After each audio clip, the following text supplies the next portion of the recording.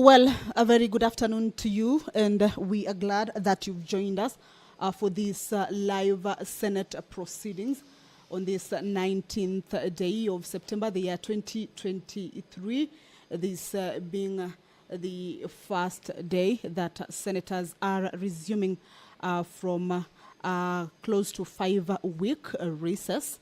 And this is a live broadcast that is brought to you by the Parliamentary Broadcasting Unit in partnership with the Kenya Broadcasting Corporation.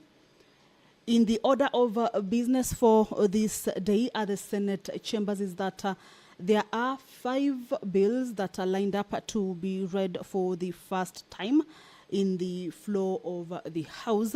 We also understand that there is a procedural motion that seeks to have the publication period of 2 bills that are lined up to be introduced at the Senate chambers this afternoon.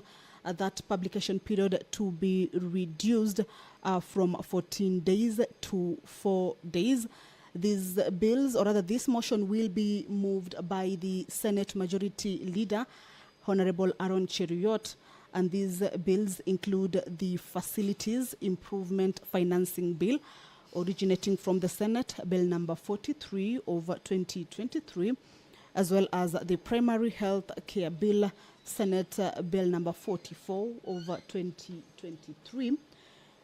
The Facility Improvement Financing Bill seeks to provide for public health facility improvement, financing and management and administration of the improvement financing. The bill aims at ring-fencing money generated by health facilities, ensuring a predictable, regular and steady source of funding for health facilities operations in the counties.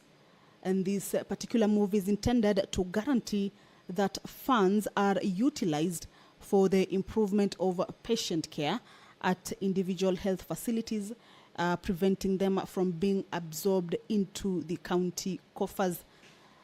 Consequently, this approach is expected to stimulate increased revenue collection by health facilities, contributing to the realization of the universal health coverage, commonly referred to as UHC, on its target of augmenting expenditure on healthcare infrastructure throughout the country.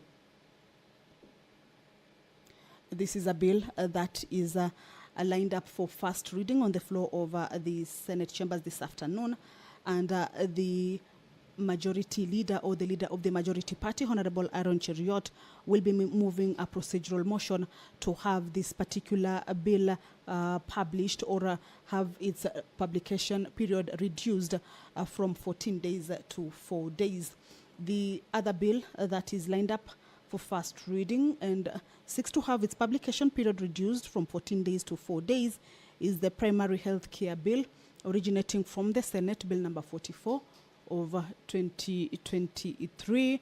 And the object of this bill is to establish a framework for the delivery of access to and management of primary health care.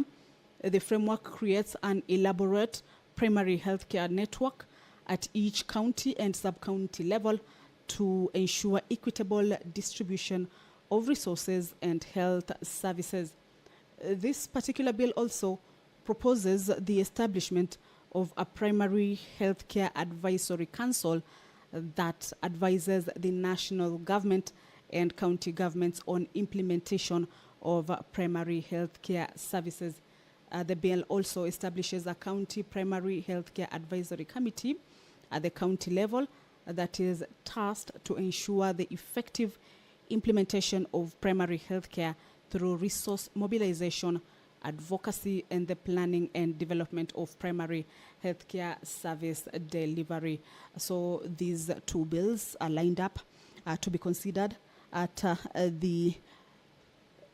this afternoon sitting as a procedural motion that will have its time for publication reduced from 14 days to 4 days, and will be tabled for first reading this afternoon at the Senate chambers.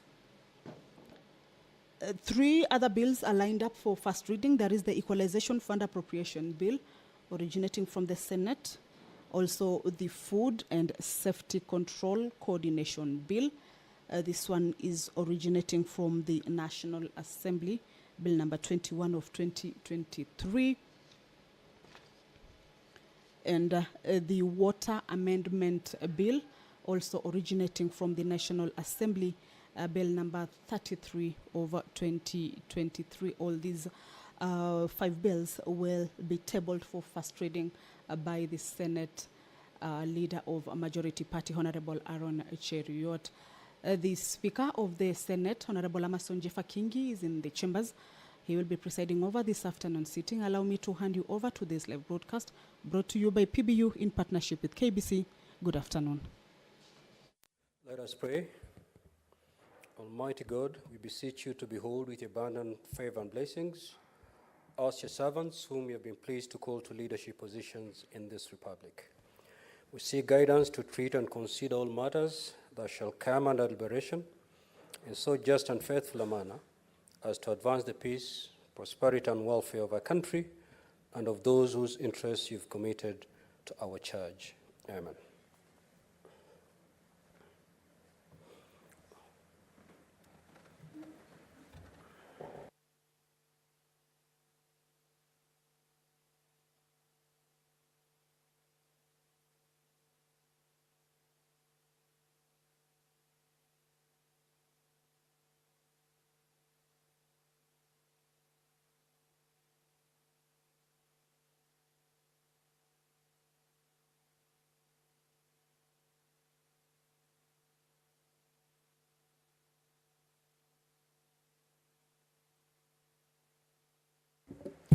Do we have quorum, clerk? Sergeant at Arms, kindly ring the division bell for 10 minutes.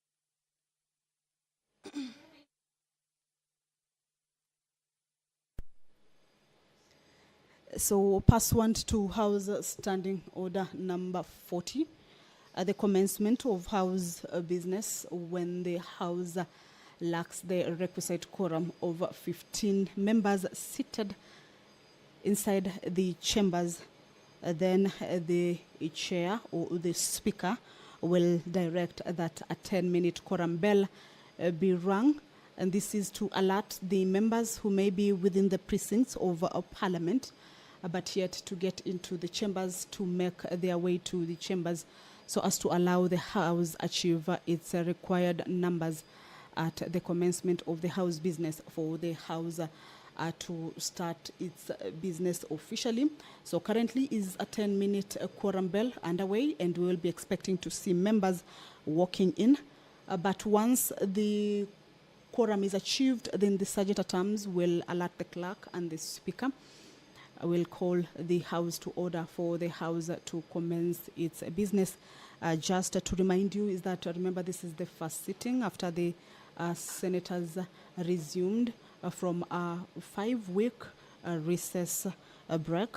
So definitely this afternoon there is a lot of business to be considered on the order paper. Already we have seen that 5 bills are waiting to be read for the first time at the chambers. And these bills are with regards to the Facility Improvement Financing Bill, the Primary Health Care Bill, Equalization Fund Appropriation Bill, the Food and Feed Safety Control Coordination Bill, as well as the Water Bill. All these bills will be tabled by the Senate Majority Leader, Honorable Aaron Cheruiyot. And as you can see, we can see the Majority Whip, Honorable Boni Halwale, already seated.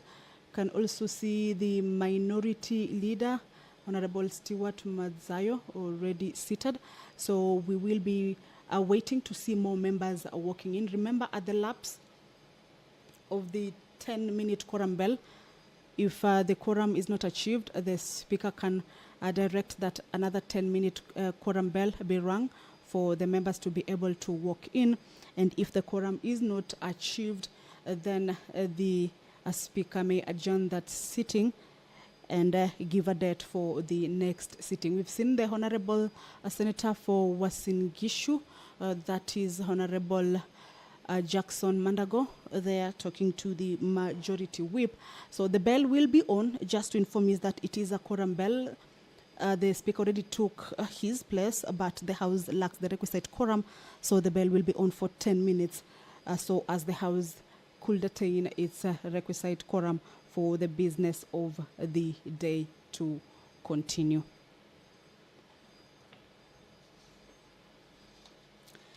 The Equalization Fund Administration Bill, originating from the Senate, Bill number 14 of 2023, by the Chairperson Standing Committee on Finance and Budget, Honorable Ali Roba, is this afternoon lined up for debate on it to resume. A debate on this particular bill already kicked off on the House and was interrupted on Wednesday, 9th August 2023 in the afternoon sitting. It is a bill that is at its second reading stage, and members will be going into division on this particular bill.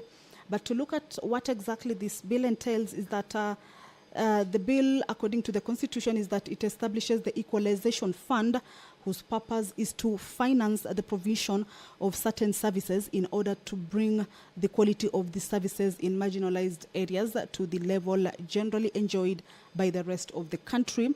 The principal object of this bill, therefore, is to provide the administrative structure for the management of Equalization Fund and to establish the criteria through which projects contemplated under Article 204(2) of the Constitution are identified. A critical provision in this bill also seeks to extend the pendency of fund, of course, in accordance with Article 204(8) of the Constitution, again cognizant that the period contemplated under Article 204(7) on the life of the fund will soon come to an end before the fund has achieved its purpose. It is critical to extend the time limit for the fund in order to ensure the purpose of the fund is met. This particular bill does not limit fundamental rights and freedoms, nor does it delegate legislative powers. So that is a bill that members will this afternoon go into division on it, and that bill will move to the next stage. Another bill that is lined up to be considered at the division stage is the Prompt Payment Bill, originating from the Senate, Bill number 8 of 2022. This bill is by nominated Senator Mariam Sheikh, a bill that is at its second reading stage, and the debate on this bill will be a resumption of a similar debate that was interrupted on Tuesday, the 23rd of May, the year 2023, and this bill will be going into division.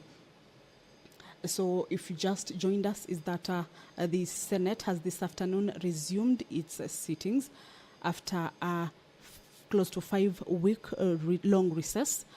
And the Speaker has already taken his position, but the House lacks the requisite quorum of 15 members to be seated in the chambers. And the quorum bell is just to alert the members who could be within the precincts of Parliament, but yet to get into the chambers, to be able to walk into the chambers and give the House its requisite quorum according to the House Standing Order for the House business to start as per the orders of the House. So what we will be seeing, I'm seeing the Nairobi Senator, Honorable Edwin Sifuna, has taken his seat there. So we will be waiting to see more senators to walk in. But once the quorum is achieved, of course, the Sergeant at Arms will indicate that the quorum has been achieved, and the Speaker will call the House to order for the House business to take place. But as it is now, the quorum bell continues.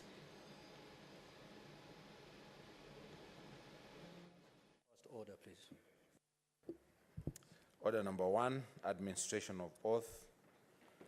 Order number 2, communication from the chair.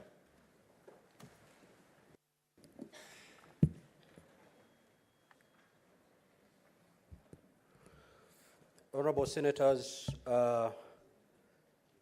I have the following communication to make. First, I take this opportunity to welcome you back from recess.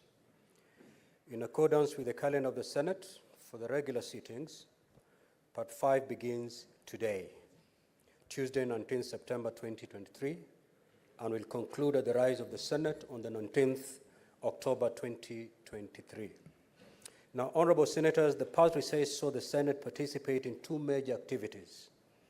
That is the biannual devolution conference, which took place from the 15th to the 18th August 2023 in Uasin Gishu County. And the second major event was the African Climate Summit, which took place from the 4th to the 6th September 2023 here in Nairobi. The devolution conference brought together local and international delegates to learn and share best practices on pertinent issues affecting devolution in Kenya. On the other hand, the African Climate Summit was held on the premise that climate change is the biggest challenge facing humanity and the biggest threat to all life on Earth.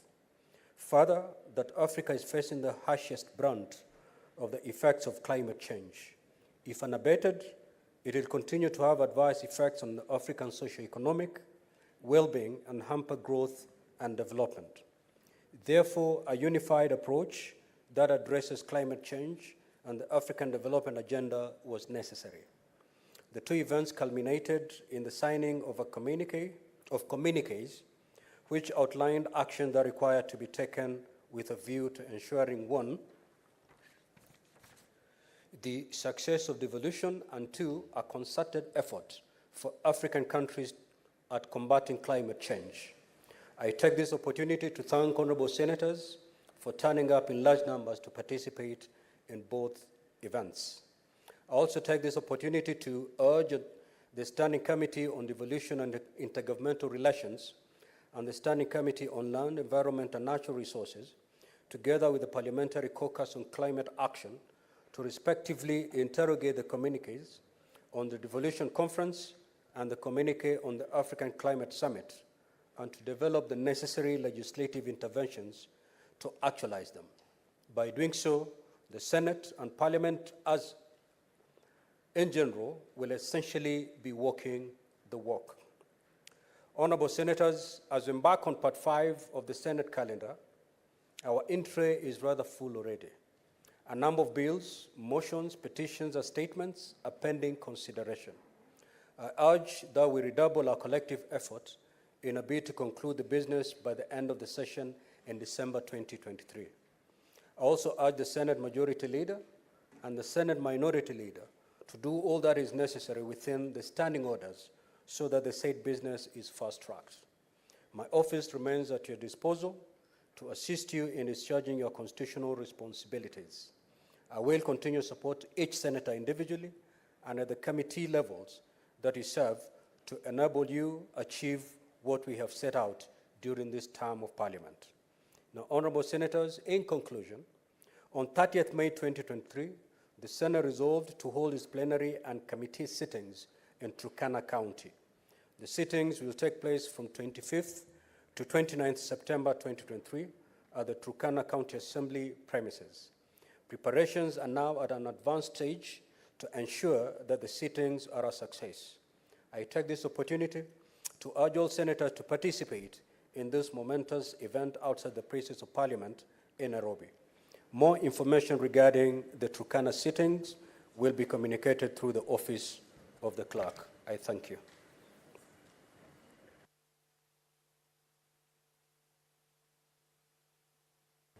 Next order, clerk.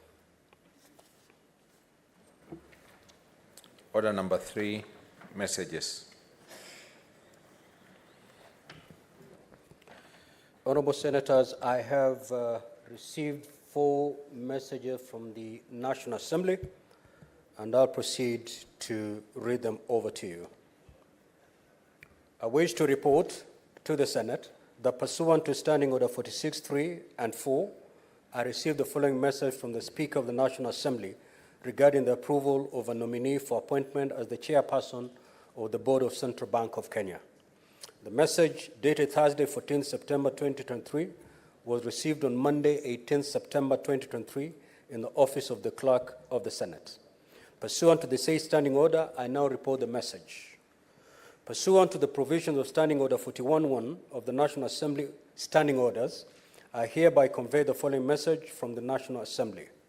Whereas, in exercise of powers conferred by Section 11(1)(a) of the Central Bank of Kenya Act, Chapter 491, as read together with Section 5 of the Public Appointments Parliamentary Approval Act 2011, His Excellency the President nominated Mr. Andrew Mukita Musangi for appointment as the chairperson of the Board of the Central Bank of Kenya, and sought the approval of Parliament. And whereas, in accordance with the provision of Section 11(2)(a) of the Central Bank of Kenya Act, Cap 491, as read together with Section 8(1) of the Public Appointments Parliamentary Approval Act 2011, the National Assembly, by a resolution passed on Thursday, 14 September 2023, approved the appointment of Mr. Andrew Mukita Musangi as the chairperson of the Board of the Central Bank of Kenya. Now, therefore, in accordance with the provisions of Standing Order 41.1 of the National Assembly, I hereby convey the said resolution of the National Assembly and seek the concurrence of the Senate on approval of the nominee for appointment as chairperson of the Board of Central Bank of Kenya.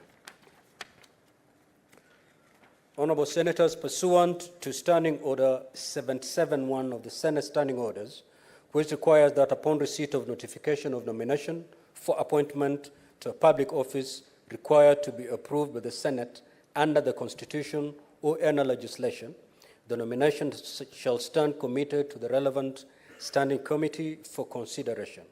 Consequently, this matter stands committed to the Standing Committee on Finance and Budget for their consideration. I thank you. The second message is as follows. I wish to report to the Senate that pursuant to Standing Order 46.3 and 4, I received the following message from the Speaker of the National Assembly regarding the decision of the National Assembly on the Senate amendments to the Public Finance Management Amendment Bill, National Assembly Bill number 16 of 2023. The message dated Thursday, 14 September 2023 was received on Monday, 18 September 2023 in the office of the Clerk of the Senate. Pursuant to the said standing order, I now proceed to report the message. Pursuant to the provision of Standing Order 41.1 and 148B of the National Assembly Standing Orders, I hereby convey the following message from the National Assembly. Whereas the National Assembly passed the bill with amendments on Tuesday, 27th June 2023 and referred it to the Senate for consideration, and whereas on Tuesday, 29th August 2023, the Senate considered the Public Finance Management Amendment Bill, National Assembly Bill number 16 of 2023, and passed it with amendments to Clause 6. Further, whereas on Thursday, 14 September 2023, the National Assembly rejected the Senate amendments to the Public Finance Management Amendment Bill, National Assembly Bill 16 of 2023, thereby committing the bill to a mediation committee pursuant to Article 112, 2B of the Constitution. Now, therefore, in accordance with the provisions of Article 112 of the Constitution and Standing Order 149 of the National Assembly Standing Orders, I hereby convey the said decision of the National Assembly to the Senate and seek the appointment of senators to the mediation committee on the bill.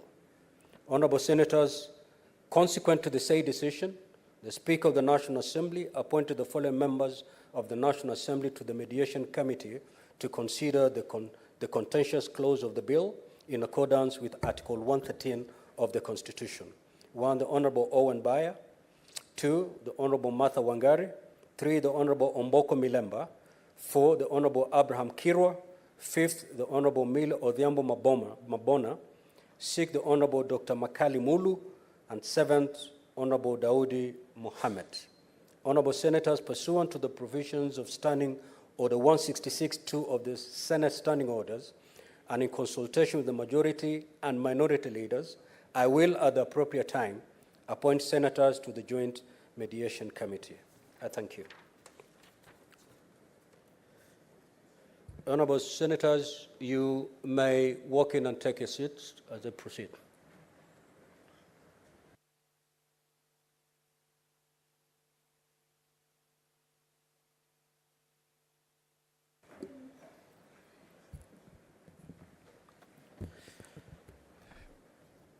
The third message received from the National Assembly is as follows. I wish to report to the Senate that pursuant to Standing Order 46.3 and 5, I have received a message from the Speaker of the National Assembly while the Senate was on recess regarding the passage of the Food and Feed Safety Control Coordination Bill, National Assembly Bills number 21 of 2023.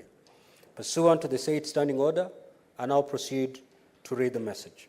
Pursuant to the provisions of Standing Order 41.1 and 142 of the National Assembly Standing Orders, I hereby convey the following message from the National Assembly.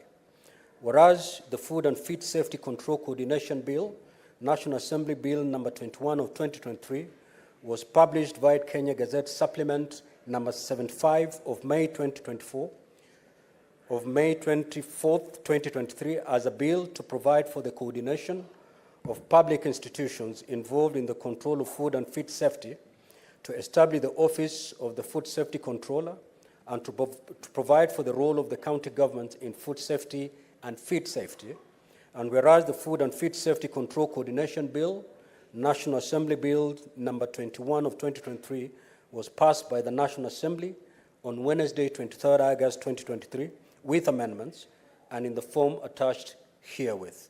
Now, therefore, in accordance with the provisions of Article 110 of the Constitution and Standing Orders 41.1 and 142 of the National Assembly Standing Orders, I hereby convey the said decision of the National Assembly to the Senate. I thank you. Honourable Senators, kindly walk in and take a seat.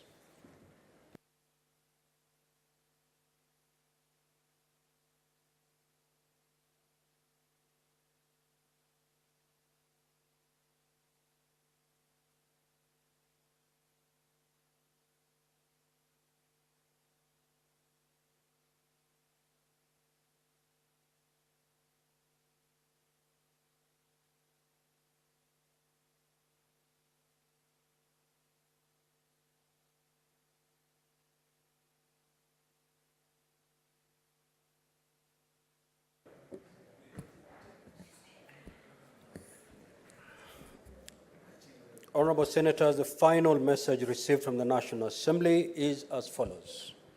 I wish to report to the Senate that pursuant to Standing Order 46.3 and 5, I have received a message from the Speaker of the National Assembly while the Senate was on recess regarding the passage of the Water Amendment Bill, National Assembly Bill number 33 of 2023. Pursuant to the said standing order, I now report the message. Pursuant to the provisions of Standing Order 41.1 and 142 of the National Assembly Standing Orders, I hereby convey the following message from the National Assembly. Whereas the Water Amendment Bill, National Bill number 33 of 2023, was published via Kenya Gazette Supplement number 108 of 4th July 2023 as a bill seeking to amend the Water Act 2016 to operationalize public-private partnerships in the water sector and to provide for supply of bulk water in counties by waterworks development agencies established under the Act. And whereas the Water Amendment Bill, National Assembly Bill number 33 of 2023, was passed by the National Assembly on Wednesday, 23rd August 2023, with amendments and in the form attached herewith. Now, therefore, in accordance with the provisions of Article 110 of the Constitution and Standing Orders 41.1 and 142 of the National Assembly Standing Orders, I hereby convey the said decision of the National Assembly to the Senate. I thank you. Next order, clerk.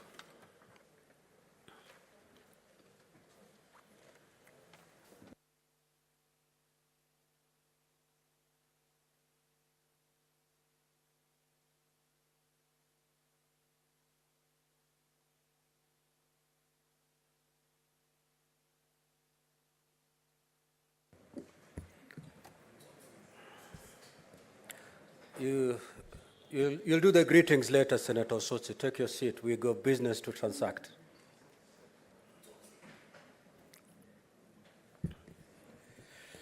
Honorable Senators, I have the following communication to make. I would like to acknowledge the presence in the Speaker's Gallery this afternoon, a visiting delegation from the Parliament of Uganda, comprising members of the Committee on Equal Opportunities and its Secretariat. The delegation is undertaking a benchmarking visit with their counterparts in the Senate. Now, honorable senators, I request each member of the delegation to stand when called out so that you may be acknowledged in the Senate tradition. The Honorable Aliek Judith, the chairperson. The Honorable Asen Dokas, the deputy chair. The Honorable Ephraim Biraro, member. The Honorable Mukasa Aloysius. The Honorable Otokol Sam. The Honorable Kunihira Agnes Aboli. The Honorable Kayogera Yona. The Honorable Adongo John. The Honorable Mr. Owili Geoffrey. Honorable Senators, in our usual tradition of receiving and welcoming visitors to Parliament, I extend a warm welcome to the delegation, and on behalf of the Senate and on my own behalf, wish them a fruitful visit. I will allow the majority leader and the minority leader each under 1 minute to say words of welcome to the visiting delegation.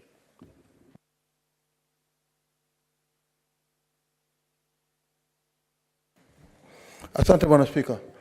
Bwana Spika, nataka kujiunga pamoja na wewe ili kuwakaribisha waheshimiwa kutoka bunge la Uganda. Tumekuwa nao katika mkutano hivi leo Bwana Spika, na tumeweza kugeuziana mahusiano ya hizi nchi mbili. Bwana Spika, ni jambo zuri ya kwamba wamekuja hapa kuona vile tunavyofanya kazi, pia kujijulisha mambo fulani ambayo pengine wanaona tofauti ya sisi na wao huko katika bunge lao. Bwana Spika, tumeona mambo mengi yamefanana. Lakini Bwana Spika, kusema ile ya kweli ni kwamba hawa wabunge wa bunge la Uganda ni kwamba wametushindia kitu kimoja. Wao kiranja wao akiandika barua akisema kwamba katika hii kamati natoa huyu, naweka huyu hapa, naweka huyu hapa, naweka huyu hapa. Bwana Spika, kule yule spika huwa hana la njia yoyote ya kufanya isipokuwa tu kusema ya kwamba Senator Mazai, hiyo imekubaliwa. kindly welcome the delegation.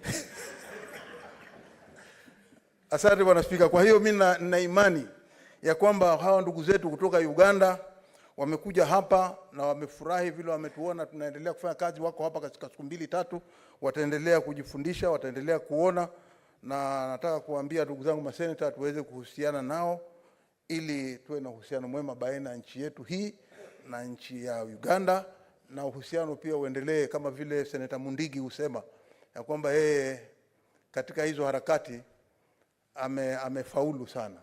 Asante Bwana Spika.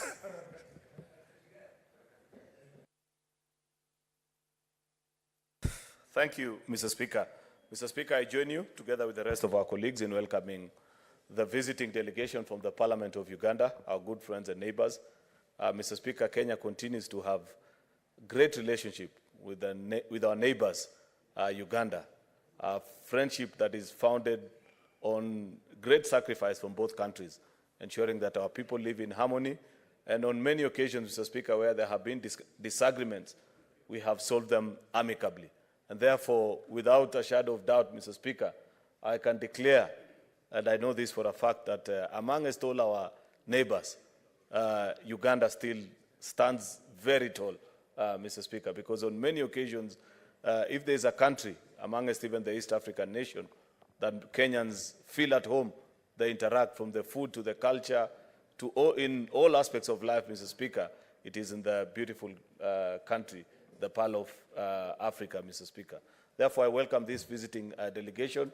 Mr. Speaker, just one final comment is that over the years, as we have played the Parliament of Uganda in the annual East African Parliamentary Games, The last 2 years, Mr. Speaker, all our matches have ended in a draw.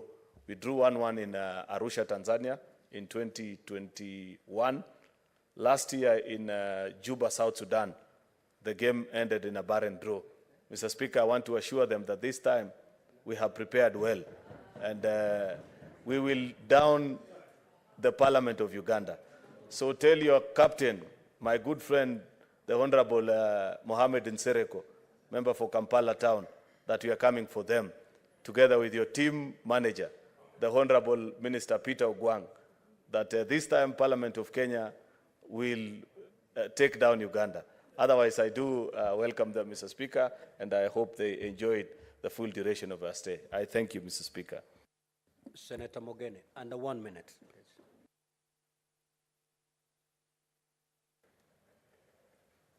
Yes, Mr. Speaker, sir, I want to join you in welcoming the delegation of the 7 honorable members who are benchmarking from our neighbor, Republic of Uganda. And Mr. Speaker, I want to report to the House that under the chairmanship of our chair, Chair for Labor, we had a very fruitful engagement with the delegation from Uganda. And you know, let's pride ourselves as Kenyans. There is a lot that the members from Uganda, honorable members from Uganda, were impressed about our country, Kenya. They were impressed to learn that in Kenya, we have a court that is set under Article 162 that is dedicated purely in dealing with labor issues. So we are trailblazers in East Africa, and they were also impressed, Mr. Speaker, with the facilities that we have as the Parliament of Kenya, courtesy of Parliament and the Honorable Clerk. We hosted them to a very hearty lunch, and they were impressed to find matoke, a delicacy in Uganda. And we hope that this integration, this is the way to go, Mr. Speaker. When you see a delegation from our brother country, Uganda, visiting us, it also, by extension, invites us as Kenyans to also visit the Parliament of Uganda so that we can learn. Mr. Speaker, I was impressed to learn that in their country, committees don't serve for the entire tenure of 5 years. You are appointed to serve for 2.5 years. After 2.5 years, you again get a fresh appointment from your whip. So this is very good. We're impressed. We wish you a fruitful stay in the city of Nairobi. And we appointed Senator Mundigi to lead the social interaction. And he tells me that tomorrow there will be a dinner between a few Kenyan members of parliament and the Ugandans. When you go back to Uganda, please say hi to our Museveni. We are happy with what he's doing with LGBT. Thank you, Mr. Speaker. Honorable Senators, I also have this communication to make. I would like to acknowledge the presence in the Speaker's Gallery this afternoon, a visiting delegation from the County Assembly of Kisumu. The delegation comprises 9 members and 4 officers of the Committee on Delegated Legislation who are on a benchmarking visit with their counterparts in the Senate. Now, Honorable Senators, I request each member of the delegation to stand when called out so that you may be acknowledged in the Senate usual tradition. The Honorable Mariam Abeid, the chairperson. The Honorable Peter Obaso. The Honorable James Omolo. The Honorable Harriet Bodo. The Honorable Samuel Dede. The Honorable Mickey Ochieng. The Honorable George Abaja. The Honorable Regina Kizito. The Honorable Moses Ochele.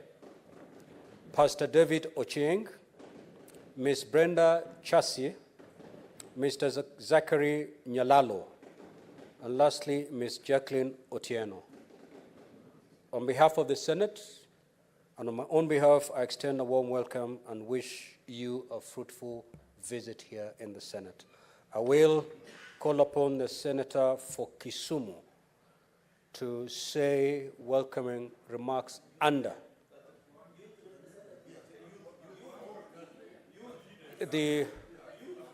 so I will allow the youth leader to take that part. Kindly proceed. Yeah, thank you, Mr. Speaker, for the opportunity to welcome a delegation from Kisumu Dala. Mr. Speaker, it is a great honor for us as a Senate that we have a delegation from Kisumu choosing to come to Senate instead of going to the other house. Mr. Speaker, this is a great house. This is a place to benchmark, and this is a place where there is great debate, Mr. Speaker. Mr. Speaker, I hope during their stay here, they will have an opportunity to learn what we do here in the Senate, how we actually take care of their interests, because that is part of our function, Mr. Speaker, to protect the interest of the counties, Mr. Speaker. Mr. Speaker, Kisumu, where they come from, is the commercial center, natural commercial center of East Africa. And Mr. Speaker, it is where I was born and brought up, Mr. Speaker, and I'm very, very proud to receive a delegation from my home county of Kisumu, Mr. Speaker, and I take this opportunity to welcome them and wish them a very successful visit to the Senate. Thank you, Mr. Speaker. Senator Fak, under 1 minute, and thereafter Senator Muma, under 1 minute. Thank you, Mr. Chairman. I also join you in welcoming the Delegated Legislation Committee of the Kisumu County Assembly. This is a very important committee, and I think in many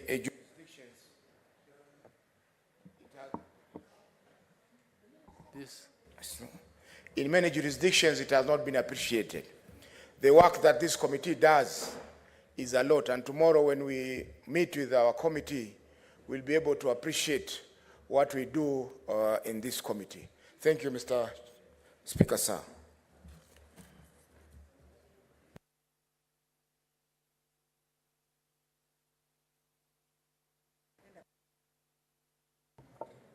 Thank you, Mr. Speaker, for giving me an opportunity to welcome the team from Kisumu. Kisumu City is the cleanest city in the region, East and Central Africa. And Mr. Speaker, I'm sure that team has come to learn from our good team on delegated legislation, and we look forward to you going back and adding to the work of the County Assembly, improving your oversight and other functions that will contribute to Kisumu County being the greatest county in this republic. Thank you very much. Senator Onyonka, under 1 minute.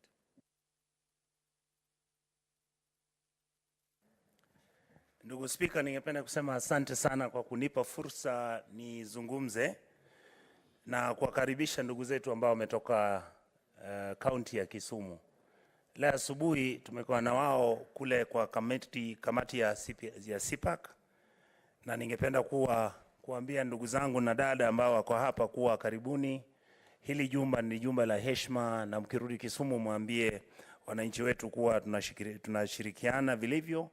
Kazi yetu ni kuhakikisha tumelinda ugatuzi na kuhakikisha kuwa tujaribu kurekebisha nchi yetu iwe nchi ambayo ni yenye heshima na ina masuala nyeti ya kutatua shida za watu maskini.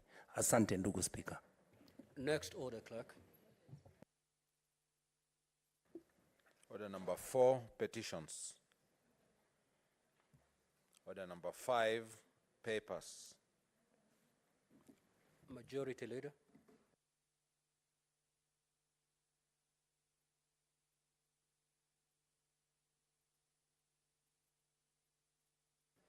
Mr. Speaker, sir, I beg to lay the following paper on the table of the Senate today, 19th of September 2023. This is a report of the Auditor General on the financial statements of Kiambu County Government Revenue Fund for the year that ended 30th June 2022. Next order.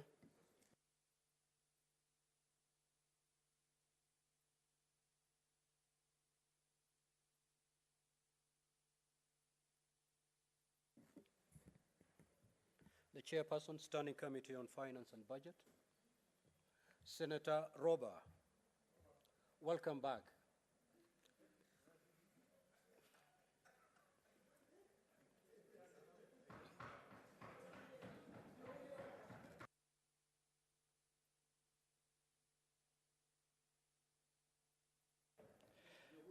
Thank you, Mr. Speaker, for welcoming me back, as I extend also the same to the entire Senate.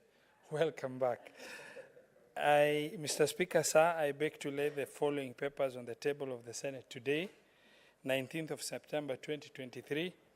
Joint report of the Departmental Committee on Finance and National Planning of the National Assembly and the Standing Committee on Finance and Budget of the Senate on the approval hearing of Mr. Andrew Mwikite Musangi, nominee for appointment to the position of chairperson of the Central Bank of Kenya. I beg to lay. Next order. Order number 6, notices of motion. Mr.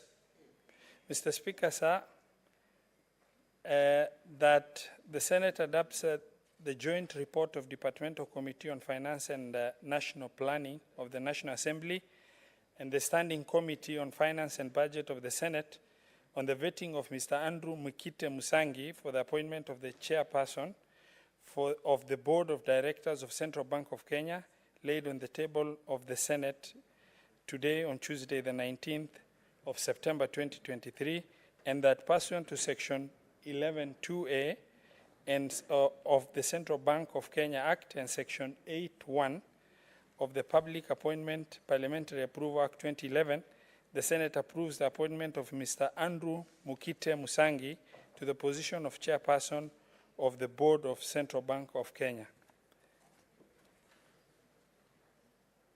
Next order. Order number 7, questions and statements. The Honorable Senator Beth Siengo. That statement is dropped. Senator Alexander Mundigi.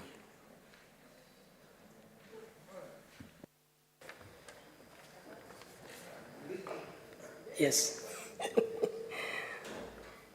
Request for statement on capitation and disbursement on funds for free day secondary education FDSE program.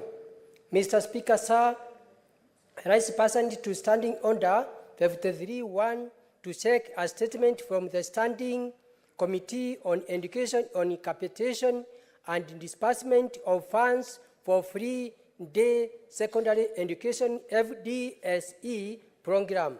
In the statement, the committee should, 1, indicate the total funds disbursed by the government to secondary schools through the FDSE program up to the end of the second term in the current academic year versus the allocated capitation.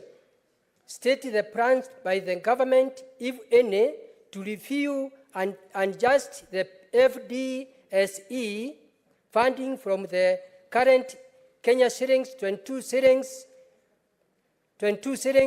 2.44 per student to assist schools in managing significant rise in cost for teaching materials and meals for boarding students, outlining the strategies that the government has implemented to enable Schools Board of Management BOM to review the compensation of support staffs employed by the board on behalf of the government and indicate measures put in place, if any, to ensure timely remunerations of board employees by the schools administration. Senator Alexander Munyimondigi, M1. The third statement is by Senator Tabitha Karanja. However, pursuant to written request, that statement is dropped. The next statement is by Senator Christo Lasige. What is a point of order, Senator Faki?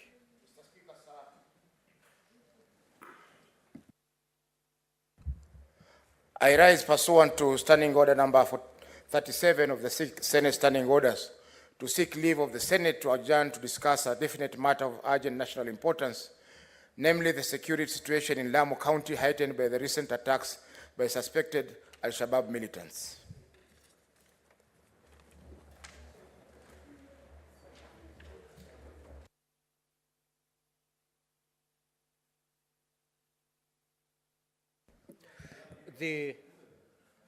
Now, honorable senators, the motion has attained the requested number of support, and therefore are we slated for 5:30 today for discussion. Thank you.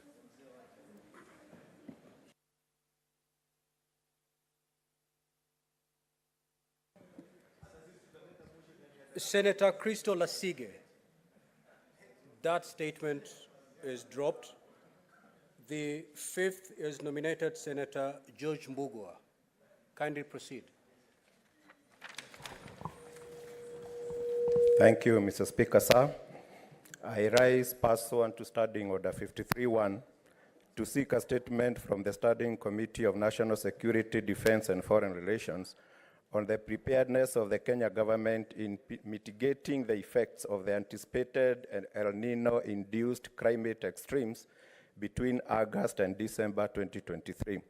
In the statement, the committee should, 1, highlight the cross-sectoral preparedness by the government in mitigating the adverse effects of the anticipated El Nino-induced climate extremes to avert human suffering and prevent environmental degradation. 2, explain the measures and policies, if any, established by the national and county governments on disaster intervention through capacity building for early warning and disaster preparedness, and how the same are being applied to mitigate climate-related disasters. And 3, state if there is substantial public awareness on the impending impact of the anticipated El Nino weather phenomena, particularly to the vulnerable population. And 4, ascertain whether the national and county governments have instituted cross-sectoral collaborative teams to manage the effects of the anticipated El Nino, drawing lessons from the past oversights and neglect as witnessed in the El Nino catastrophe of 1997-98. Thank you, Mr. Speaker. The Senator for Nairobi, Senator Edwin Sifuna. Just make the two statements at once. Yeah? Most obliged, Speaker. Speaker, I rise pursuant to Standing Order 53-1 to seek a statement from the Standing Committee on National Security, Defense and Foreign Relations regarding a morbid and most unfortunate claim that corpses were hired from morgues during the anti-tax demonstrations of June and July 2023. In the statement, the committee should ascertain the authenticity of the claims by the IG of Police that corpses were hired during the June and July demonstrations, and if so, state the number of bodies hired, the mortuaries involved, and the culpable individuals and organizations.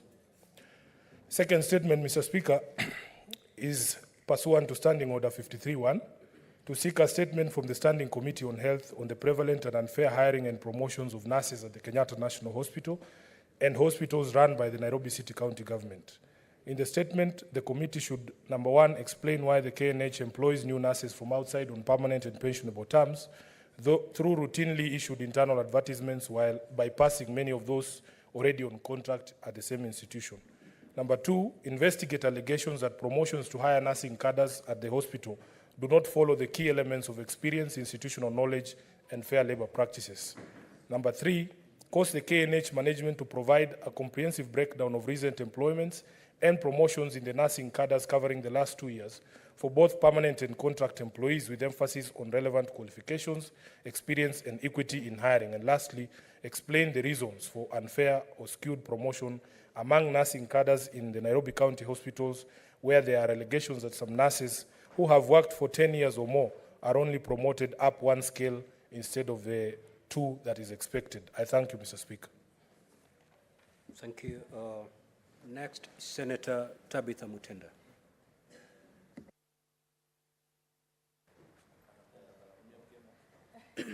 Thank you, Mr. Speaker. I rise pursuant to Standing Order 53-1 to seek a statement from the Standing Committee on Information, Communication and Technology regarding the state of digital skills literacy in Kenya. In the statement, the committee should, 1, provide data and statistics on digital skills literacy among Kenyan public officers and the general population, clarifying whether there is a standardized assessment tool used to gauge digital skills proficiency among the Kenyan population. 2, report to the implementation of the Kenya National Digital Master Plan for the period 2022-2032, aimed at, among other things, equipping over 20 million Kenyans with digital skills. Indicate whether any efforts have been made by the government to incorporate technology effectively into the education curriculum in Kenya. And 4, state the measures put in place to promote digital literacy to ensure all Kenyans access digital job opportunities, government services that are offered online, and are aware of the cyber threats, indicating any collaboration the government has with entities in the digital space. Thank you. The Honorable Beatrice Ogola.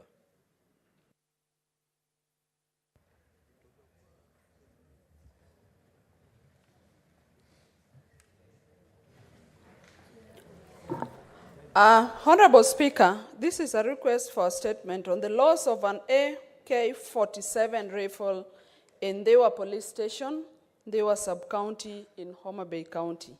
Mr. Speaker, sir, I rise pursuant to the Standing Order 53-1 to seek a statement from the Standing Committee on National Security, Defense and Foreign Relations regarding the loss and subsequent recovery of an AK-47 rifle in Dewa Police Station.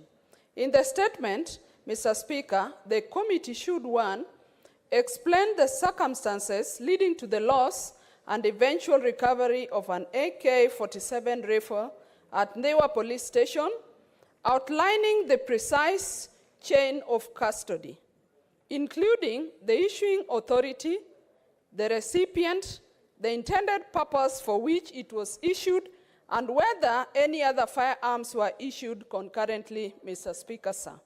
2, the committee should provide a comprehensive report regarding the duration of the missing rifle when it remained unaccounted for, stating whether any suspects were identified as having been involved in its disappearance.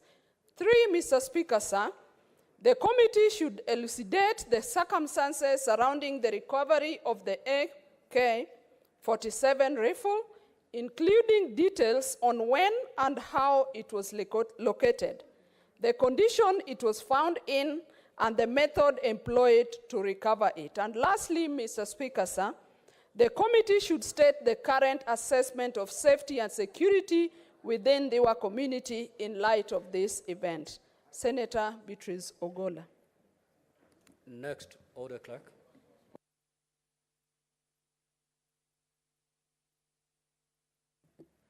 Order number 8, procedural motion, reduction of publication period of specified bills. The Majority Leader.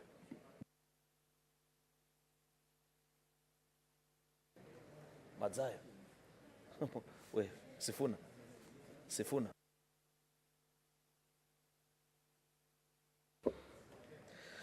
Thank you, Mr. Speaker. I beg to move the following motion, that pursuant on the reduction of publication period of specified bills, that, Mr. Speaker, pursuant to the provisions of Standing Order number 139, the Senate resolves to reduce the publication period of the following bills that were published on the 15th of September 2023 from 14 days to 4 days. That is, 1, the Facilities Improvement Financing Bill, Senate Bill number 43 of 2023, and 2, the Primary Healthcare Bill, Senate Bills number 44 of 2023. Mr. Speaker, this is a procedural motion requesting the House, seeking the indulgence, that we reduce the publication period of these particular bills because they are of an urgent nature. You do appreciate, Mr. Speaker, that health is a devolved function, and there has been a conversation around what county governments and what is their place in UHC. And county governments have requested, Mr. Speaker, I have seen, and I've just confirmed with the chair and members of the, the Health Committee, that they've had extensive conversation about these bills. They're actually 4 in nature. 2 have begun in the Assembly, 2 are beginning in the Senate, so that without getting to the second quarter of the financial year in our county assemblies, our counties can streamline their operations with UHC, Mr. Speaker. Therefore, I find the reasons given as justified, both from the national and the county governments, and therefore I've requested that the House do agree that the Committee on Health considers this bill within that specified period. The beauty, Mr. Speaker, with this is that during the time that they'll be doing public participation, they will actually do this in Turkana, which is quite important because these are counties, some of the counties that actually need UHC, Mr. Speaker, some of the very affected parts of the country. And therefore, with those many remarks, Mr. Speaker, I beg to move and request the minority leader to second. I thank you. Thank you, Mr. Speaker. Mr. Speaker, I do second.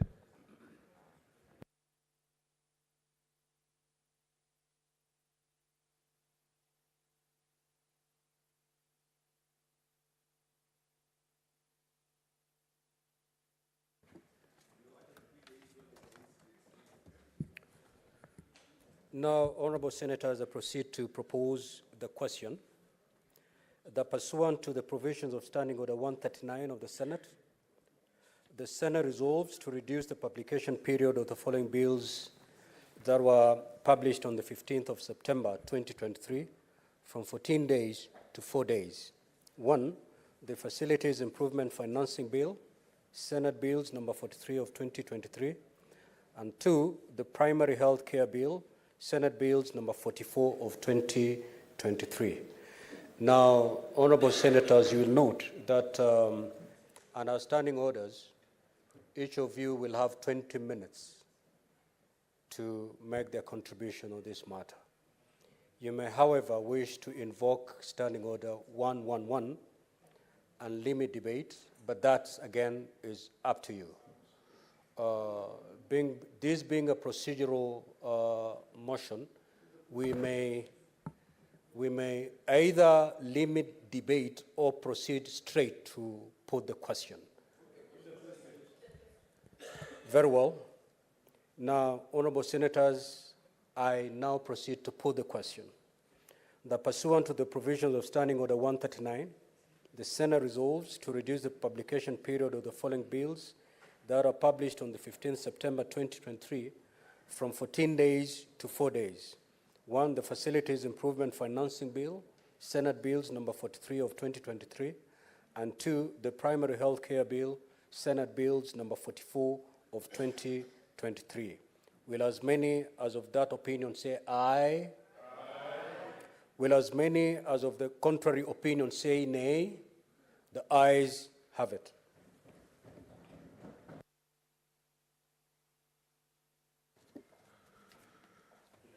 Next order. Order number 9, the Equalization Fund Appropriation Bill, Senate Bills number 30 of 2023, first reading. A bill for an act of parliament to authorize the issue of a sum of money out of the Equalization Fund and its application towards the service of the year ending 30th June 2024, to appropriate that sum for certain public basic services and for connected purposes.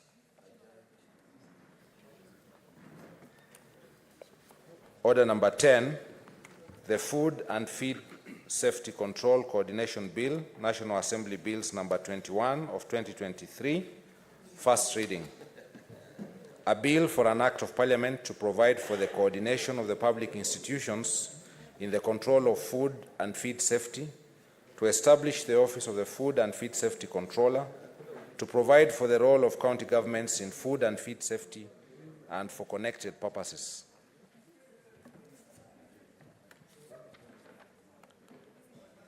Order number 11, the Water Amendment Bill, National Assembly Bills number 33 of 2023, first reading.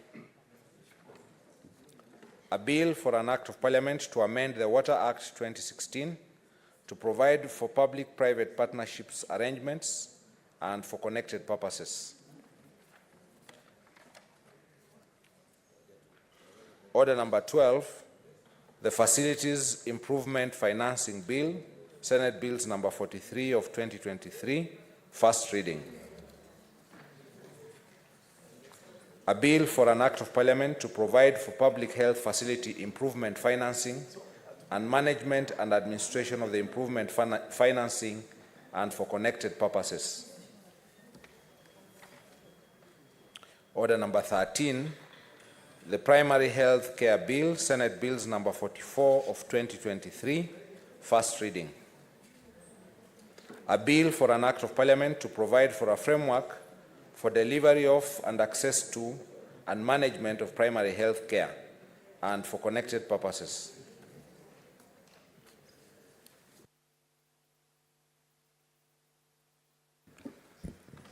Next order.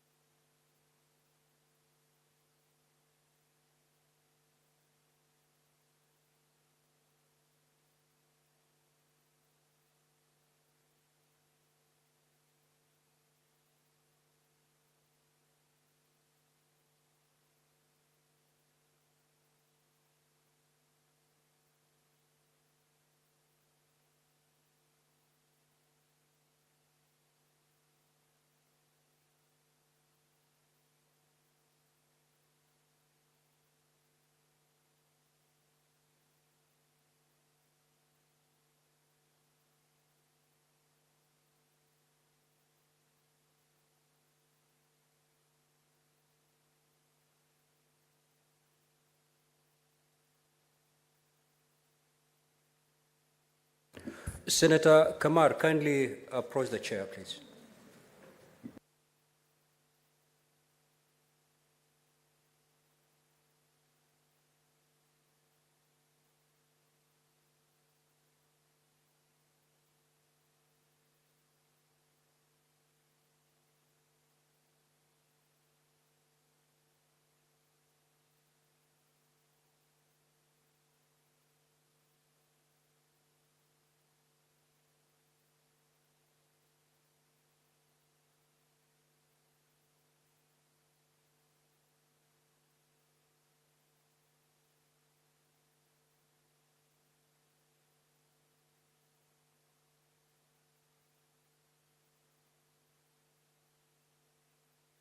Now, honorable senators, for the convenience of the House, we proceed to rearrange the sequence of today's order paper pursuant to Standing Order 45-2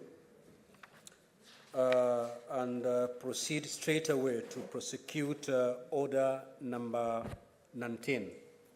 And thereafter, we will come back to the order as contained in today's order paper. Clerk, kindly proceed to call that particular order. Order number 19, the Kenyan Sign Language Bill, Senate Bills number 9 of 2023, second reading.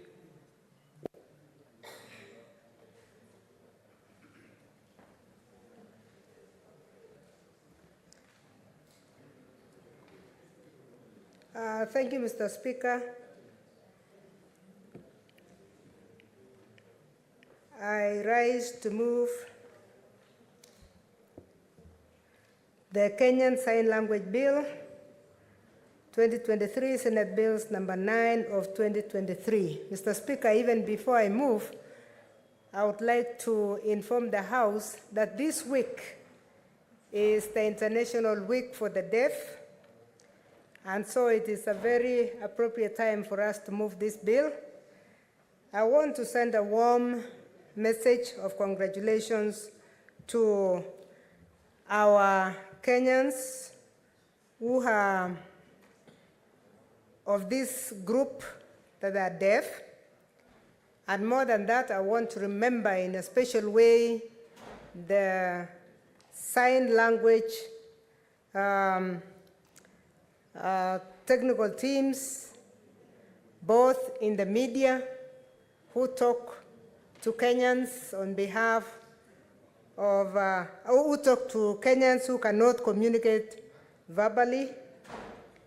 I want to also congratulate those who have chosen to be teachers, special teachers for the deaf children.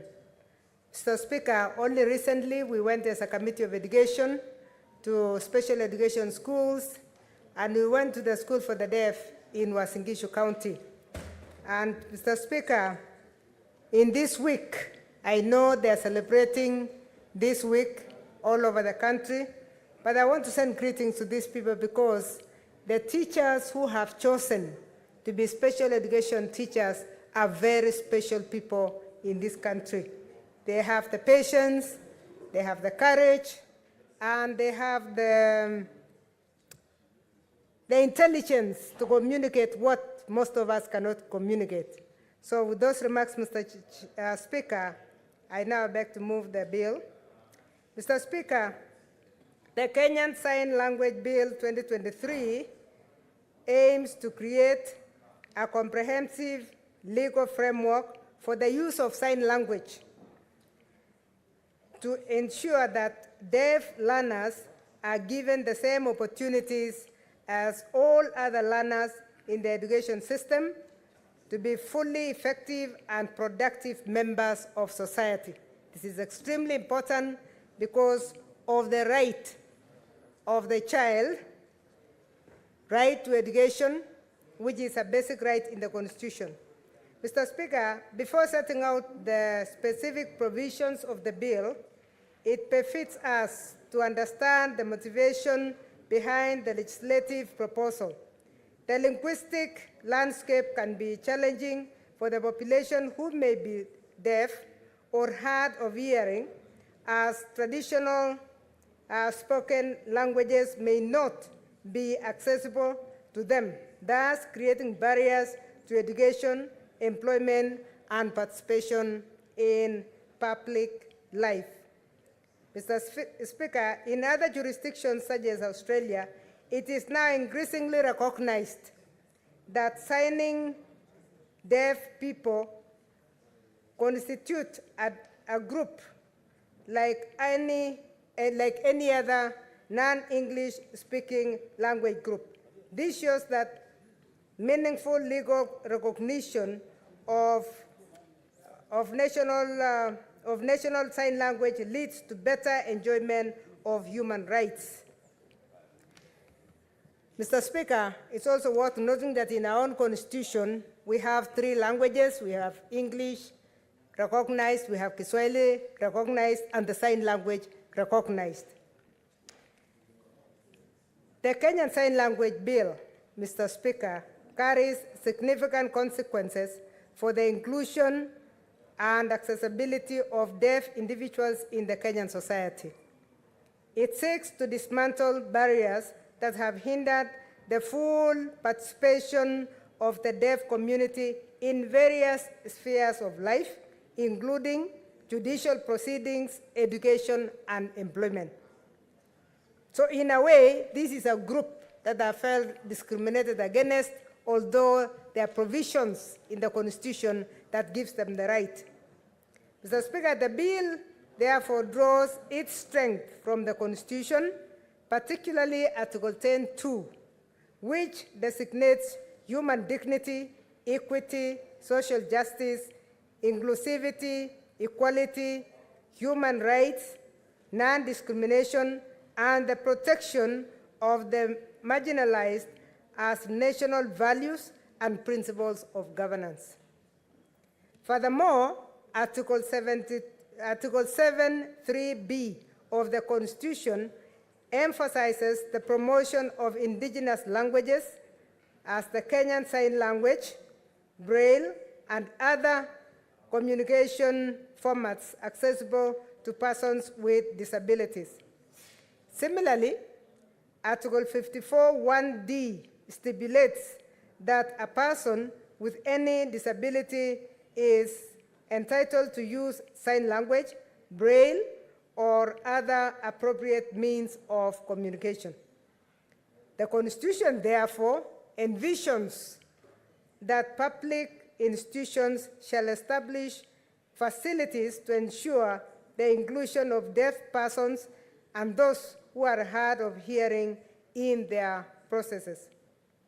Mr. Speaker, sir, Clause 4 of the bill provides formal recognition to the use of Kenyan Sign Language by the deaf or those of hard hearing, emphasizing its importance in communication. Mr. Speaker, Clause 5 of the bill outlines the duties of both the national and the county levels of government regarding the sign language development.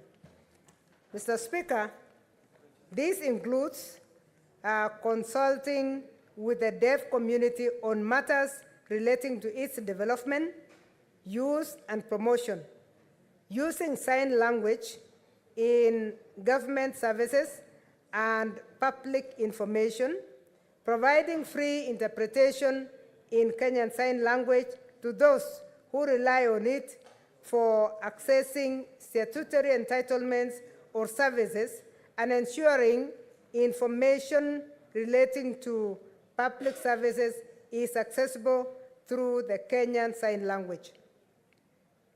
On the other hand, Clause 6 ensures that a person whose first or preferred language is the Kenyan Sign Language is entitled to use Kenyan Sign Language in legal proceedings.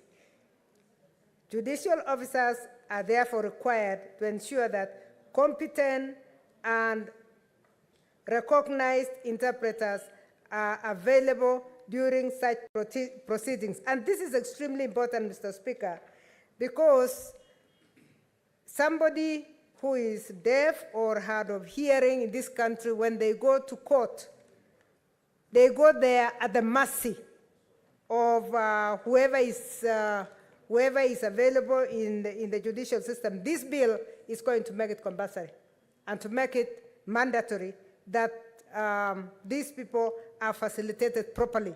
In fact, there are cases where somebody, a parent or a guardian, takes such an individual and changes the meaning of what they would like to pass, even in court. So it is very important that they are able to be independent at the stage when they require to use this language to communicate. Mr. Speaker, the bill obligates the Cabinet Secretary for Education to provide educational support for deaf learners. This support includes teaching methods that cater for their understanding of curricula, assistance in acquiring competence in the use of English and Kiswahili languages, teaching Kenyan Sign Language in the sign form, setting aside funds for educational materials, offering courses on Kenyan Sign Language and interpretation in teacher training institutions, providing placement for teachers of the deaf or hard of hearing children, and ensuring accessible reading materials in English, Kiswahili, and Kiswahili for the deaf community. Mr. Speaker, it is good to note that when we had public participation for this bill, we were very much surprised by parents who came in and said, the deaf children in particular have had a lot of conflict as far as communication is concerned. Because at home, the families have adopted a way of communicating with them, which is just known to the family. Then when they go and meet with other children, the other children sign also differently. Then beyond that, when they go, if they don't have a unified way, they actually hardly communicate with everybody. And a deaf child, Mr. Speaker, is a very unique child, because this is a child who is well in all ways, except they cannot communicate. So it is extremely important, and that is why it's very important in this bill that the Cabinet Secretary of Education considers these very special children in a way that they be provided for at a very early stage. In fact, somewhere in the bill, we have also mentioned that for these children to be in school under the integrated system, because internationally the issue of integration is coming up, that special children do not really have to be alone. So how do we ensure that they are not alone? There is a proposal that we are putting in this bill that we would actually like KICD to have a curriculum that can be enjoyed by all our children. Mr. Speaker, children at the age of 6 can learn anything. They can learn 10 languages. They can talk in Kiluya, talk in Kikuyu, talk in Kalenjin, talk in Kiswahili, talk in English at the same time, and communicate to different people differently. Sign language is one of those languages we want to introduce. So this bill is trying to introduce that because it will be fun for the children, but more, it will enable us to integrate these children. So the Cabinet Secretary has a lot of obligation here to get materials that can be taught, and not only taught in the school, but also in the training institutions. Because what we need is teachers who can communicate.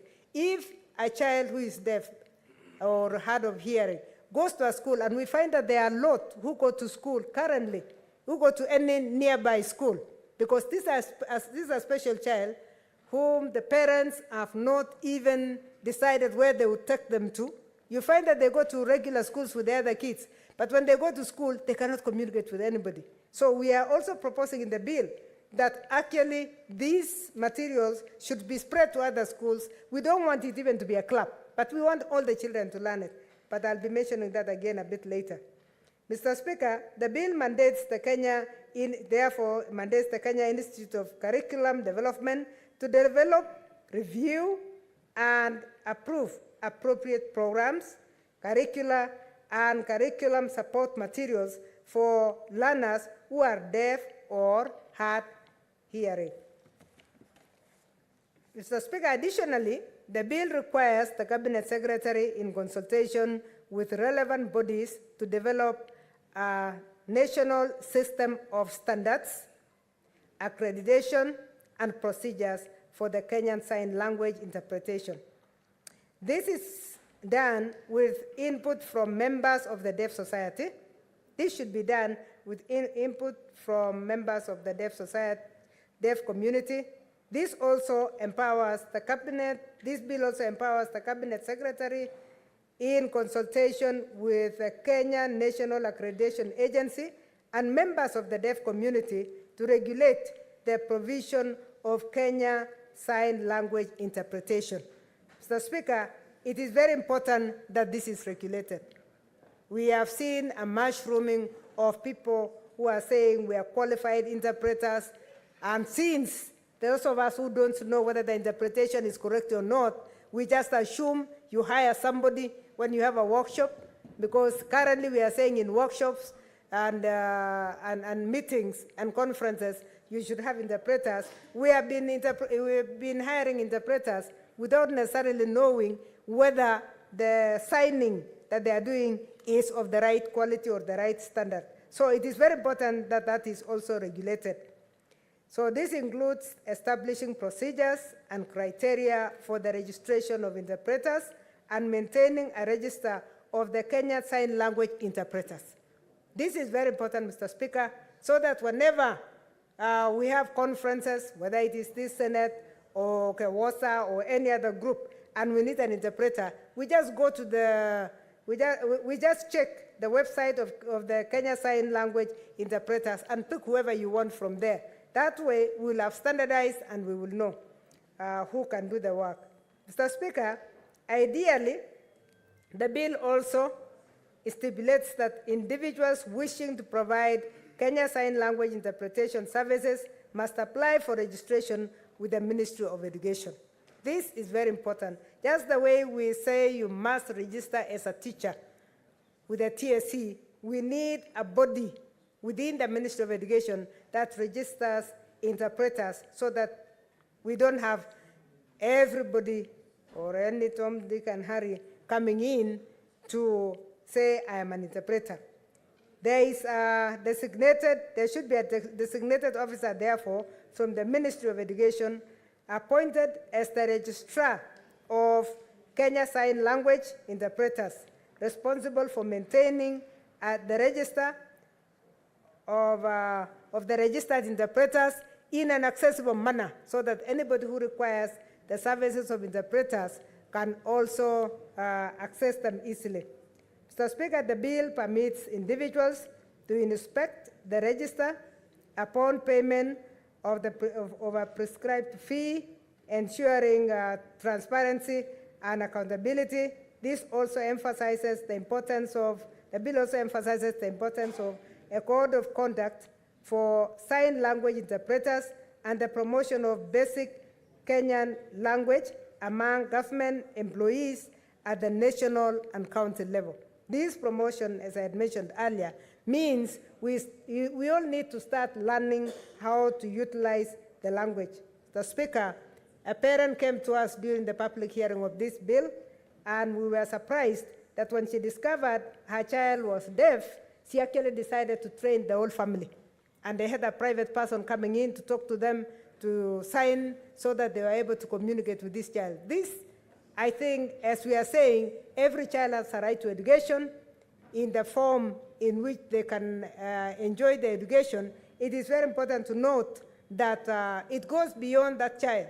It touches everybody else around that child. And so Kenya Sign Language should just be one of our third languages, and we should not learn how to use it so that we can communicate with these very special Kenyans. Mr. Speaker, sir, the Kenyan Sign Language Bill emphasizes inclusivity, equality, and the protection of the rights of a minority population called the deaf in this country. In a diverse society like Kenya, where numerous languages are spoken, it is essential to ensure that no one is left behind due to communication barriers. The bill mandates the provision of the sign language interpreters in various public services, making information and services more accessible to this group. Access to sign language can improve social inclusion and participation in various aspects of society, such as community events, public meetings, and cultural activities. Hence, the need to make this language as prominent as the other languages. Mr. Speaker, by mandating the use of Kenya Sign Language in judicial proceedings, as I said earlier, the bill ensures that deaf individuals have equal access to justice. Sign language legislation can help protect the rights of the deaf community and ensure that they are not discriminated against. This is a fundamental right that should not be denied based on one's hearing ability. And especially as we continue to emphasize in this bill, the use of sign language in the judicial proceedings. There are people who have even lost land, Mr. Speaker, because they did not know the transaction was going on as communications were happening, even when they were sitting next to the persons. So it is very important that we provide a way of communication for them, and hence the importance of the sign language and the sign language bill. Honorable Speaker, this bill places a strong emphasis on education support for the deaf learners. The bill can have provisions related to education, ensuring that deaf students have access to quality education that includes sign language as a medium of instruction. This can empower deaf individuals with the skills and knowledge they need for personal and professional development. Mr. Speaker, although the integrated education system is dominant in Kenya, local schools that accommodate learners with disabilities encounter great challenges in creating an inclusive setting. Promoting the use of sign language and providing support for deaf individuals in education and employment, such legislation can enhance their access to job opportunities and reduce discrimination in the workplace. Mr. Speaker, when we went to the school for the deaf in Eldoret, we saw the challenges that the teachers encounter. Basically, because the teaching materials that are given to these schools are exactly the same as the teaching materials that are given to other schools. We also discovered that there is no provision on the ratio of the learners against the teachers. Because for a special child, the ratio has to be different because of the attention that these children require. And we discovered that there are still many challenges which this bill is trying to cure. Mr. Speaker, this legislation therefore seeks to acknowledge the status of the Kenyan Sign Language as a legitimate and distinct language in the Constitution. This recognition is essential in preserving linguistic diversity and cultural heritage. Nonetheless, the use of sign language as a teaching instrument is not fully integrated in the Kenyan education system, with over half the schools not having sign language curriculum. And this challenge, Mr. Speaker, is even touching on the institutions, the training institutions of our teachers.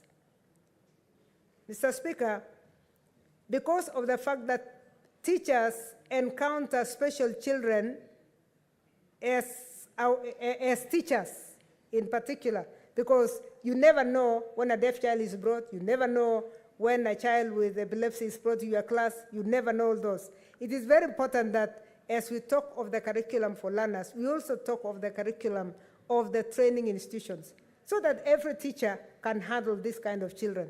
Deaf children are very easy to handle because they can see, they understand everything around the environment by seeing, but they need to communicate.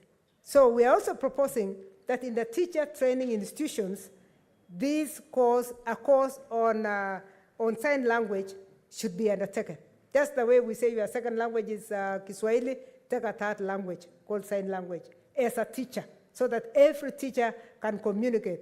That way also in society, we will have a critical number of people in society that can actually communicate on our behalf if there is a challenge like that. And we should be able to, and they should be able to help. So apart from the teachers that we have in special schools, Mr. Speaker, special training, the KISE, Kenya Institution of Special Schools, Special Education, we also need in the normal ordinary training TTCs, the teacher training colleges, to include an area, a course that will enable every teacher to be able to communicate.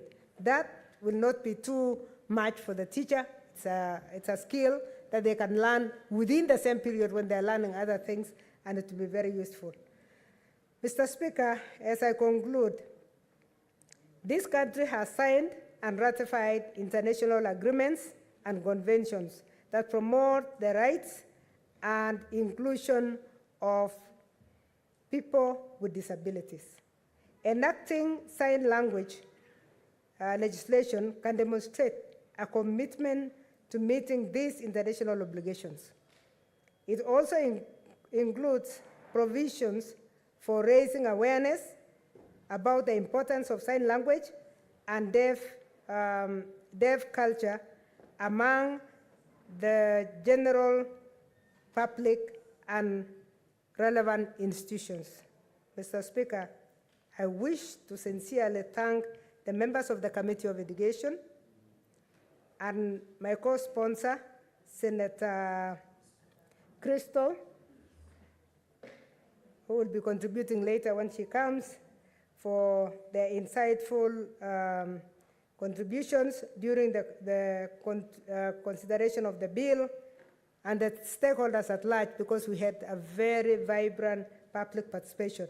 I would also like to recognize in a very special way the senator who worked with me in the last Senate, Senator Musuruve, who was really part and parcel of this bill, because we started the bill with her, and she did a lot of contribution at the beginning, because it's one bill that was picked in this Senate. I want to recognize her in a very, very special way. Senator Musuruve did a very good job on this bill.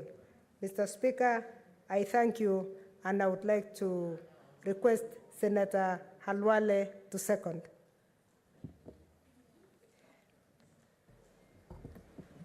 Thank you, Mr. Speaker. Mr. Speaker, I would like to congratulate my sister, Professor Margaret Kana, for giving me this opportunity to second this very important bill. Mr. Speaker, this is a very important matter, and it's not surprising that a medical expert is the one seconding it, because sometimes the House, it would help if you assist of the seriousness of a bill based on actual humanly experience. Mr. Speaker, this is not a light matter.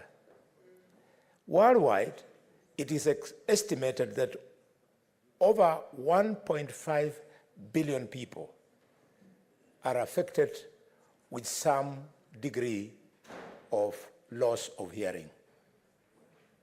And that worldwide, we actually have 70 million people who are afflicted with deafness. And the bad news is, of these 70 million people in the world, 80% of them are from the developing countries, which means this is a problem in Africa, and by extension, therefore, in Kenya. Mr. Speaker, so that it is not lost to us, the problem of hearing loss not only affects the individual, but it also affects the family of that individual. And Mr. Speaker, it affects the friends of that individual, and what's more, it affects the economy. These people are not able to make their contribution in creation of the commonwealth, of the family, the commonwealth of the community, the commonwealth of a nation. And therefore, Mr. Speaker, as I request members that we all stand behind Senator Sige and Senator Professor Margaret Kamal in quickly passing this bill, I would like to draw their attention on really what causes loss of hearing. The commonest cause, Mr. Speaker, is the natural aging process. As people age, so does loss of hearing become more and more evident. Then we have the contribution from accidents. It can be a mass accident, you are involved in a road traffic accident, or a direct hit on the hearing organ or hearing organs. Mr. Speaker, something which really lost to many Kenyans and which is very important is deafness as a result of noise pollution.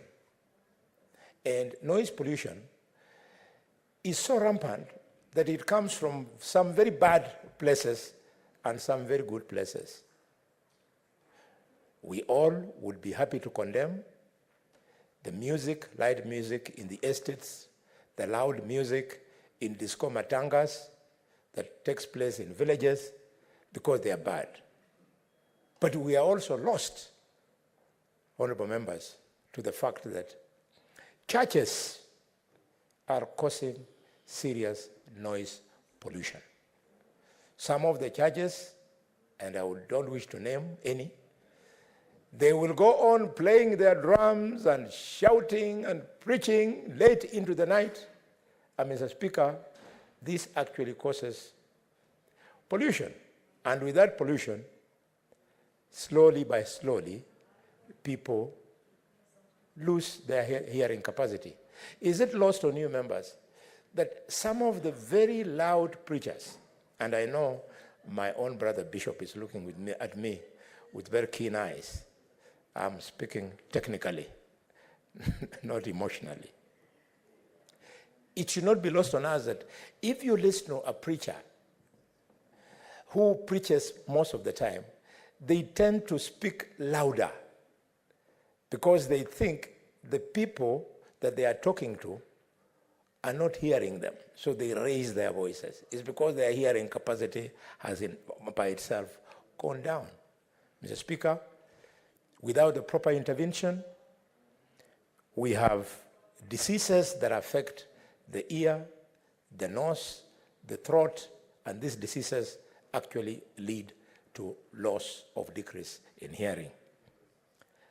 What is more scary is that 60% of the young people, 18 years and below, who therefore this bill is really attempting to uplift, they get deaf because intervention was not met at the proper time. And the proper time is simple, Mr. Speaker, to encourage our women when they are pregnant to attend child maternal clinics.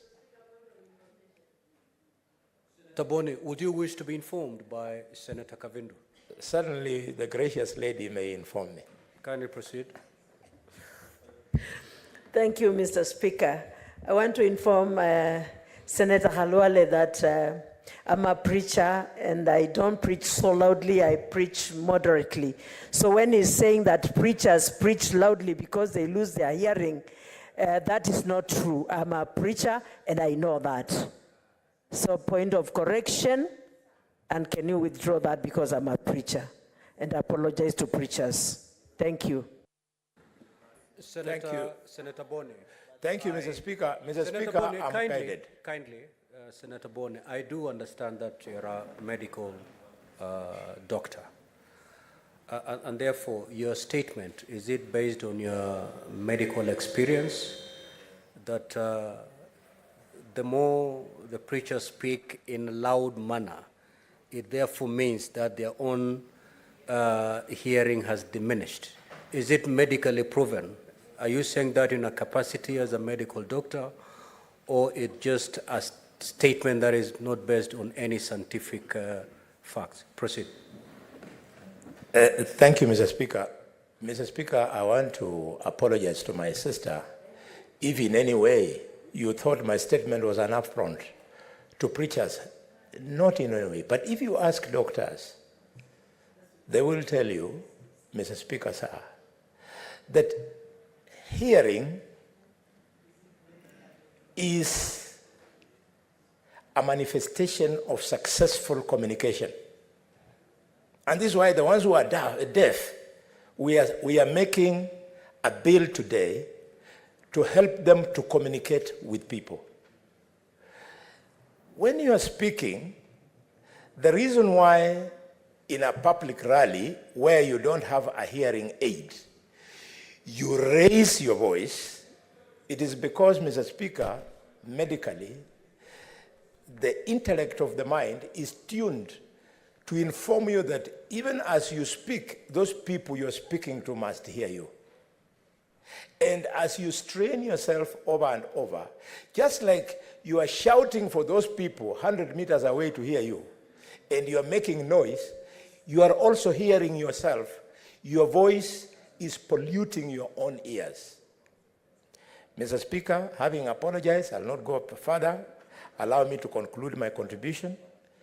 I was saying that these children whose mothers do not attend clinics, whose mothers do not take them to the clinic during their early age, it is called the neonatal period, are more likely to lose their hearing sense. And it affects, Mr. Speaker, 60% of the population below 18 years. Having said that, Mr. Speaker, allow me to conclude by urging the public to know that there are interventions that we can make so as to reduce the people either with deafness or people with diminished hearing capacity.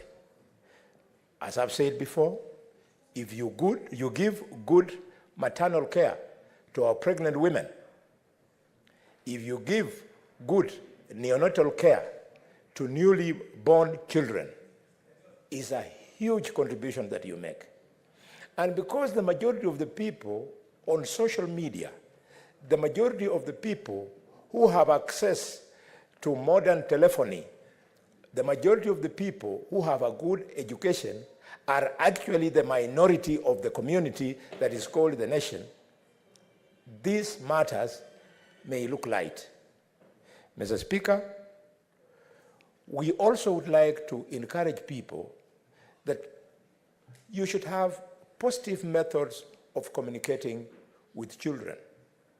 Because some of the children with diminished hearing loss, Mr. Speaker, if you don't talk to them positively, especially if you are a teacher, you might think that this child is foolish.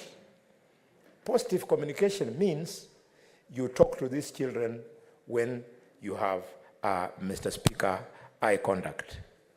And members of the public ought to know that as we create this law, we have got hearing aids that actually make a difference. This House knows the common one that you see as loops that are looped into the child's ear or the patient's ear. They help. We also have, where families can afford care, we have what we call cochlear implants, which they can use. And then finally, the most important, and I'm happy it is captured in this bill, the government, both national and county, must make their own contribution in increasing the number of interpreters. In fact, Mr. Speaker, if you go to some of our rallies, if you watch some of the football matches, if you watch some of the crusades, the people who normally do interpretations are volunteers. They know in their own minds that in that crowd, in that audience, we have people who are not hearing. So they make their own contribution. So it would help, Mr. Speaker, that we all contribute towards increasing the number of interpreters. With those many remarks, I wish to second the bill as moved. Thank you, Mr. Speaker. Thank you, Honourable Senators. I now proceed to propose the question that the Kenyan Sign Language Bill, Senate Bills number 9 of 2023, be now read a second time. You may now proceed to make your contributions. Senator Wambua.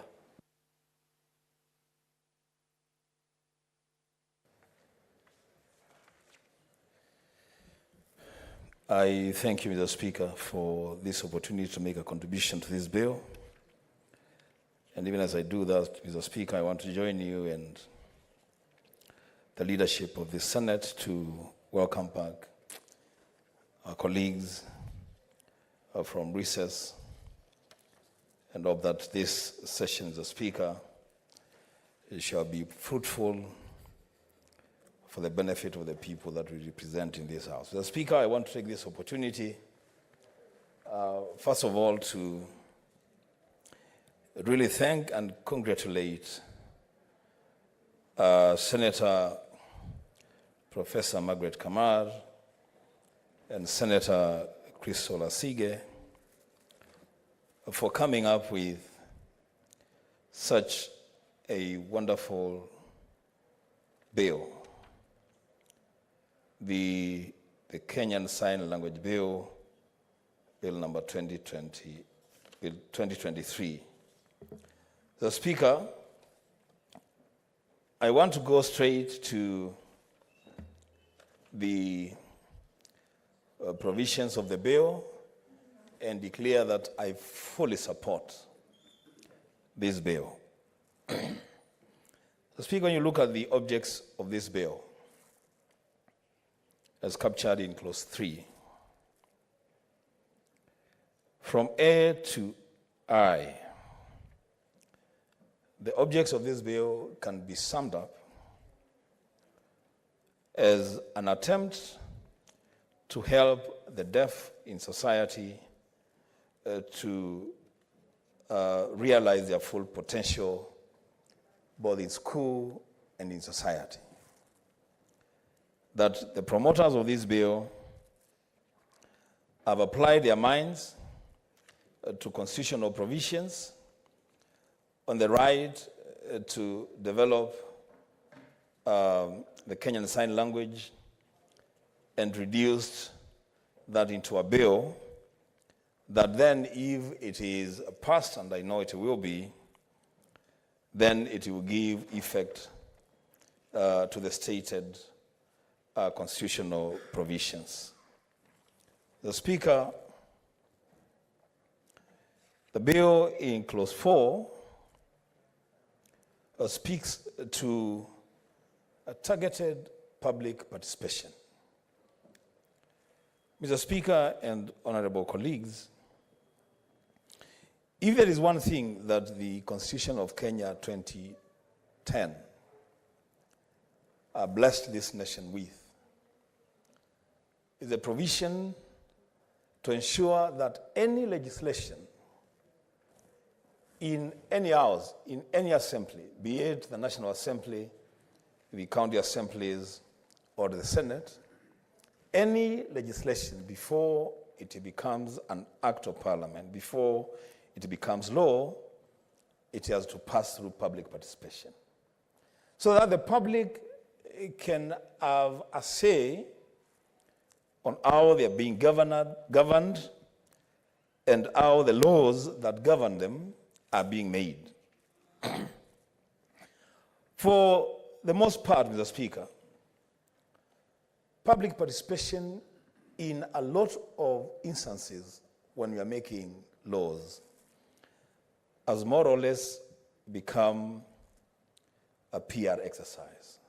It has become just an act of ticking the boxes and ensuring that we have lived to the expectations of the Constitution and the law. But in this bill, the Speaker, the promoters are pushing for targeted public participation by the users and consumers of the Kenyan Sign Language, so that they are brought on board, that their views, their needs, and their aspirations are catered for when it comes to legislation.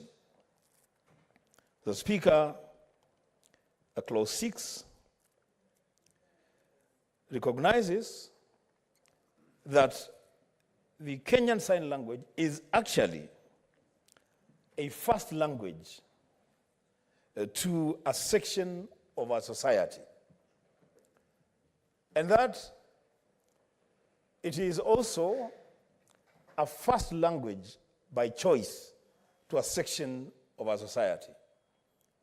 And in so doing, the Speaker, then it pushes for the use of sign language in legal proceedings, in our courts, in our tribunals. And the Speaker, that's a big step and a step in the right direction. And I want to take this opportunity, the Speaker, even as we push for that to happen in legal proceedings, and congratulate our mainstream media houses.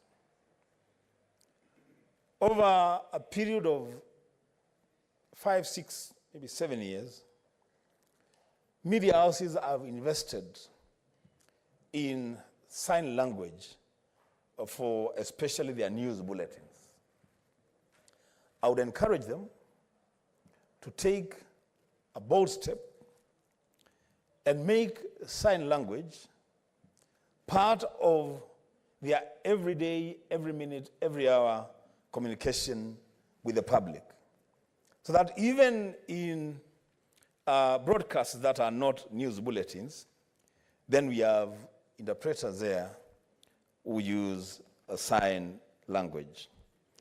The Speaker, I like the provisions of clause 7 of the bill, where the Cabinet Secretary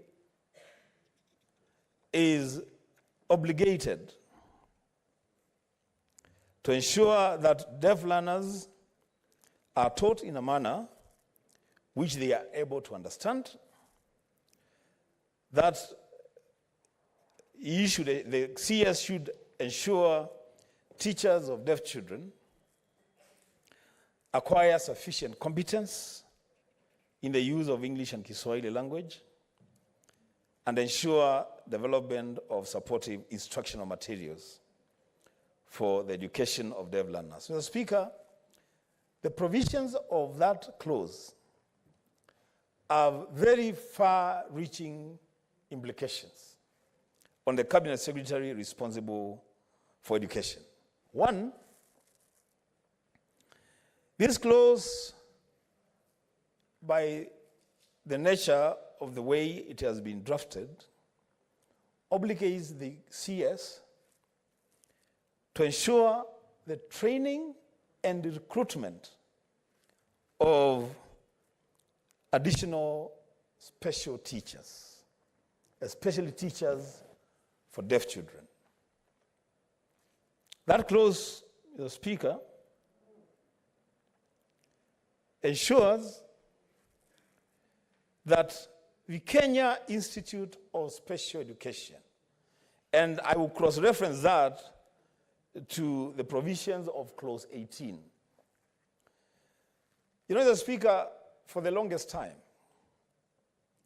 the Kenya Institute of Special Education, which is based in Nairobi, has virtually been the only institution in this country that is training special teachers for all the schools in the country.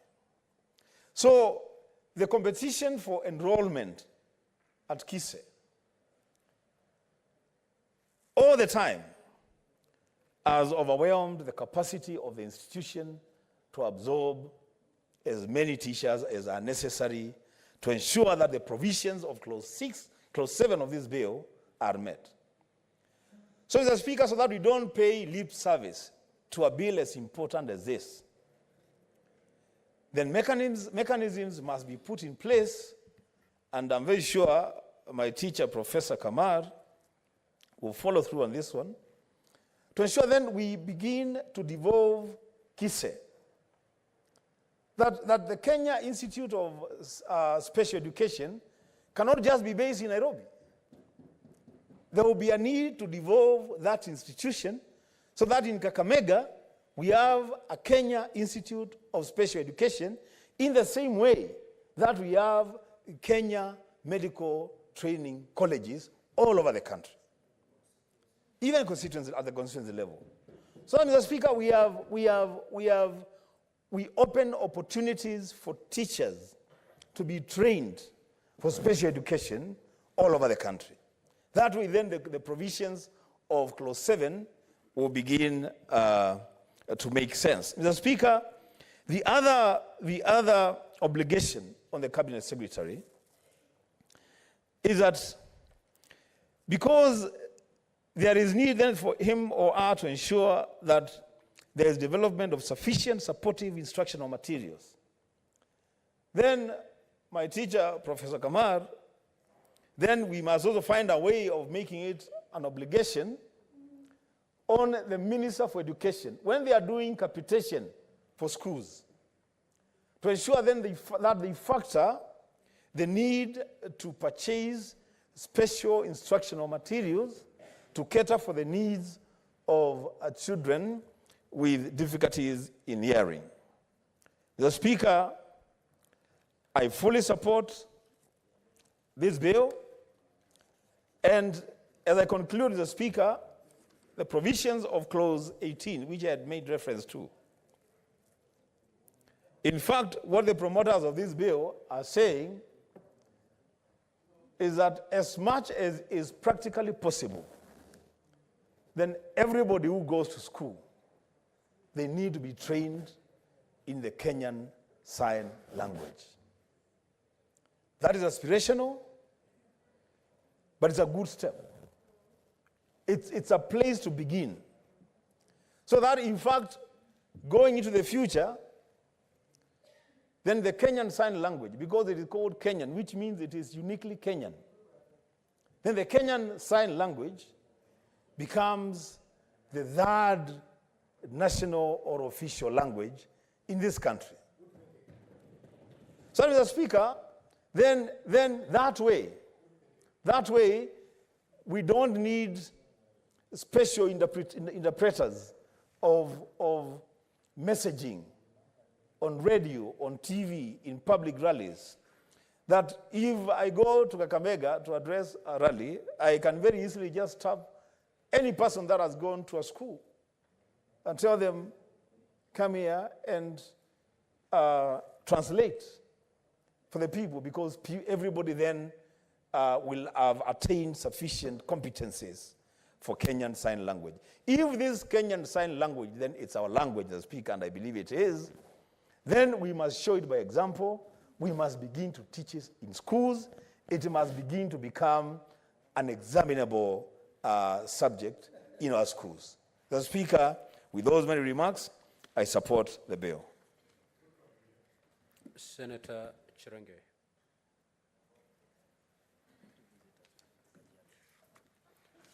Maybe before, Senator, you proceed, Okay. Allow me to make this communication. I would like to acknowledge the presence in the Speaker's Gallery this afternoon, a visiting delegation from the County Assembly of Kajiado. The delegation comprises of 3 officers from the Office of the Speaker who are on a benchmarking visit with their counterparts in the Senate. Now, honorable senators, on behalf of the Senate and on my own behalf, I extend a warm welcome and I wish them a fruitful visit. I will allow Senator Tobiko under 1 minute to share a word of welcome.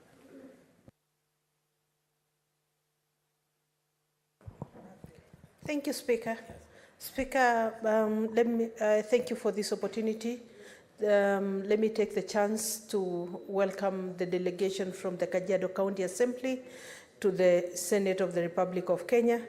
Mr. Speaker, this team is on a working mission and learning mission at the Senate. I'm sure their time here will be well spent. It will be of value to the Assembly of Kajiado and to the great people of the County of Kajiado. Thank you, Mr. Speaker. Senator Chirenge, kindly proceed. Thank you, Mr. Speaker, sir. And from the onset, I want also to join you to welcome a number of guests. I've seen today the Senate has a lot of guests, from students to visiting delegations. Mr. Speaker, I want from the onset to congratulate Senator Professor Margaret Kamar, Deputy Speaker Emeritus, for bringing this bill, the Kenya Sign Language Bill 2023.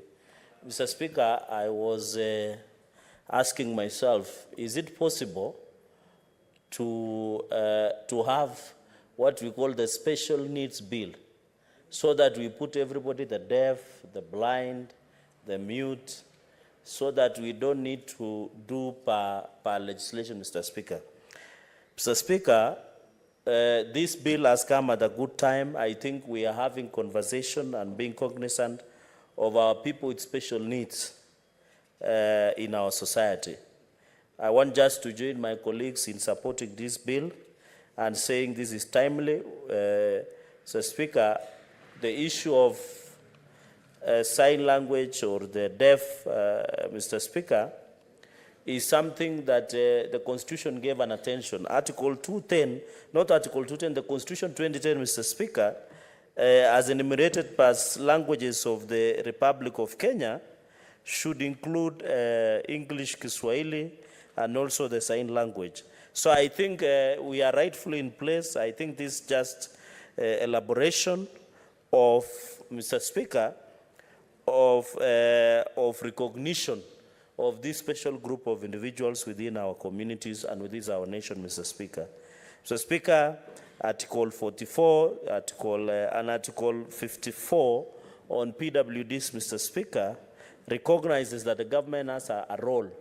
And I want to request Senator Professor Margaret Kamar that we need audits as per Article 54.5, where it says the state shall ensure the progressive implementation of the principle that at least 5% of the members of the public in elective and appointive bodies are persons with disabilities. So, Speaker, I think it is the right time as a Senate, and I don't know how we will initiate that, where we have progressive reports, because we are passing a lot of legislation. We are requesting, Mr. Speaker, compliance, Mr. Speaker. We are requesting a lot of attention, but there is no one, Mr. Speaker, that can tell us today in county governments in Kenya, this is the number of PWDs that have been elected or appointed across the country. I think for us in the Senate and Parliament, these are issues that we are grappling with, even the county assemblies. But on the appointive aspect, because Mr. Speaker, appointive is easy. You know, we can argue with you about elective, because if you're having 6 constituencies in Nandi, which one should belong to PWDs? Do you force people to elect PWDs to achieve the threshold? But the easiest way, Mr. Speaker, is to only engage on the counties. Let us do an audit. We've complied at national and county governments, Mr. Speaker. And I think that is, I've seen Senator Kamara has been a great champion of PWDs, or Kenyans who live differently, ably.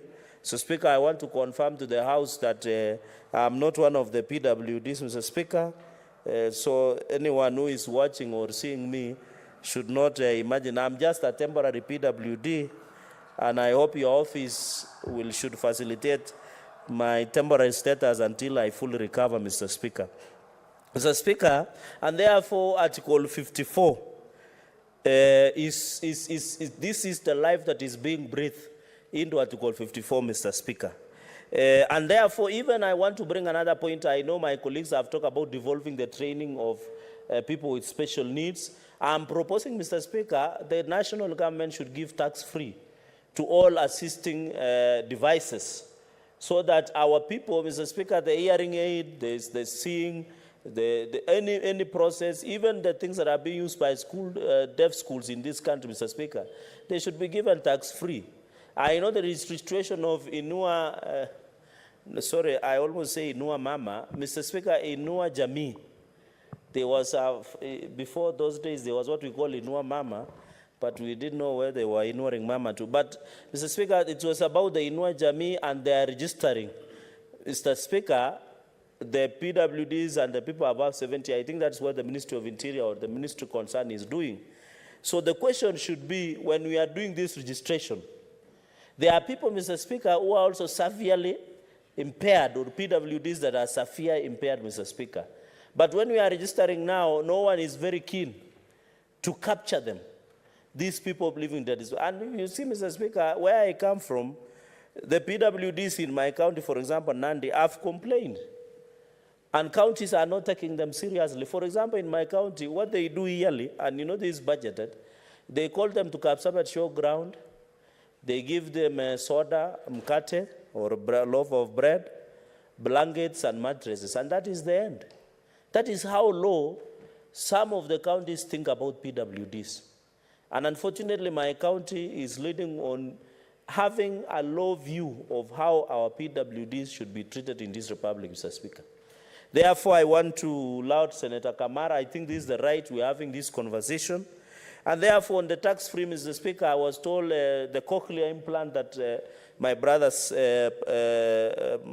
Senator Boni Khalwale, was talking about, we need to give them tax-free, the devices, hearing aid, Mr. Speaker, reading glasses, any other form, the walking sticks, I know, Mr. Speaker, there are many organizations who are doing it as part of charity, but we must ensure that there is tax-free to any assistive devices to most of our young men and women, Mr. Speaker. Mr. Speaker, even public places, access, we must agree, Mr. Speaker, and also the funding of these schools. I know ministry is doing affirmative action.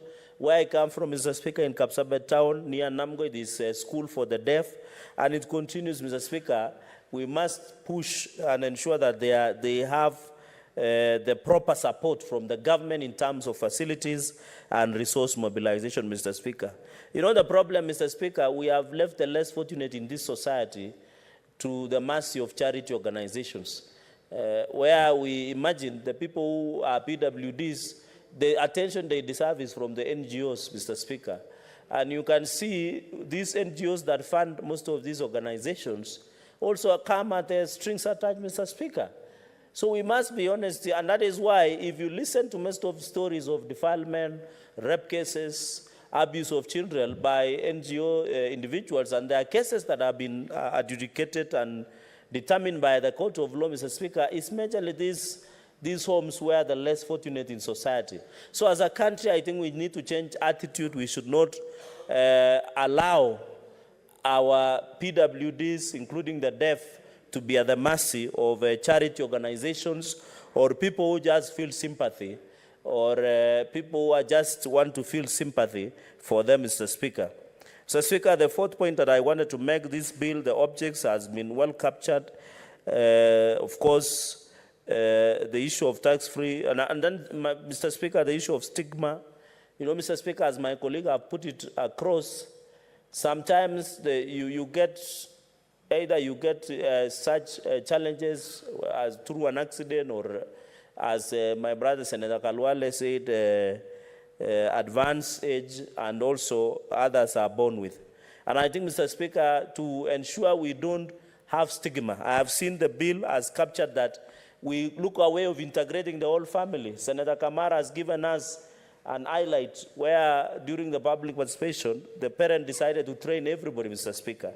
We should see this as reintegration of the entire family, be part of the entire process to ensure we remove stigma in the country and allow that people who are deaf can live a normal life like all of us, can drive, can, with the assistive devices and the necessary support, Mr. Speaker, it will be easy to proceed, Mr. Speaker. Mr. Speaker, on the issue of course, clause 6, that one has been discussed. And then I wanted to just add a comment on the issue of process of the recognition.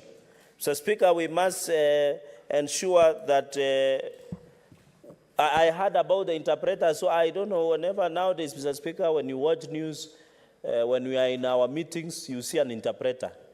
Now that we are doing the Presidential Working Party of Education and we are doing CPC implementation, curriculum-based competence-based curriculum, CBC, Mr. Speaker, I think it is a high time that we have KISE, Kenya Institute of Special Education. We must come up with a uniform syllabus. Even Kenya National Examination, Mr. Speaker, can be the examining body so that we have interpreters that are particular qualification. And then we have quality and standards in place that Senator Professor Margaret Kamar has captured. And of course, Senator Kamar, being a former Minister of Higher Education and Minister of Education before, in her earlier life, it is important that we come and ensure, as the CBC is being rolled out, we ensure such new areas, frontiers in syllabus, especially on interpreters, Mr. Speaker, have an opportunity in place. And I think it is also a challenge to all of us, Mr. Speaker. Let us learn sign language as part of life skills, just like first aid, because you never know where you will be. And Mr. Speaker, we want in future to even have senators, members of parliament, governors, even president, who are either people who are differently blessed, Mr. Speaker. And I know we have a number of colleagues, the co-sponsor, Senator Christo Lasike, Senator Mbugua Mungai, who is the vice chair of the Labour Committee. So, Speaker, it means that you can still be a leader in this country despite that. Mr. Speaker, on recognition by the judiciary, I don't know, because they said the judicial officer shall make a determination. So if we have a structured process of approval of interpreters, Mr. Speaker, it will be even easy, like some of us, when we appear to court, the magistrate, the judge can easily take your number of admission or to the bar and be able to check. So I think in regulation, the senator can still include so that it becomes easy. You know, Kenyans, Mr. Speaker, most of the things we like shortcuts. So if you don't have a proper process, it will be hard. So, Speaker, on clause number 7, I think reintegration on children also that they grow. And also, you know, there are children who are deaf, Mr. Speaker, they should be given the opportunity to reintegrate and be part of the learning process. Mr. Speaker, even as the Teacher Service Commission, recruit the hiring of new teachers to fill in the gap across the country, Mr. Speaker, we want to call upon that they should also ensure at least they hire a number of interpreters in our schools so that our children, Mr. Speaker, get opportunity in various schools. I pray one day, Mr. Speaker, you walk to a classroom like here in Starehe Boys Center or Buruburu Girls, and you get a deaf student sitting in classroom because there is an interpreter that has been hired by TSC, Mr. Speaker. Over the weekend, Mr. Speaker, I was in Kericho, Ainamo constituency, where we were burying the first national chairman, Stanley Mutai. And teachers were raising a lot of issues, Mr. Speaker.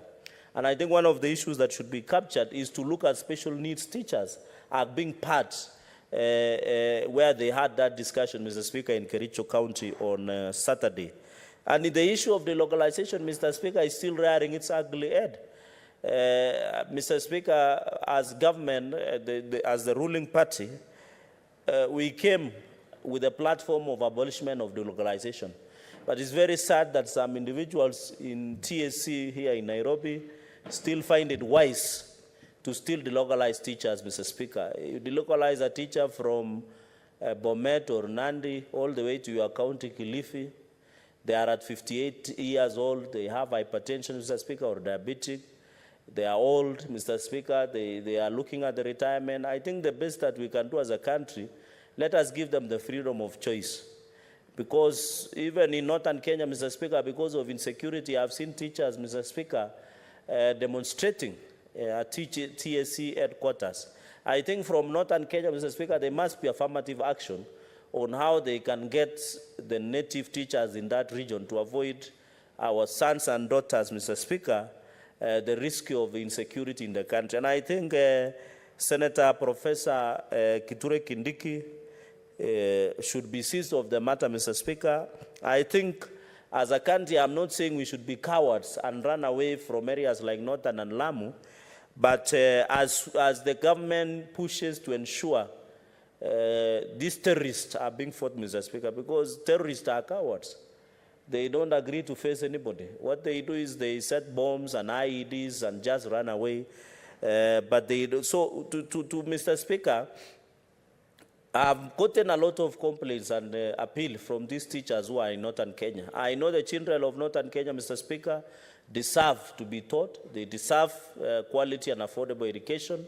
But as a country, we must be realistic to the facts. I think the long-term solution is trying and having affirmative action in Northern Kenya to have the natives and from that region being part of the hiring by Teacher Service Commission so that, Mr. Speaker, we can be able to resolve.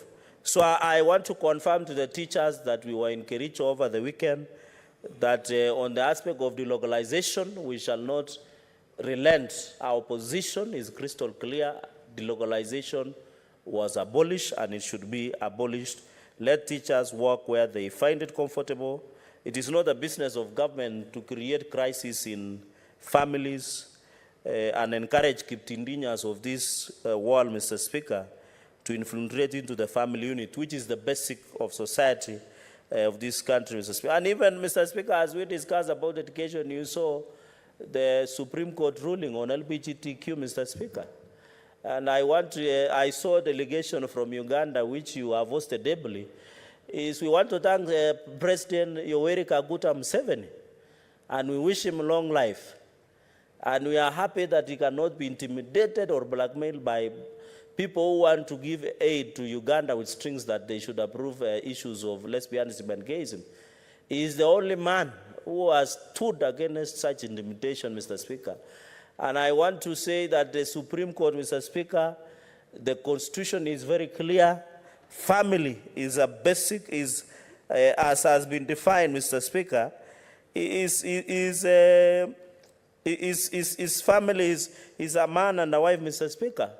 And I want to warn, Mr. Speaker, the Kenya Institute of Curriculum Development. I've seen some books where they define a family, a man and a woman and children.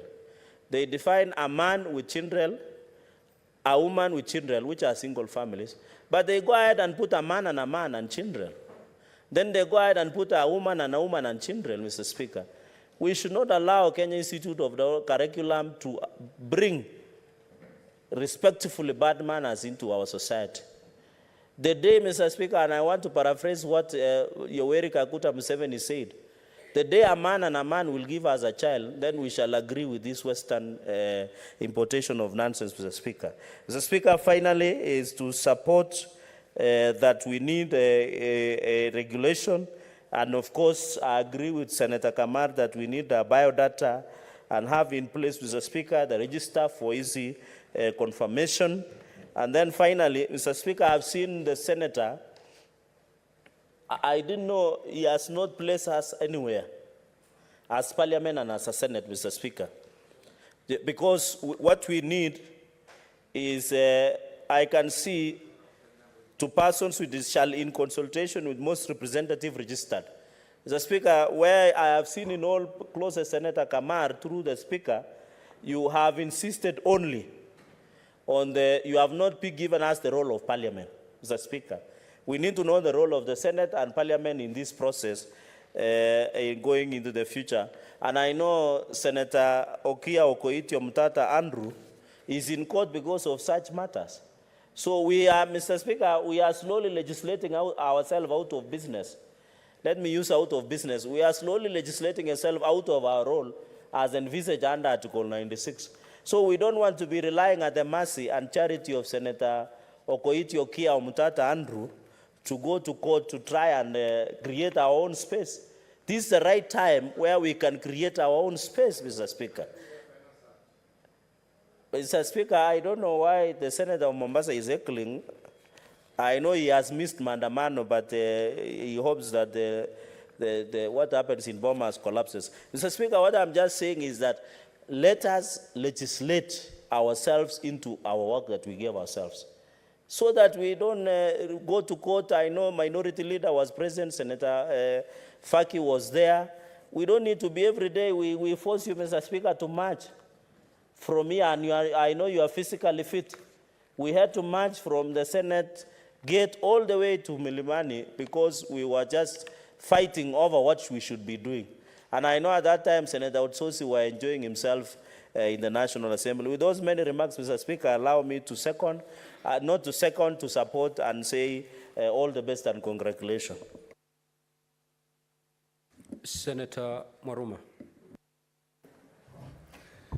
Asante Mheshimiwa Spika kwa kunipa hii fursa ili kuchangia mswada ulioletwa bungeni na Mheshimiwa Profesa Margaret Kamar unaoitwa Kenya Sign Language Bill, unaonuia kupeana uhai ibara kadhaa katika katiba ya Kenya.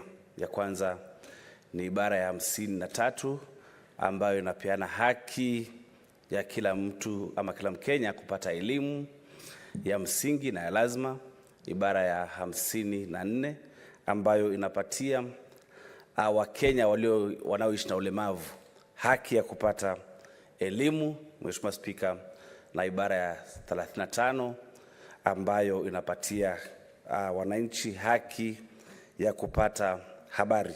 Kwa muda mrefu hatujakuwa na sheria na sera ambazo zinaangazia vile wananchi wanaoishi na ulemavu wa masikio ambao wanaitwa viziwi vile wanasoma na vile wanapata habari. Mheshimiwa Spika, huu mswada unapelekea kuandika sheria hii ya Kenya Sign Language Bill ambayo itazingatia vile wanafunzi watakavyosoma, wale wanafunzi ambao wako na ulemavu wa kusikia. Mheshimiwa Spika, Mheshimiwa Spika, wakati wa kufanya uhusishaji ama public participation katika huu mswada, wengi walifurahi na wakasema kwamba huu mswada kando na kutunga sheria na sera utatoa pia hamasa kwa wananchi wetu na taasisi mbalimbali za kiserikali na zile zisizo za kiserikali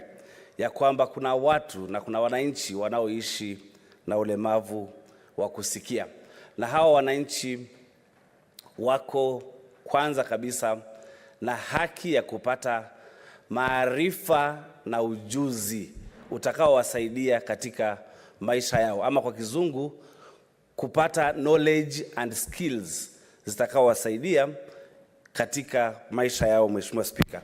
Na nashukuru Mheshimiwa Profesa Kamar na mwenzake ambaye walileta huu mswada hapa bungeni, ambaye ni Senator Crystal Asige, kwa sababu nikiwa mmoja wa wale ambao wako katika kamati ya elimu ya Senate, tulisema kwamba basi ni vyema kuwe na vifaa vya kutosha vya kuhakikisha ya kwamba hawa wanafunzi walio na ulemavu wa kusikia wanapata masomo bila kubaguliwa na waweze kushindana na wenzao ambao hawana ulemavu wa kusikia. Kwa hivyo katika mashule kuwe na vifaa vya kutosha, na wale walimu ambao wanawafundisha wao wamefunzwa vizuri katika taasisi zetu za elimu. La pili, Mheshimiwa Spika, ni kwamba wazazi wa watoto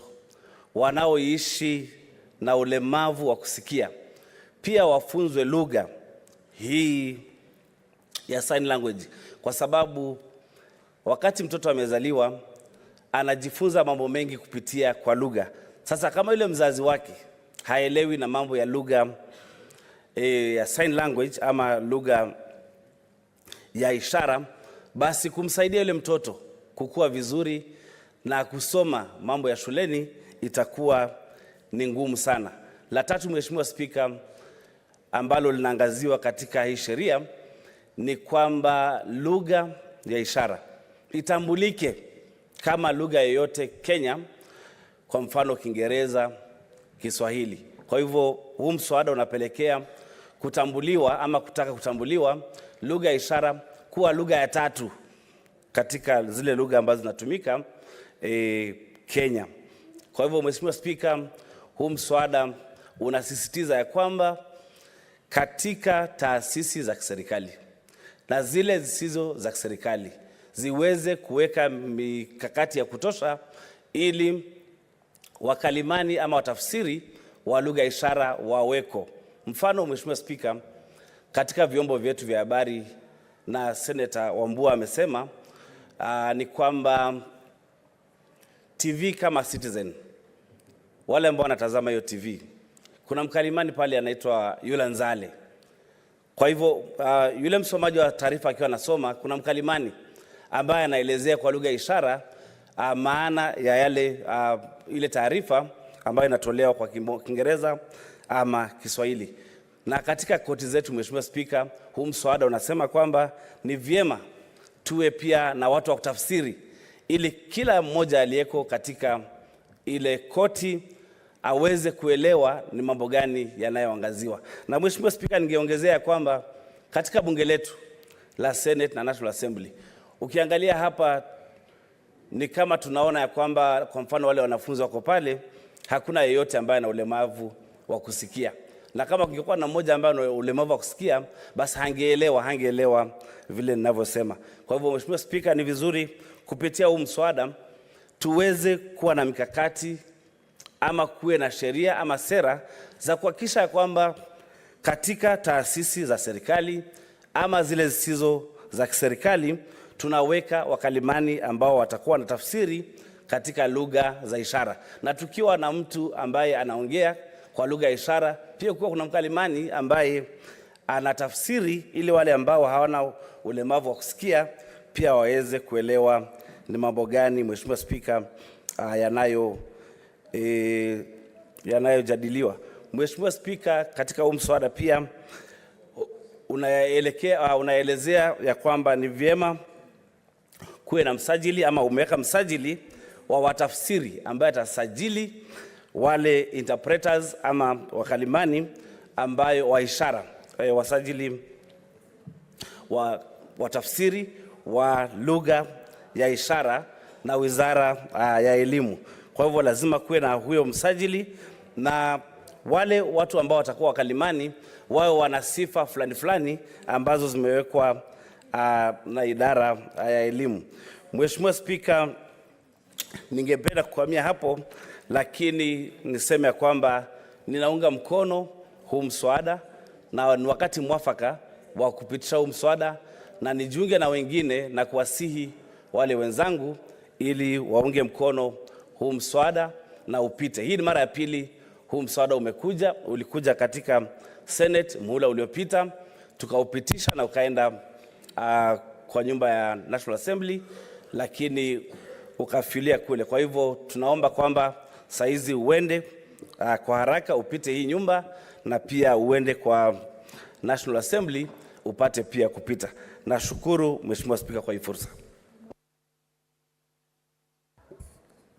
Senator Faki. Asante Bi Spika kwa kunipa fursa hii pia kuchangia mswada wa lugha ya ishara ambao umeletwa bungeni na kolabo ya Senator Sige na Senator Kamara. Mheshimiwa Spika, mswada huu utasaidia pakubwa. Senator Zana, do you have a point of order? Okay. She was raising her hand so that you can get her attention. Yes, Madam Speaker, I just wanted you to consider gender when selecting who speaks. Thank you.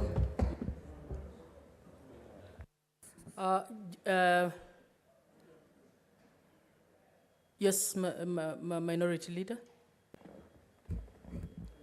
Speaker, umesikia ndugu yangu akisema kwamba aliingia kolabo na mtu mwingine. Kwa hiyo nilikuwa nataka pengine kuuliza kama hilo ni neno ambalo tunalitumia hapa ndani ya bunge au sivyo, na ikiwa sivyo basi aweze kuliondoa ama kulifutilia mbali neno hilo, atumie neno la kisawasawa. Senator Faki, please withdraw the use of the word collabo. We don't know what that is. Proceed, please. Senator Hezena would want to confirm that Senator Tobiko was actually scheduled, but we are also following the queue. Thank you. Mheshimiwa Spika, neno kolabo ni neno ambalo latumika Kiswahili, lakini kwa kuwa sijakuwa tayari kujibu hoja ya nidhamu ya kiongozi wa wachache, nitaondosha neno hilo, lakini nitapata fursa siku nyingine ya kulijadili kwa kirefu na kwa kina. Mheshimiwa Spika, mswada ulioko hapa ni mswada muhimu sana kwa sababu tumeona kwamba katiba yetu imetoa haki nyingi sana ambazo wananchi wanastahili kupata, lakini kwa sababu ya kutokuwa na sheria za kuweza kurahisisha haki hizi, imekuwa vigumu wananchi kuweza kupata haki hizo. Moja ya zile haki ni haki ya kuweza kupata lugha ambayo itaeleweka kwa yule ambaye anazungumziwa ama anayezungumza, ili iwe mawasiliano yanakuwa rahisi.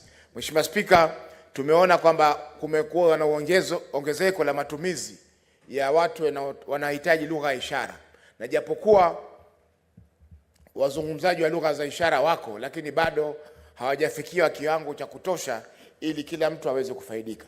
Mheshimiwa Spika, nikitoa mfano, katika mahakama kuu ya Mombasa kwa muda mrefu ilikuwa mwenye kutumia lugha ya ishara ilikuwa ni mtu mmoja peke yake ambaye alikuwa anatakana kutafsiri. Akaondolewa koti ya Mombasa akapelekwa koti ya Kaloleni, na alipopelekwa koti ya Kaloleni kwa kesi nyingi zinalemaa ama zinakwama kwa sababu hakuna mfasiri wa lugha ya ishara.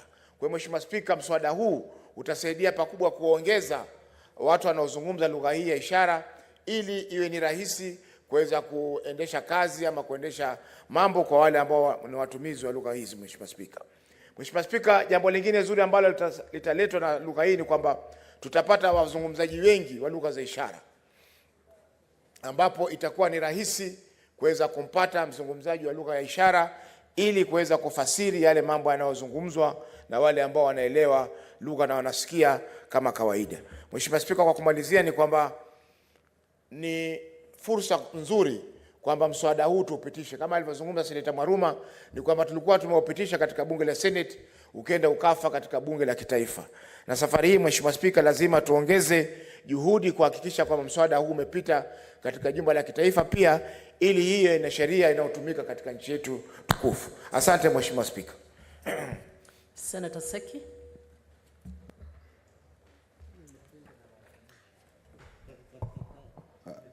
Honorable Speaker, I also want to put my voice to support this bill on issues of that talks about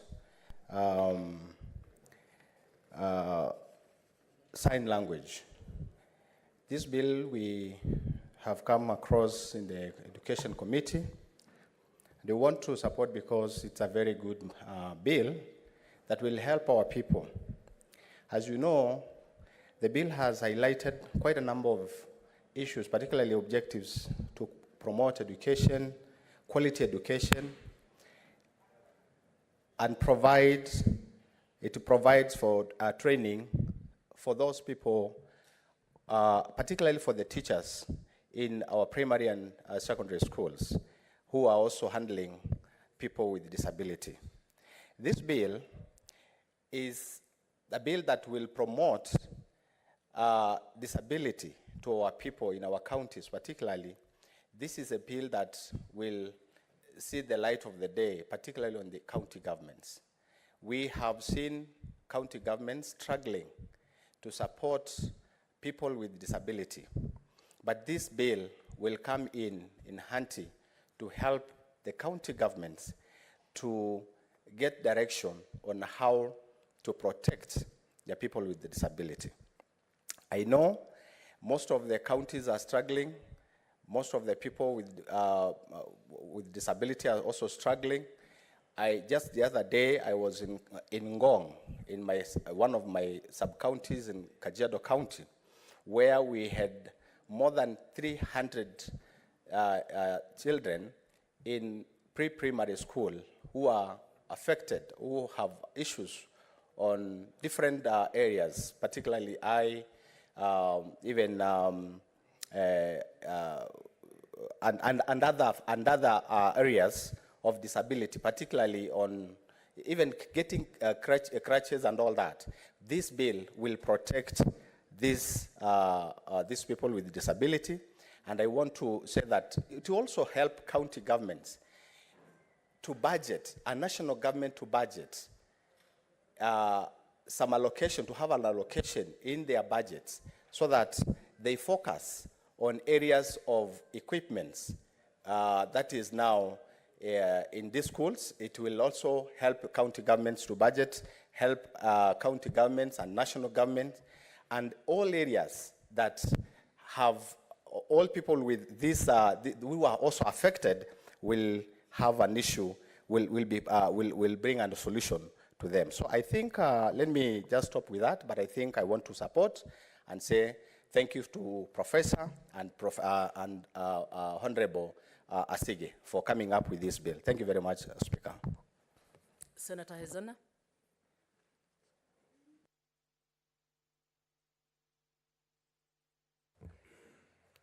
Thank you, Madam Speaker, and I rise to support this bill by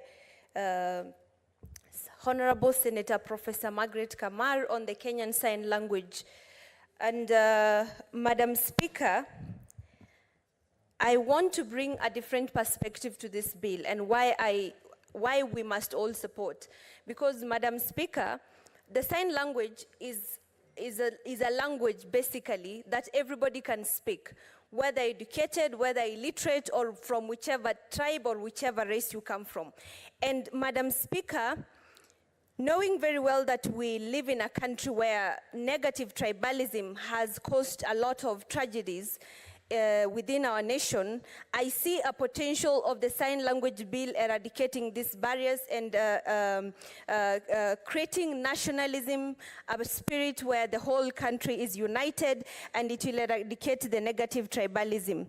Madam Speaker, and also let us note that you do not become disabled by choice. A lot of times it's because of an accident or circumstances and occurrences you cannot control. And Madam Speaker, having been blind at some point in my life and having been handicapped in that I couldn't walk while I was growing up as a young child, I know for a fact that continuous and further marginalization of the deaf people in this country and all PWDs generally is the worst kind of injustice that we can do as humans to humanity. Because, Madam Speaker, we will be suppressing their human rights, and enacting this bill into action, Madam Speaker, would mean that we will be tackling 3 SDGs. SDG number 3 on good health and wellness, and number 8 on decent work and economic growth, and Madam Speaker, SDG number 10 on equality. Madam Speaker, it is important that as legislators in this country and people mandated with powers to protect human dignity, that we all support this bill. Thank you, Madam Speaker. And before I forget, Madam Speaker, a lot of PWDs are considered outcasts in so many communities. And if you look, there is a direct correlation between the communities that consider PWDs as outcasts and illiteracy and marginalization and minorities. And these are the communities with the highest percentage of illiteracy. Madam Speaker, if the sign language can be introduced and made mandatory in every village in this country, then we will be able to restore human dignity across all other spectrums. Thank you, Madam Speaker. Senator Thangwa. Thank you very much, Madam Speaker, for this opportunity to also throw my weight in supporting this bill. And I also want to thank the Senator Kamar and Senator Sige, for seeing it fit to bring to this floor of this House this bill that is requiring that sign language should be introduced in schools, Mr. Speaker. Madam Speaker, sorry. When I was an MCA, Madam Speaker, there was a friend of mine who was visually impaired and a nominated MCA. And every time, because he was very colorful in speaking, he could tell us that if Jesus was to come to his town and he hears that he is healing people, he would run away to the other direction because he was comfortable the way he was. So by bringing this bill, Mr. Speaker, Madam Speaker, we are not feeling sorry for anybody. What we are doing as a House is to give everyone an opportunity as given by the Constitution.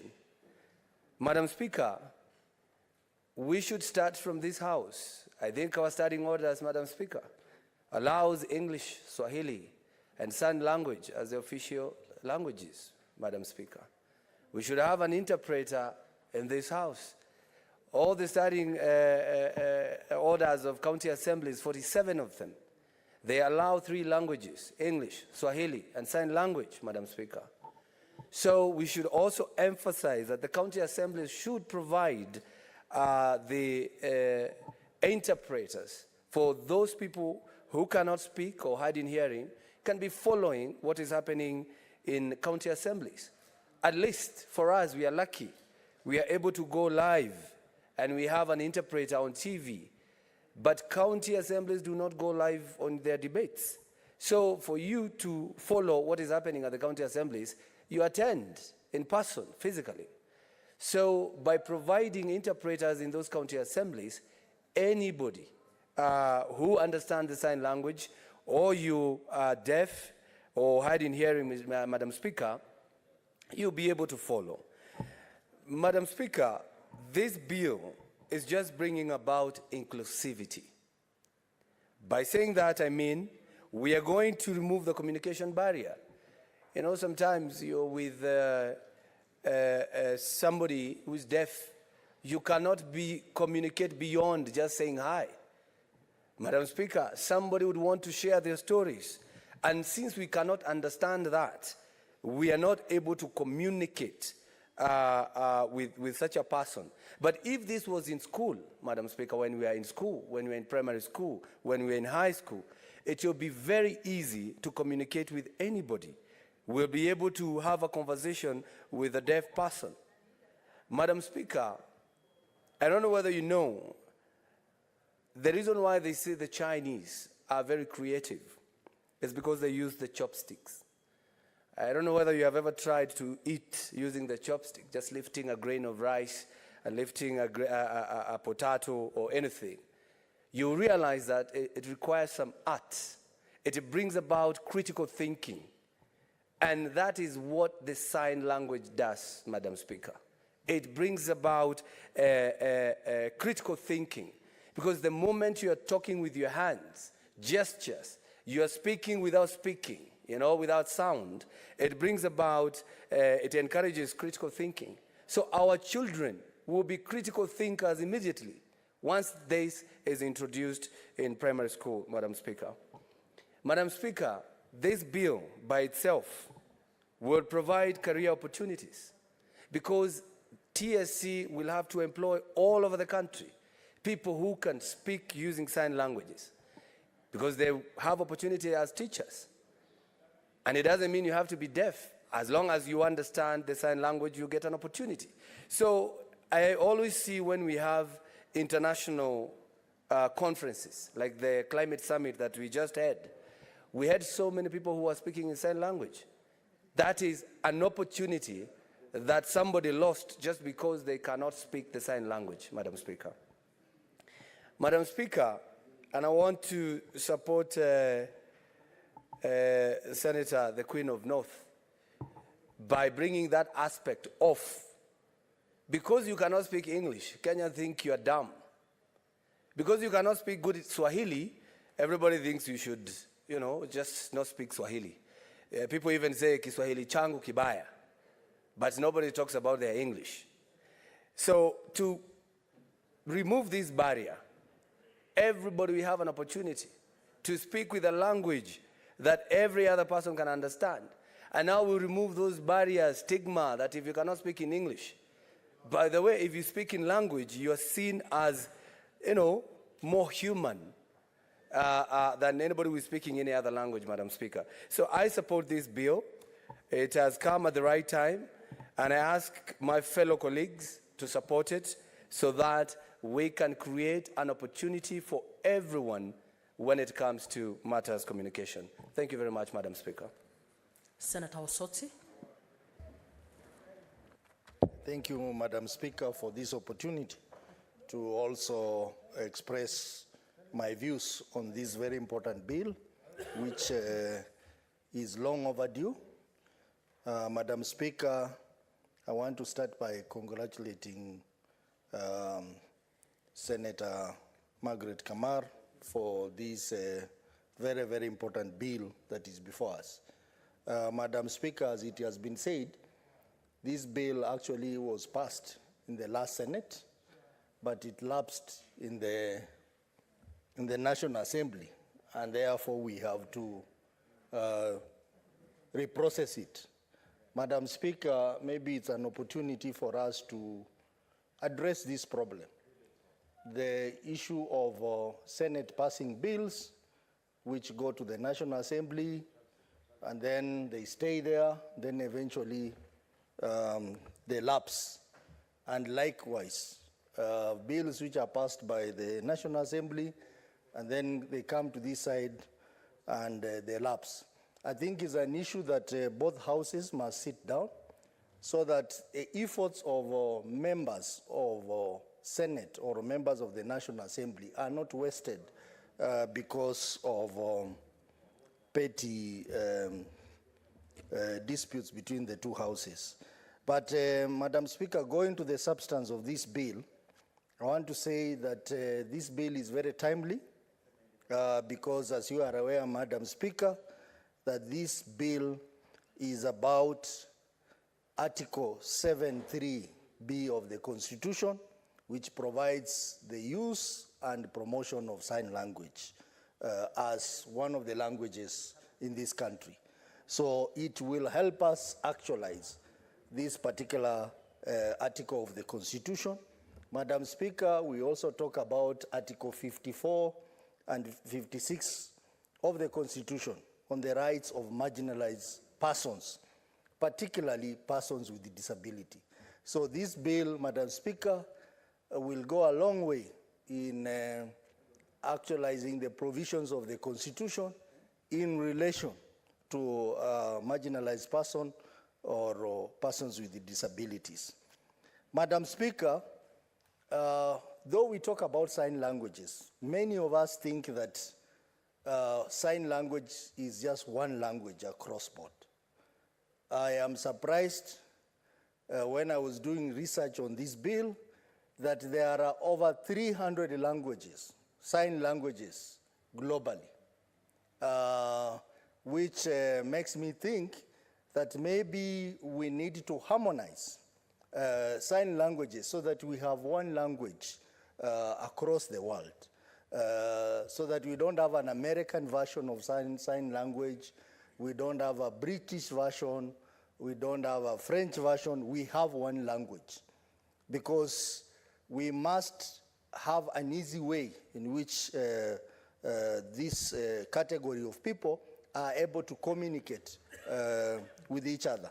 But at the same time, sign language is just like any other language. It has grammar, it has rules of grammar. So it is actually a language on its own, which can be interpreted differently depending on where you come from. But I think global efforts should be put around developing a uniform sign language so that we can have an international standard around this. Madam Speaker, we also look at sign language as the form of communication between people who have speech impairment or people who have hearing impairment. But sign language can also be used by people who do not have this challenge. For example, Madam Speaker, if you are from different languages, maybe this can be an opportunity for you to express, you communicate among yourself without having to learn another foreign language. So it applies in both cases if you look at it, Madam Speaker. But most importantly, Madam Speaker, this bill has really tried to address all aspects of application of sign language, where it has talked about having this sign language applied in education, having a curriculum on sign language, and I think this will help in promoting quality of education among people with this challenge, Madam Speaker, because in the normal environment, they are a disadvantage. So by having a curriculum in place for these people, they will be able to learn in a better way. They will be able to maximize their potential, unlike having to learn in an environment where we do not have a curriculum in place. Madam Speaker, coming from the technology world, I know a number of my colleagues have not talked about this, but this has also been reflected in the bill about the use of sign languages in telecommunication. Madam Speaker, this is very important because in this digital era, I think it's important that we integrate sign language in our technologies. For example, in a Kenyan environment where almost 85% of people use mobile phones or telephony, it is important that the telecommunication network providers provide access to their network to persons of hearing challenges or deaf people. And recently I saw Safaricom making an attempt in this area by recruiting trainers or teachers of in this area. But I think more can be done, looking at what happens in other countries, like in the US, we have a substantive law that deals with technology and hearing impairment, what we call the Hearing Aid Compatibility Act, which ensures that the technologies in place, especially in telecommunication, are all aligned to ensuring that persons with hearing impairment are able to access these services. Madam Speaker, it is also important to ensure integration of sign language in the healthcare.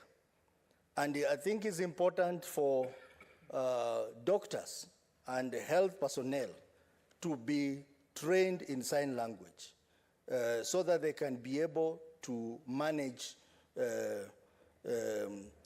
deaf patients better, so that they can get information from deaf patients, or the deaf patient can be able to communicate effectively with the persons providing health care to them.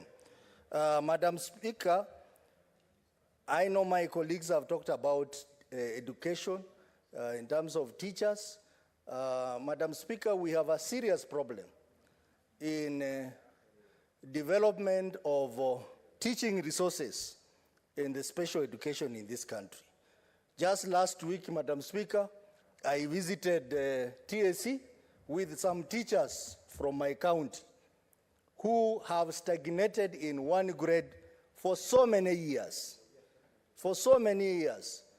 There is a particular case of a teacher who had even served as a principal of a school for 4 years, only to be told that you need to go back to classroom because you have not been upgraded to this.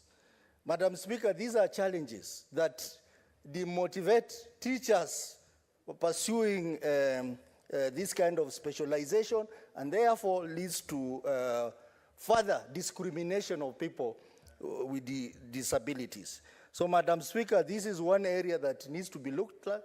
But at the same time, Madam Speaker, I think all teachers must undergo sign language training. All teachers, so that they can communicate effectively with learners, whether they have this disability or not. So my view is that we need to come up with a policy to ensure that as part of the process of training of teachers, they must be taken through sign language training so that they are able to understand different categories of their students, those who are naturally fit and those who also have these disabilities like hearing disabilities. Madam Speaker, this is a very progressive bill. Kenya now joins the rest of the world, 41 countries which have integrated sign language in their laws. I know we have it in our constitution, but now we are going to have an act of parliament to operationalize what Article 7 of the Constitution requires us to do. Madam Speaker, with those few remarks, I want to support this bill and say that this bill is very progressive for this country, and it will now officially make Kenya have 3 national languages. That is English, Swahili, and then sign language. So I support this bill, Madam Speaker. Thank you. There's no one else to contribute, and I'd like to ask the mover to reply.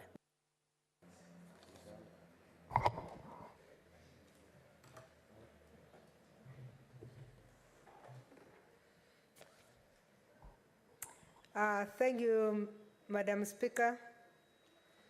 May I begin by thanking all members who have contributed to this bill.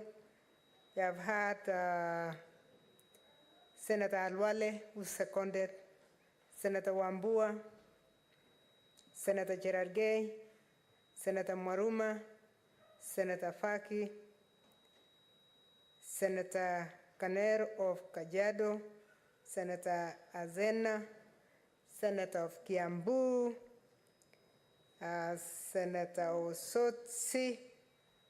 I want to thank each one of them for supporting the bill. This bill, as was summarized by Senator Osotsi, is a bill that is progressive. It's going to move us further. Mr. Speaker, Madam Speaker, A number of issues have been tight, and we are going to look at how to even strengthen them at the committee stage. Madam Speaker, Kenya will be one of the first countries to have their own sign language. As was mentioned by one of our colleagues, we have the American Sign Language and we have the British Sign Language. The reason, and that is the reason why we called our sign language the Kenyan Sign Language, because the others have been labeled and they have very slight differences in some of the signages. So we wanted to have our own, which might be an indigenous African language that will be enjoyed by other countries. Madam Speaker, now that we are beyond the integration of the East African community, that we are going for the African continental integration, it is important that as we pass this bill, we sell it to members of parliament from other countries. This is not going to be new for Kenyan members of parliament to do. We did that for the climate change bill. We initiated it in the 10th parliament, and it started spreading like wildfire in the partner states of the African Union. So it is possible that we'll be able to sell this, and it will be a very nice product from Kenya. I am happy that most members who have contributed are supporting that we should actually teach sign language as our third language so that we operationalize what is in the Constitution. If that is a third language, Madam Speaker, we know very well. Senator Professor Kamar, how far are you? Because we want to interrupt. 3 minutes. Okay, it's granted. 3 minutes. Please proceed. Yeah, so Madam Speaker, it is very important that we train our children. When children are very young, and I said this earlier, they can learn Spanish, learn English, learn Kiluya, and they learn all of them, and they don't even mix them. So teaching them sign language is very important, and more because of the interactions that they have with these children. So it is very important that we do that. I also am very happy that most members have supported that we make it a course in the training institutions, so that even beyond devolving KISE, we don't have to devolve KISE, we can actually devolve the chapter on sign language to every TTC. And if that is done, then every training institution will be able to do that. Madam Speaker, I guess when we come to the committee stage, if there will be any other additions from any members, we'll be able to welcome. Otherwise, I want to thank each and every member who has contributed. I want to thank Senator Asike, and in particular, again, thank Senator Musuruve, who was actually the author in the last parliament, and I am the one who moved the bill with her, but she was the champion. So I really want to appreciate her and appreciate everybody. Thank you, Madam Speaker. With those remarks, I beg to move.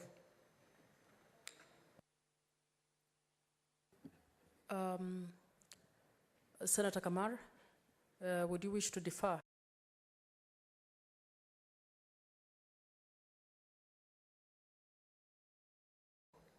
Thank you. It is so deferred. Honorable members, Senator for Mombasa, Senator Faki rose on a point of order earlier today to move a motion of adjournment on a matter of urgent importance. I now call upon Senator Faki to move the motion.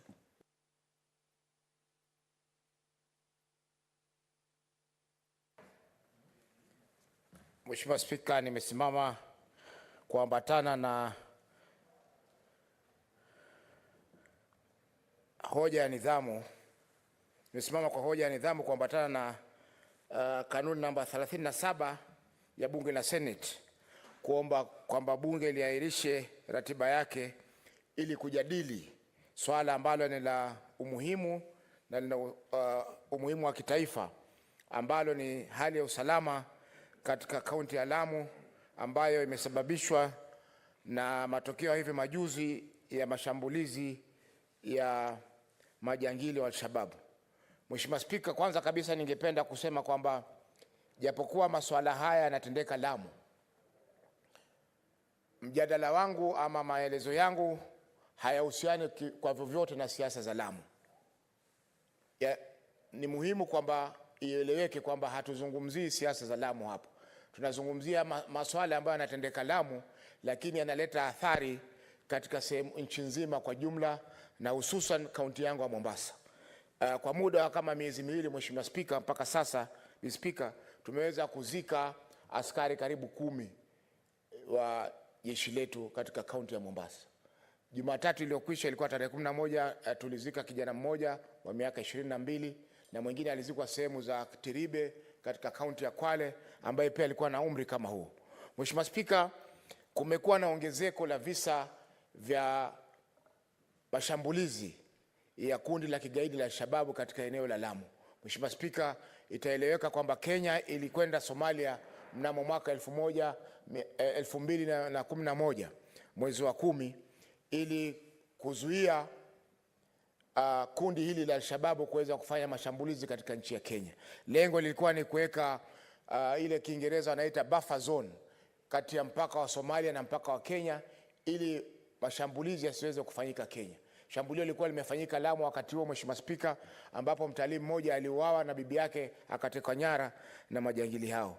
Mheshimiwa Spika, japokuwa lengo hili lilikuwa ni nzuri Mheshimiwa Spika, lakini kwa muda uliopita imeonekana kwamba sasa tumeweza aidha kulegeza kamba na majangili hawa wameweza kuingia mpaka katika kaunti ya Lamu ambapo wanafanya mashambulizi kwa kadri wanavyotaka. Mheshimiwa Spika, kwa sasa imekuwa karibu kila wiki kuna visa vya mashambulizi kama haya, na kuna vijiji ambavyo vimefanywa mahame katika sehemu fulani za Lamu ambazo zote hizi zimeweza kusababishwa na majangili hao. Mheshimiwa Spika, japokuwa Mheshimiwa Spika, lengo la mwanzo lilikuwa ni zuri kwamba kuweza kuleta amani katika sehemu ya kusini ya Somalia na hususan mpaka wa Kenya na Somalia katika kaunti za Garissa, Mandera na kwengineko mpaka Lamu.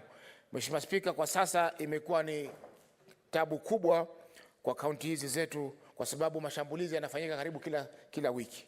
Mheshimiwa Spika, tulipata mafanikio fulani kwanza tulipoingia jeshi lilipokwenda Somalia, kwa sababu liliweza kuidhibitisha ama kuisawazisha Somalia na ukawa na usalama ili kuruhusu nchi kujijenga. Vile vile Mheshimiwa Spika, ilisaidia kuongeza maeneo ambayo yalikuwa yanamilikiwa na serikali ya Somalia. Na mpaka sasa Mheshimiwa Spika, tuna serikali kamili katika nchi ya Somalia. Na tuliweza pia Mheshimiwa Spika kuzikomboa miji kadhaa ikiwemo mji wa Kismayo ambao ndio bandari kubwa ya Somalia. Mheshimiwa Spika, mbali na Mogadishu, katika mji wa Kismayo kuna bandari kubwa ambayo ndio kama mji mkubwa katika eneo la kusini la Somalia ambapo biashara nyingi inafanyika katika eneo hilo. Mheshimiwa Spika, lakini mafanikio haya pia yameweza kuzibwa na zile hasara ambazo tumeweza kupata katika nchi hiyo. Mheshimiwa Spika, tukiangalia Juba Valley ambao ni sehemu ambayo inalindwa na askari wa Kenya ambao katika kikundi katika jeshi la AMISOM, yani African Union Mission in Somalia. Eneo hilo Mheshimiwa Spika ndio eneo kubwa ambayo ndio headquarter kubwa ya kundi hili la kigaidi.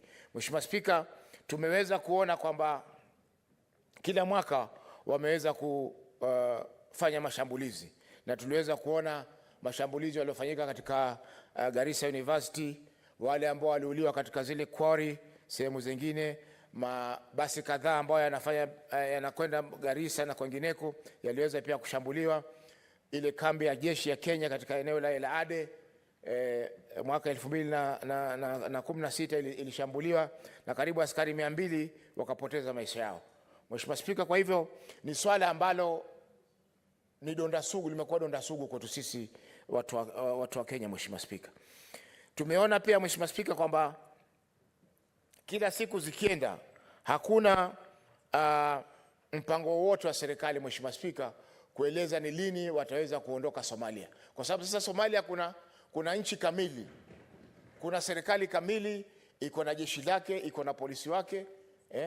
Hata kuna wakati waliweza kujaribu kuvunja uhusiano wa kibalozi na nchi ya Kenya. Kwa hiyo Mheshimiwa Spika, hatuoni sababu gani sisi tusilinde mipaka yetu badala ya kwenda katika nchi ya mtu na kukaa huko. Tutashambuliwa sisi hapa kwetu, hatuwezi kujilinda, na watu wetu wengi Mheshimiwa Spika wameweza kupoteza maisha ambayo yangeweza kulindwa. Mheshimiwa Spika, hivi majuzi mbunge wa bunge la kaunti ya Lamu, bibi yake alipoteza maisha, naye mwenyewe alishambuliwa akajeruhiwa vibaya katika shambulizi la hawa majangili. Mheshimiwa Spika, kaunti zetu kama kaunti ya Lamu, na Lamu inafanya biashara kubwa na Mombasa. Mheshimiwa Spika, vitu vingi ambavyo vina mazao mengi yanatoka Lamu kuja kuuzwa Mombasa, na kuna vitu ambavyo vinatoka Mombasa kwenda kuuzwa Lamu kama vile mchele, mafuta ya kupikia na vinginevyo. Hivi Mheshimiwa Spika, inalemaza biashara baina ya kaunti ya Mombasa na kaunti ya Lamu. Mheshimiwa Spika, vile vile Mheshimiwa Spika, wakulima wameweza kutatizwa na mashambulizi kama haya, na kwa hiyo Mheshimiwa Spika, kaunti zetu hizo tatu ama zinashindwa kutekeleza mipango yake ya maendeleo kwa sababu ya mashambulizi ya mara kwa mara ya watu hao. Mheshimiwa Spika, hivi majuzi Mheshimiwa Spika, pia katika mwezi wa 8 jeshi la Somalia katika Somalia walipambana na Al-Shabaab huko ndani ya Somalia, wakapoteza askari wawili. Wale askari wa Somalia walishindwa kuzikwa katika Somalia, wakaja wakazikwa upande wa Kenya. Walizikwa siku ya Ijumaa, na nafikiri waziri wa ulinzi Mheshimiwa Duale alihudhuria hayo mazishi ambayo yalifanyika Kenya. Askari wa Somalia wanazikwa nchi ya Kenya. Ina maana kwamba kule kuna sehemu zingine ambazo wale Al-Shabaab ndio serikali, kwa sababu ikiwa wanaweza kuzuia watu wasizikwe, ina maana kwamba wao ndio serikali kwa upande wa kule. Kwa hiyo Mheshimiwa Spika, tungependa kusema kwamba imekuwa sasa ni tatizo kubwa, kwa sababu tunapoteza vijana wadogo. Mheshimiwa Spika, kijana wa miaka 22 amepata kazi mwaka uliokwisha, anapelekwa mstari wa mbele, anapoteza maisha yake. Wazazi labda walikuwa wamewekeza, kwa sababu siku hizi kupata kazi ya jeshi Mheshimiwa Spika, huwezi tu kwenda uwanjani ukaajiriwa jeshi. Mheshimiwa Spika, lazima kutembee mapeni, na sio chini ya 100,000, 200,000, 300,000 kwingine. Kwa Mheshimiwa Spika, zimelipwa 300,000, lakini tunaona kwamba kwa muda wa mwaka mmoja askari ameweza kupoteza maisha yake. Kwa Mheshimiwa Spika, tunasema kwamba lazima serikali itupe mwongozo ni lini wataondoka Somalia, kwa sababu bila ya hivyo tutakuwa tunaendelea kupoteza wanajeshi wetu, tunaendelea kupoteza vijana wetu. Mheshimiwa Spika, usalama unadorora, na hii inasababisha kwamba watu hawezi kuishi maisha yao ya kawaida katika maeneo yale. Mheshimiwa Spika, ningeomba kukoma hapo na kusema kwamba ni muhimu kwamba serikali iweze kutoa mwelekeo wa kuondoka katika Somalia ili turejee katika mipaka yetu, tuweze kulinda nchi yetu. Hatuwezi kulinda nchi yetu kwa kuwa tuko katika nchi nyingine. Tulinde nchi yetu kikiwa tuko katika nchi yetu. Mheshimiwa Spika, ningemwomba Seneta wa Lamu aje kuniunga mkono. Thank you.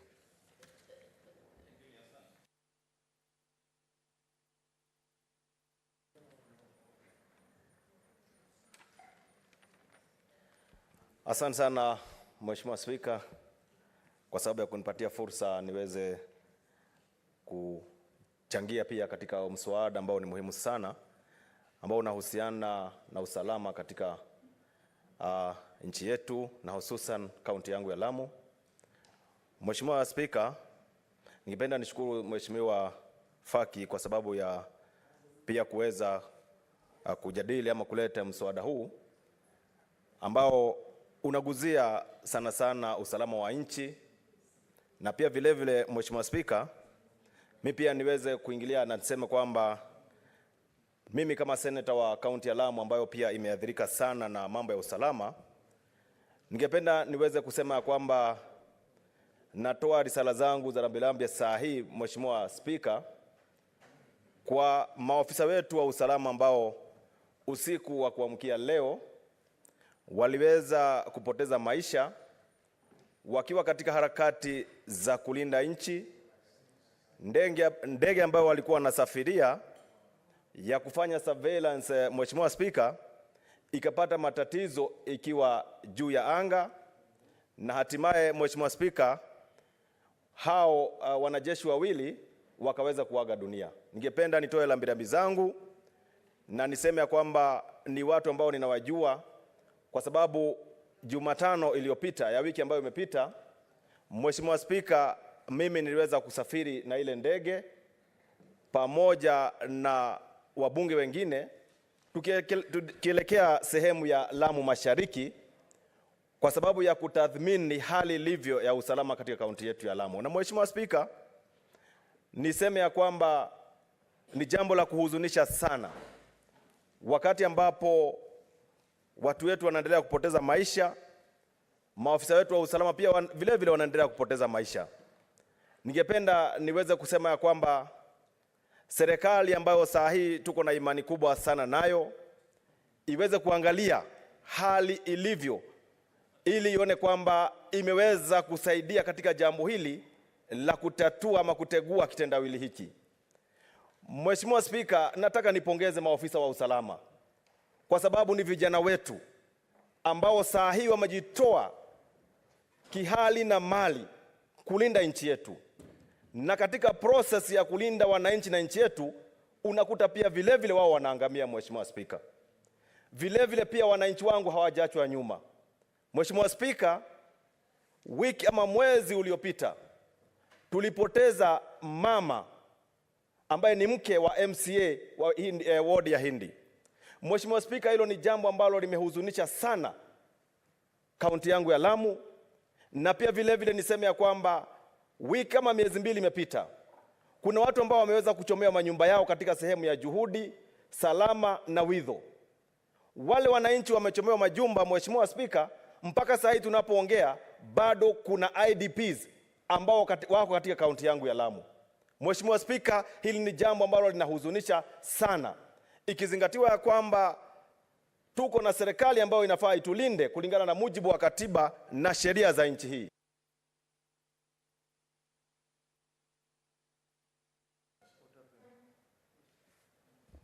Ningependa nitoe wito kwa serikali iweze kuona kwamba imeendelea kufanya mujibu wa sheria na katiba ya Kenya ya kulinda wananchi pamoja na mali yake.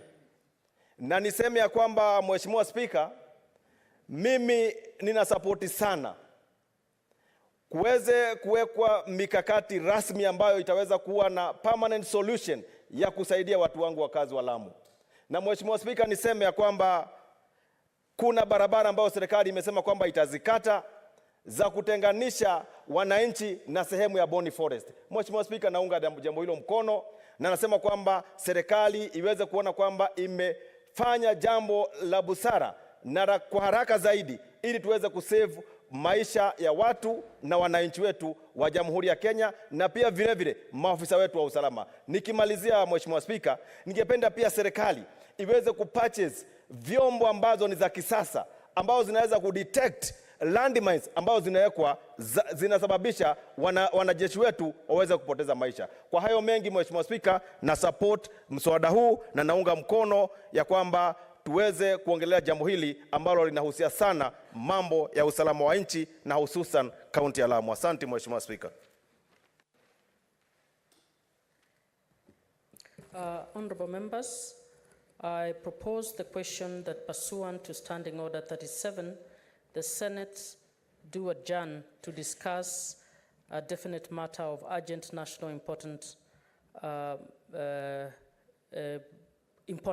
namely the security situation in Lamu County, heightened by the recent attacks by suspended Al-Shabaab militants.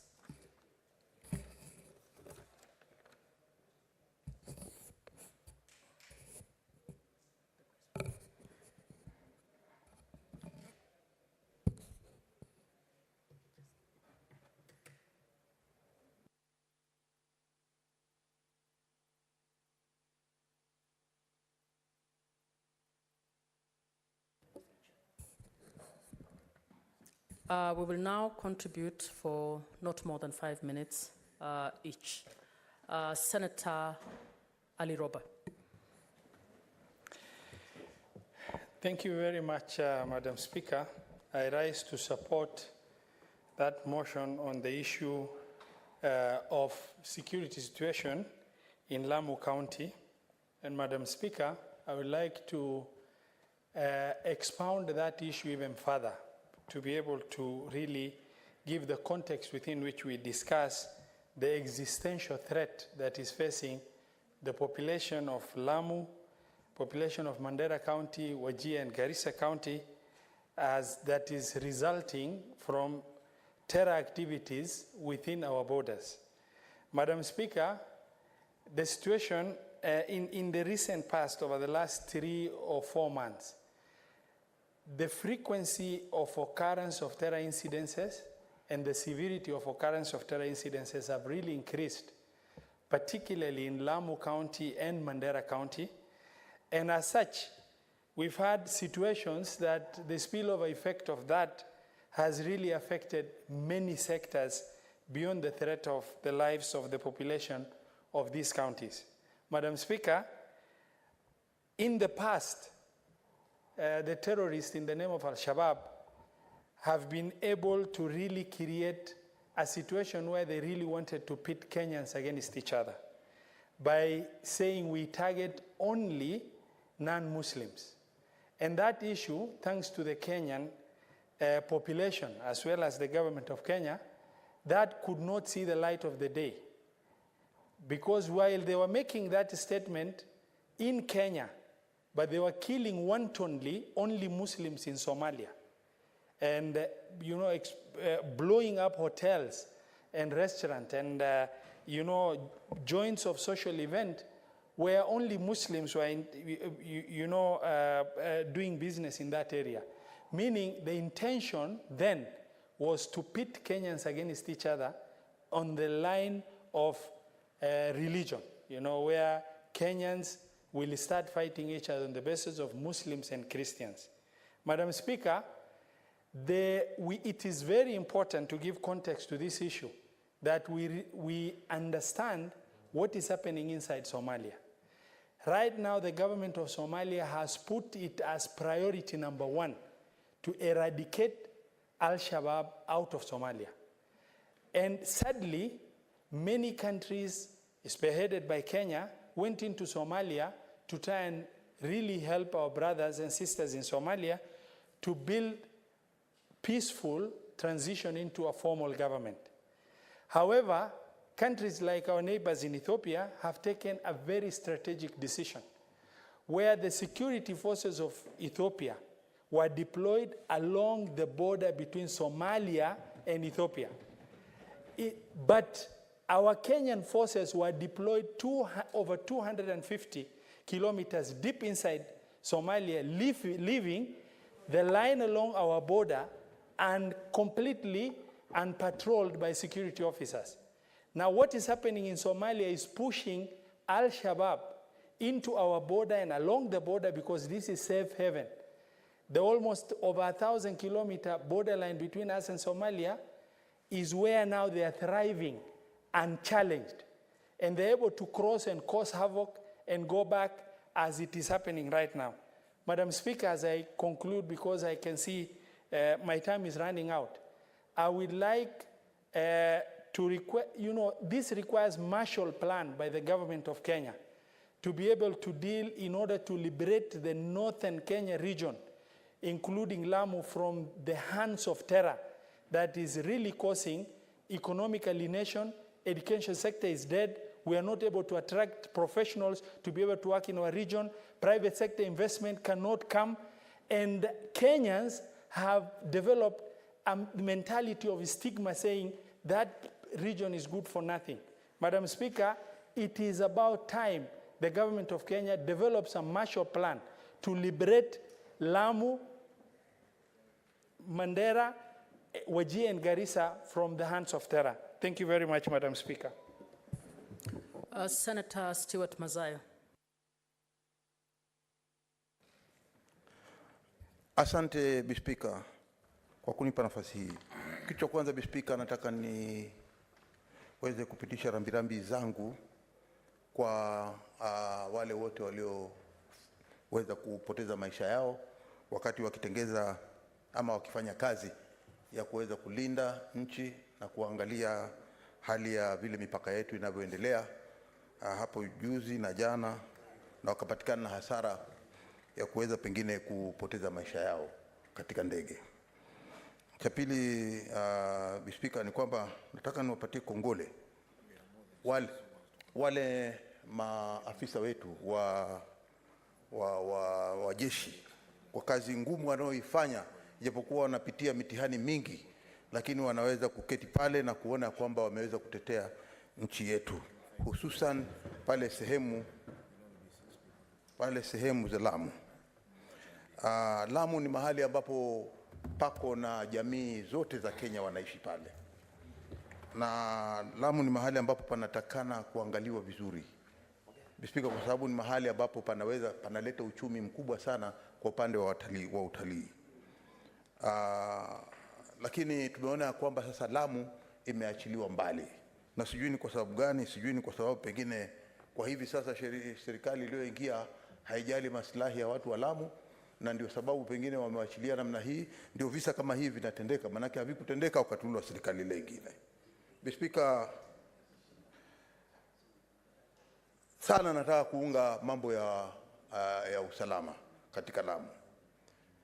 Speaker, tunaona Lamu vile ilivyojengwa ni mahali ambapo lazima paangaliwe kisawasawa, kwa sababu imejengwa ya kwamba wako watu wengine wanaishi katika kisiwa na wengine wanaishi nje ya kisiwa, lakini wale wanaoishi nje ya kisiwa ndio wanapata tabu zaidi, na hususan pande za magharibi ya Lamu ambako kuna lile tunaita Boni Forest. Ndio watu wale majangili huwa wanatokea pande zile na kuja wanapiga watu kule na kuwaua watu ambao wameketi katika hao mashamba yao kwa miaka mingi na kuwaua. Hata imekuwa sasa hakuna mtu ambaye ana uhakika na kwamba anaweza kulala leo na akaona kesho. Kwa hiyo ni mambo ambayo tunasema ya kwamba serikali lazima izingatie sana mambo ya usalama, kuona ya kwamba watu wa Lamu wameweza kutetewa sawa sawa. Hatutaki kuona kwamba sasa baada ya kutetea watu katika maeneo kama yale, tunaona serikali hivi sasa wao wenyewe kwa wenyewe wanagongana. Mawaziri huyu anaongea namna hii, Kuria anaongea namna hii, yule waziri mwingine naye anaongea namna hii. Unapata ya kwamba pia yule economic advisor pia naye anaongea namna hii. Sasa unashindwa hawa utachukua wakati gani ambao wataweza kuangalia sehemu zile za ninio zinaenda namna gani za usalama. Kwa hiyo sisi tunasema kwamba wakiwa kitu kimoja, waone ya kwamba maisha ya watu wa Lamu yameweza kutetewa vilivyo. Hata tukiona ya kwamba hivi sasa tuko katika hali ya kupigana na hali ya uchumi. Speaker, kwingine kule watu wanakufa, watu hawana chakula. Chakula kinatakana kipelekewe watu kule katika maeneo ambayo yako na shida zaidi, kama maeneo ya Lamu hao tunaosema ni area ambayo iko na shida mingi.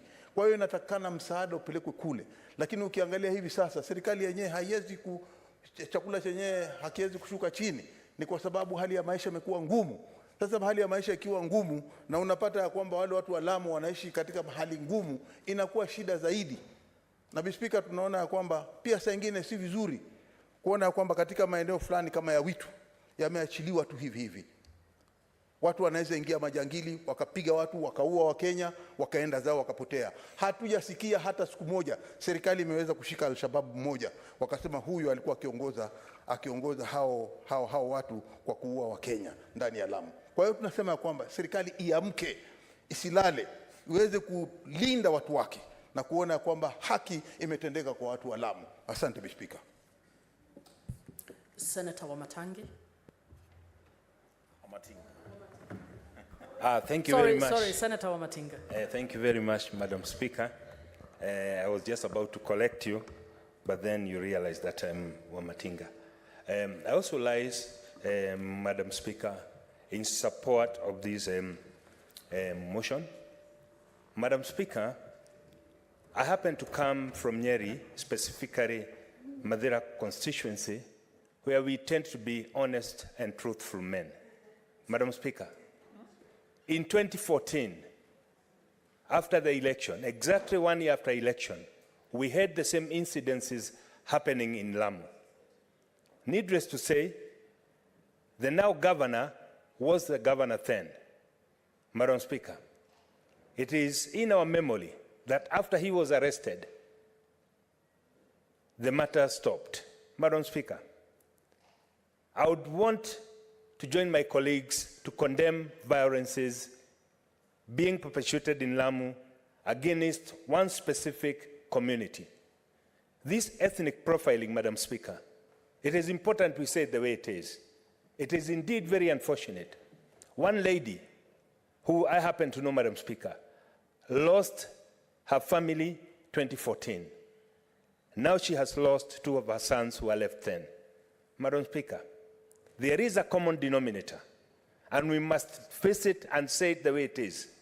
Some of the violences that we saw for the blame on Al-Shabaab, they are people who have taken advantage of the same ethnic profiling and systematically eliminated a particular community.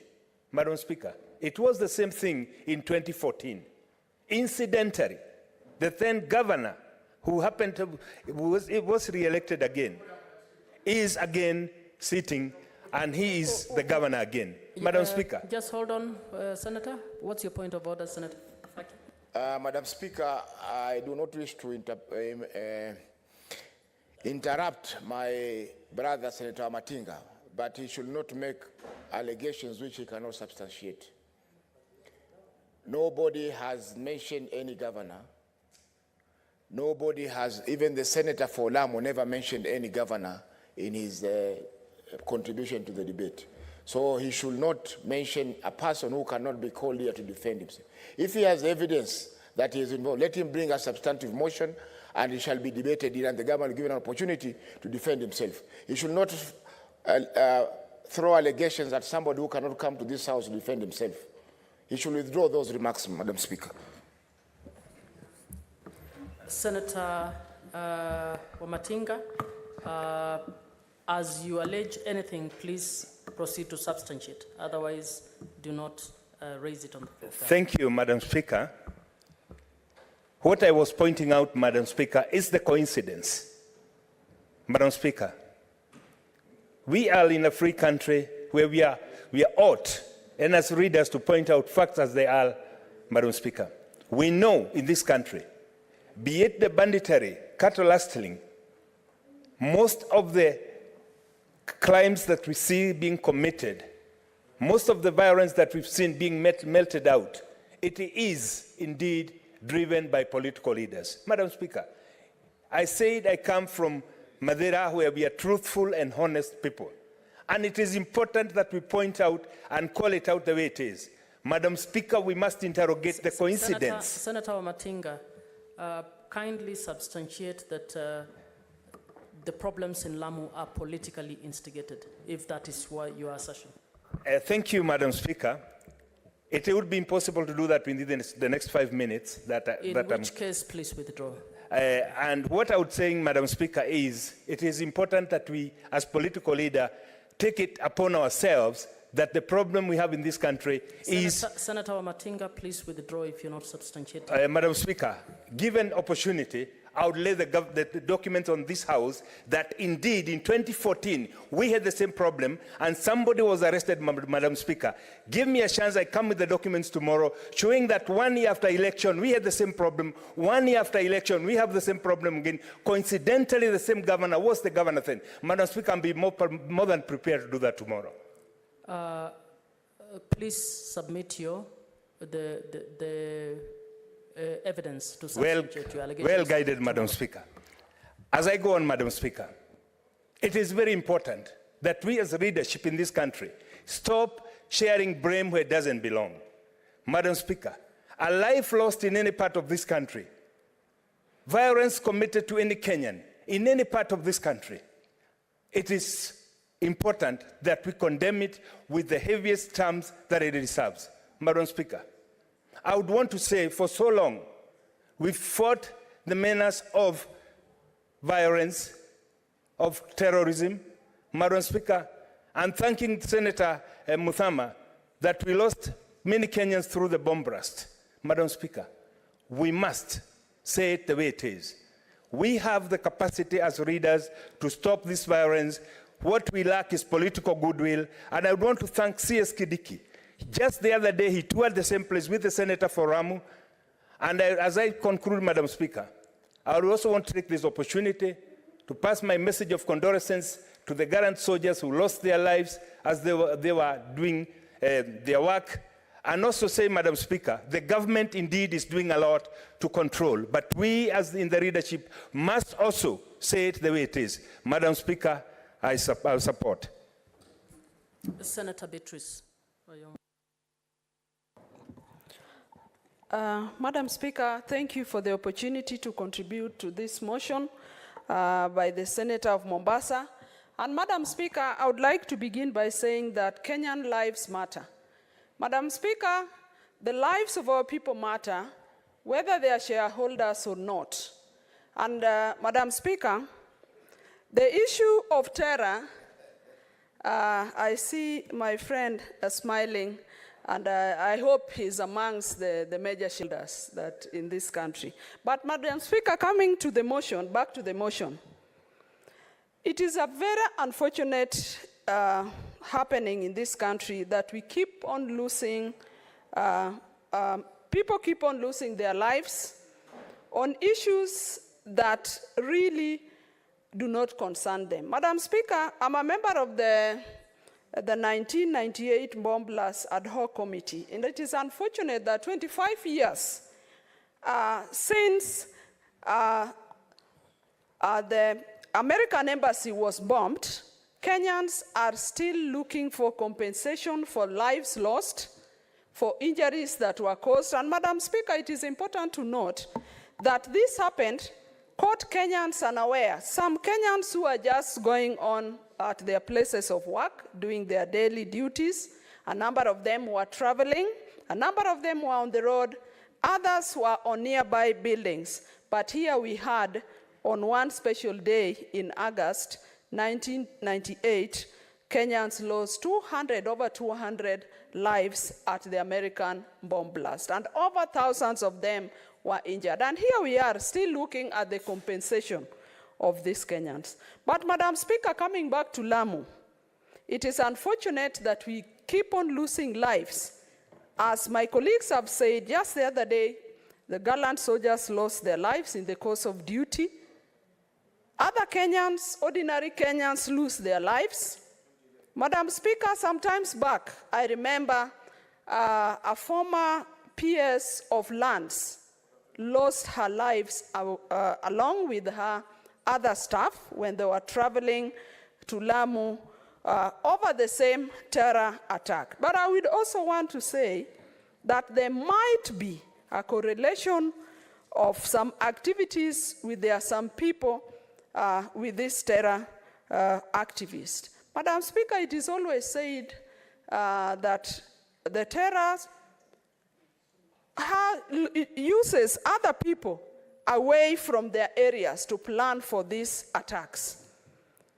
And basically, because in Lamu there's the large, diverse, bony forest, probably that they used as a hideout. Madam Speaker, all I'm saying is that this must stop, because in these areas, other than Lamu and Mandera, as Senator Roba has said, professionals cannot work. Kenyans cannot get services that they deserve.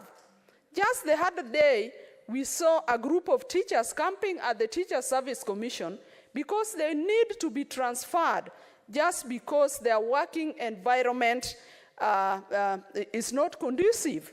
And the Teacher Service Commission was not able to transfer them. But, Honorable Speaker, these are teachers who have been posted to those areas.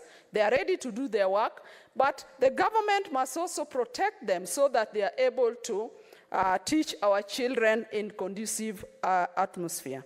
Madam Speaker, other than the schools, in most of these places, our people cannot access health. Our people cannot access markets. Our people cannot lead their daily lives. And Madam Speaker, that is why I say Kenyans' lives matter, and so the government must go out to protect our people. And Madam Speaker, if there are any suspicious activities, and if there are any suspicious maybe connections that fuel this terror attack, the government must look into that. And I say this with a lot of confidence. We have, because the government has an intelligence wing that is able to forestall a number of these activities. Madam Speaker, not only Lamu, but the whole of this country must be protected from a terror attack. We are still dealing with the 1998 bomb blast. We had the Garissa attack, and we had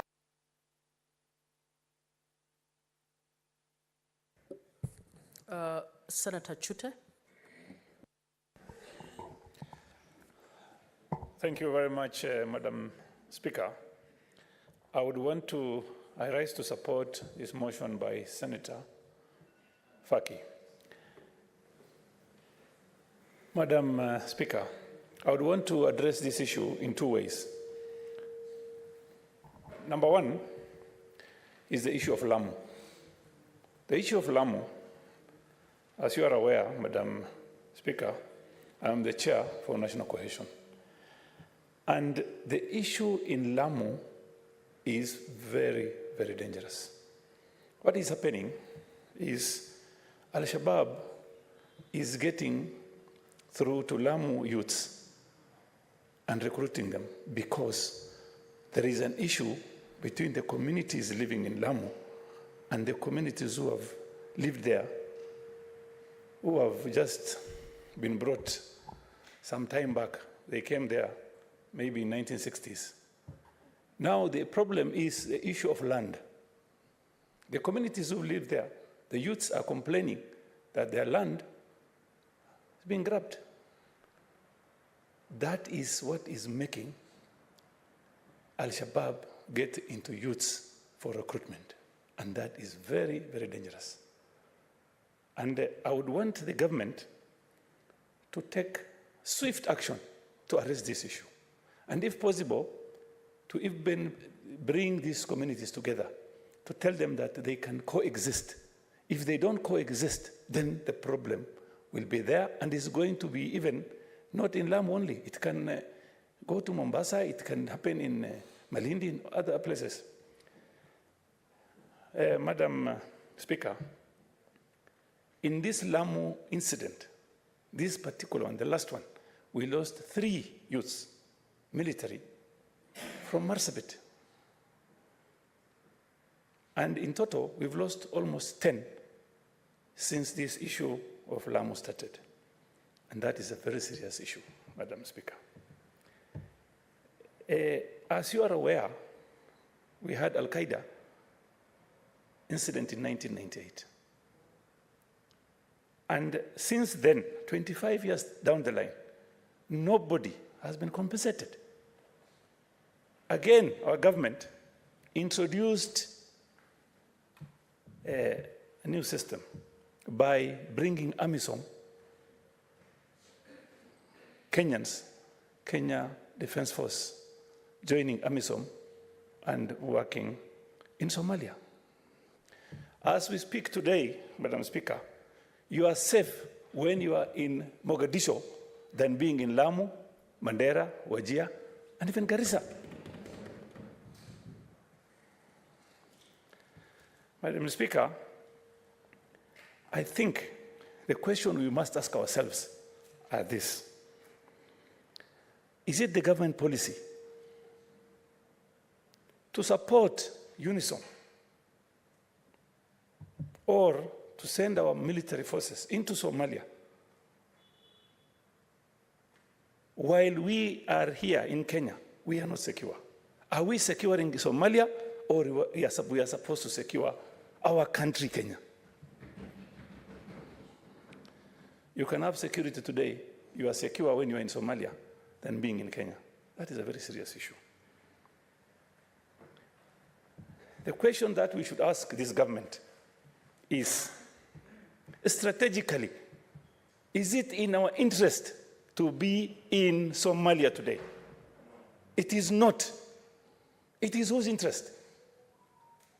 We've lost, and it is the right time. This government should tell us, since 1998, Al-Qaeda bombing, how many officers have we lost? Let them tell us how many. And how many teachers have we lost? And how many civilians have we lost? At whose expenses? At whose benefit? I think it is the time we should tell our CS, hardworking CS Kindiki, and the government to reconsider bringing our forces back. And as Senator Roba has said, we need to secure our border. Why are we 260 kilometers? Senator Wambua.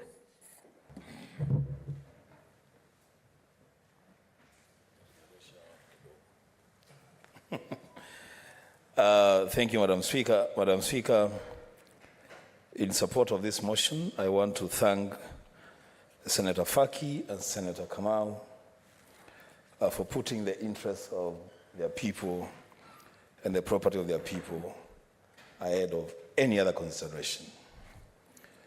For that work by the two senators, I say thank you. But Madam Speaker, with your permission, I will correct the senator for Lamu. He has done very well in defending the interests of the people of Lamu. He has no business alluding to a government that is doing a great job. You have a duty to hold the feet of the people who have the responsibility of securing your people on the fire until normalcy returns in Lamu. And so far, you've done a good job. Madam Speaker, I like the mantra of the American Army, that the American Army exists to serve the American people, defend the nation, protect vital interests, national interests, and fulfill the national military responsibilities. In other words, the officers in the American Army are recruited to fight, to kill, or die for the nation. The Speaker, earlier in the week or last week, we lost 5 gallant soldiers in Lamu. Today, an unidentified number of army officers have been killed in a crash in Lamu. When you look at the profiles of the soldiers that we have lost, it is the face of Kenya. So Kenya is being massacred in Lamu. And Madam Speaker, Government 101 states that the responsibilities of any government, including the Kenya Kwanza government, is to provide leadership, to maintain law and order, and they should be underlined, to provide national security. A government that cannot protect its citizens anywhere then has no business being in office.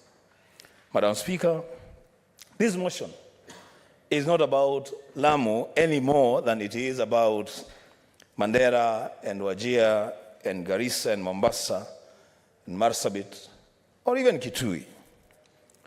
Madam Speaker, this motion is about an existential threat to the nation called Kenya as we know it.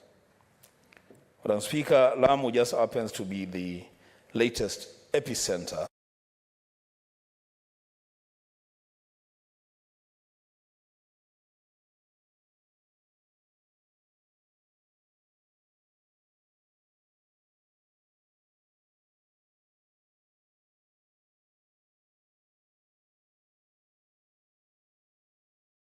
in Lamu. And so when Lamu is under attack, Kitui is under attack, Makueni is under attack, Machakos is under attack. Madam Speaker, and even Kakamega and Turkana. So, Madam Speaker, an attack on Lamu is an attack on Kenya. And an attack on Kenya must prick this government to rise from its deep sleep and act on the terror being visited on the citizens of Kenya in Lamu. Madam Speaker, I want to repeat the words of my colleague Chute, Senator Chute. We have no business in Somalia. If we cannot secure Lamu and secure Mandera and secure the grazing fields of Kitui County, we have no business securing Mogadishu. We must recall our soldiers to come and provide security and protect national interests in this country. Madam Speaker, I support. Senator Korir.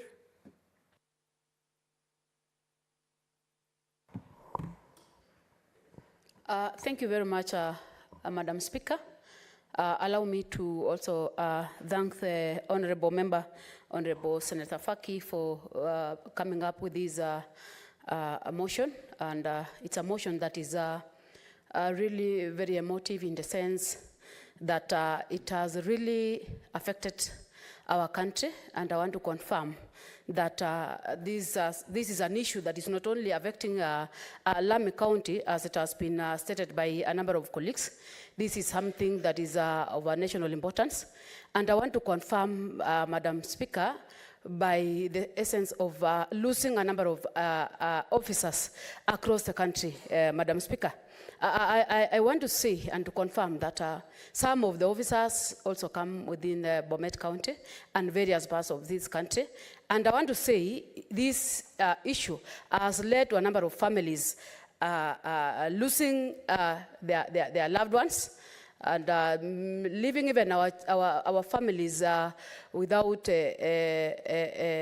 fathers in some of the houses.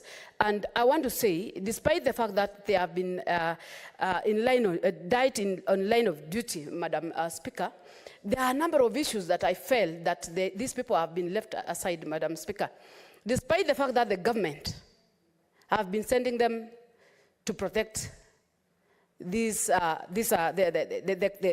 nation, I would want to know what was the essence of sending these military to these other countries, one of them being Somalia. Number two, Madam Speaker, I would want to know what is the budget of that particular ministry, because the accident that happened yesterday was because of, I cannot really tell, but I want to believe that the plane that they were using was not in the right conditions. And these are some of the things that have been affecting these soldiers, Madam Speaker. Not only that, there are also a number of machineries that these Al-Shabaab are using. I would want to know, is the government capable of purchasing these machineries that can assist our people wherever they are offering these services? Because they go there to try and bring security. But the machineries that they are using are unquestionable, Madam Speaker. Sometimes you find a team of 40, 50 being just destroyed within a second by the machineries that these people are having, Madam Speaker. I would want to know, maybe from the committee, the relevant committees that we have in the Senate that is dealing with the issues of security, and the committee that is in the National Assembly, as to how far have they gone in these issues, and what is the decision that they are putting across when we are seeing a number of Kenyans losing their lives. These are very young soldiers. Sometimes they just come fresh from the college, having gone through thorough training, and just to lose a life within a month. These are some things that it's no longer a joke. It's no longer just something that we need to discuss in this house, but we need to see actions being taken by the government. And it's high time that us as members of parliament should provide details and make sure that it is funded if we are supposed to continue providing security to other countries. But taking the lives of our Kenyans to other countries without the proper machineries, proper issues or proper organization that they are supposed to follow, Madam Speaker, I don't think it's something that we need to be discussing year in, year out, Madam Speaker. This is something that is serious. This is something that we need to sit down. I will urge the committee on security to look at this issue so that we have this issue addressed once and once for all, Madam Speaker. Otherwise, I want to say also dissatisfied with how we are handling them and even the way we address the issues, even after being affected. There are a number of them who are lying in hospitals right now, who are affected with these issues, Madam Speaker, and nobody even bothering about them. Nobody is bothering about their families. So it's something that is not just a matter of just discussing here because we are discussing, but we need to do a serious follow. Senator Lomenen.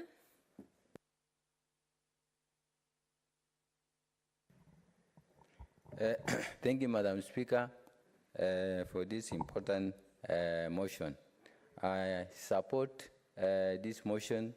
And first, before I say anything, I want to send a message of condolence to the people of Lamu who have lost their life. Madam Speaker, without talking much, what we want to say, Madam Speaker, the security personnel, the security department, the council, security council in this nation are supposed to work hard, are supposed to make serious decisions. Senator, let me just interrupt you for a second. Yeah. Honorable members, pursuant to Standing Order 34 2A, I wish to direct that this session be extended to adjourn at 6:45 so that we can allow everybody scheduled to speak. Thank you. Thank you, Madam Speaker, for that opportunity that you have given us. This, Madam Speaker, this is a serious issue. If it were my wish, if I were the president of this nation, if I were the CS for Defense and Internal Security, I could have taken all my time and given Kenya enough time to discuss the issue of security in Kenya. Madam Speaker, it is true. The reason why we fought, the reason why we say government, the role of the government is to protect life of people and property. If the people continue to lose life, if people continue to lose property, people go back to the state of nature. They don't respect the government, they don't respect the law because their life are threatened. Madam Speaker, I support my colleagues who have said we have no business with these other states. Our business is to protect Kenyan citizens, protect their lives and protect their property. Madam Speaker, this is not enough. We are taking a KDF in Somalia. I border Turkana County, border Ethiopia. They border Southern Sudan. They border Uganda. For your information, Madam Speaker, there is no KDF, Kenya Defense Fence, that is in the border of Uganda. There is no. As we talk now, Madam Speaker, there is condition, a ban that no pastors, Kenyan pastors, that are supposed to live in Uganda. That is so serious. Madam Speaker, as we talk now, I just came from ground this morning. As we talk now, there is dispute between Southern Sudan and Kenyans at Adapal. And the forces that are there are very few, Madam Speaker. Yesterday, Madam Speaker, I was in Kainuk. If it were not for the KDF who are working seriously, working hard, committed in their work, Madam Speaker, Kainuk could not be there. A nurse was killed, who was the only one in that health center. A child of class 6 was killed. He was not a KDF, he was not a soldier, he was not just with the uniform. Madam Speaker, that is very painful, Madam Speaker. I can't stand here. I can't be in this house, Madam Speaker. I keep on losing officers who are supposed to protect life and property. I keep on losing doctors, losing nurses who are supposed to save the lives of people. I keep on losing children. I keep on losing women. I keep on losing elders, Madam Speaker. It is not in order. So, Madam Speaker, what we are saying, let us take these issues serious. We have, there is KDF here. There are officers, Langata, there are officers in Kahawa, they are all over, they are arresting.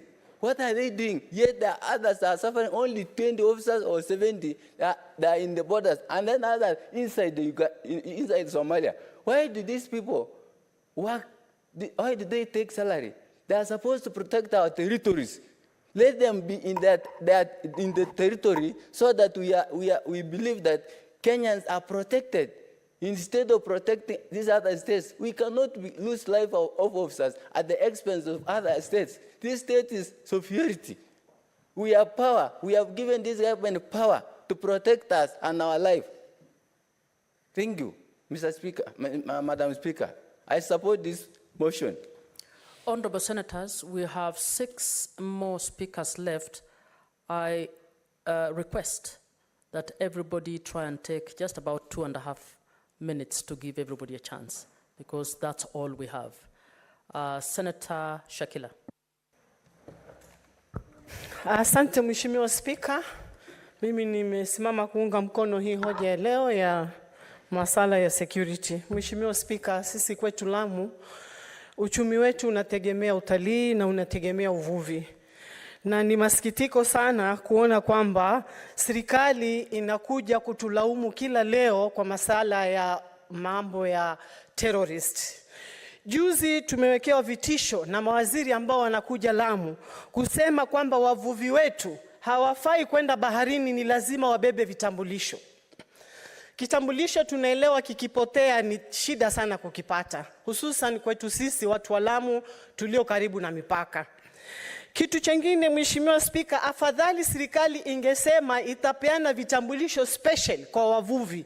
Kikipotea kinaweza kuwa replaced kuliko kitambulisho cha kawaida mvuvi ende nacho baharini kikapotee. Mheshimiwa Spika, sisi ni wachache na tumetengwa tayari pale kwetu Lamu Mheshimiwa. Na hivi sasa tunasikitika kuona malumbano yanayoendelea Lamu baina ya viongozi. Mheshimiwa Spika, ikiwa kuna kiongozi anajua kitu chochote, anajua njia ya kufuata na channel ya kwenda kupeleka ripoti na hatua itukuliwe. Lakini malumbano kwenye majukwaa yanazidisha utata, yanazidisha heka katika na wasiwasi sana kwa wananchi. Mheshimiwa Spika, tunawaomba viongozi wanaojaribu kulumbana hususan kutoka Lamu waache mambo ya malumbano na wafanye kazi. Wamechaguliwa na wananchi kuhudumia wananchi, hawajachaguliwa kulumbana. Mheshimiwa Spika, kwa hivyo mimi nataka kusema serikali ijaribu sana kuweka amani na kuchunga mipaka yetu, kwa sababu sisi tuko karibu na mipaka na shida ikija inatupata sisi, huku tunalaumiwa, huku tunauawa, materrorist wanatuua na tumeishi kwa amani kwa miaka mingi. Mheshimiwa Spika, kwa hivyo tunasema ya kwamba sisi kama viongozi wa Lamu tunataka serikali idhibiti mipaka ya Lamu na Somalia na ijaribu kuona kama watatoa wale majeshi wako Somalia, tuone kama hii shida itapungua, kwa sababu tunaona kwamba hii shida imeanza kuzidi tangu majeshi yetu kwenda Somalia. Senator Cherarke. Thank you, Madam Speaker. I support the motion. 2 things I want to make observation. I think as a country we should not be cowards fearing terror. If we cannot, the issue of terrorism is a cross-cutting issue, it's a global issue. Kenya is part of it. While I agree that our troops in Somalia is no longer tenable to be 260 kilometers inside Somalia, they should come along the border. So, Speaker, we need to do the audit. At last regime, they said they'd build a wall or a fence between Kenya and Somalia. So those are questions we should be asking ourselves, how far is it? Number 2, Madam Speaker, in areas like Lamu and northern Kenya, the leadership from those areas should be honest. because the intelligence report that some of us have is that in quads, some of the leadership hire some of these terror to cause activities for ethnic profiling, maybe in Lamu, and other areas in Mandera, most of the northern part. And that is why you find the teachers who are demonstrating at TSC, Madam Speaker, are teachers that come from the regions that they are not natives of that region. So the leadership of that area must be honest. They must cooperate with government to ensure we fight terror to the level that we deserve, Madam Speaker. Madam Speaker, the third point I want to make is that I had Minority Leader alluding that there is disjointed cabinet. It is not. Professor Kithure Kindiki has been in Lamu a number of times, Madam Speaker. Even in Northern Kenya, he was there yesterday, Madam Speaker. Professor Kithure Kindiki has been working, Madam Speaker, to ensure there is homeland security. Even the Defense Minister, Madam, with many Kenyans that have lost their lives, Madam Speaker, the government is always focused, and that is why there is enormous resources in terms of modernizing the fight against terror. But as a country, let us not be cowards and run away from fighting terrorism in this country. I thank you, Madam Speaker. Senator Sifuna. Yeah, Madam Speaker, indeed this very emotional discussion we're having this afternoon. Let me begin, as I must, like my colleagues have done, to salute all our forces, those who continually serve every morning, every evening, every night, to make sure that our country remains safe, and to offer my heartfelt condolences for those who have lost loved ones in the armed forces. One of the issues is that the armed forces itself, the Kenya Defense Forces, is usually very cagey with information on casualties, so that we do not even know how to celebrate these heroes. I was surprised, some of my colleagues have been throwing out about numbers of the casualties from the plane crash that was reported today by KDF. But looking at that statement, it did not allude to any numbers. So I don't know what information they have, but that is part of the problem, Madam Speaker. I had sought to bring this matter before the Senate on the 26th of June 2023. At that particular moment in time, Madam Speaker, in the months of May and June alone, we had had about 20 casualties. We had lost 20 people in attacks in Mandera, Wajir, Garissa, and Lamu. There were about 4 of them. And the fear that we have is that these attacks, while some of them might sound to be happening very far off from where we live, it is only a matter of time before some of these things are seen in our urban areas. Of course, indeed, in Nairobi here, we have suffered the brunt of these terror activities. Everybody remembers Westgate and Dusit. And really, we have to come out strongly and say that we shall not cower as Kenyans, but we must continue to insist that our government does what is right. The questions we're asking ourselves is, what are the strategic intelligence or operational failures that have led to this increase in terror attacks? Because we had experienced some degree of lull towards the last days of the regime of Uhuru Kenyatta. We want to know if our armed forces are properly equipped with enough armor, and even what the state of morale is. When was the last time, for instance, we saw the commander-in-chief visiting with our troops to just give them morale? We don't want to hear how many times Kindiki has been there. And I wish for me, Madam Speaker, we had the same clarity and the same specifications or specificity that we used to get from the Ministry of Interior about how they are going to deal with demonstrators. We used to be told, including minute details, including what time the police would deploy, what heavy equipment will be used against the protesters. We want to see the same clarity from this government.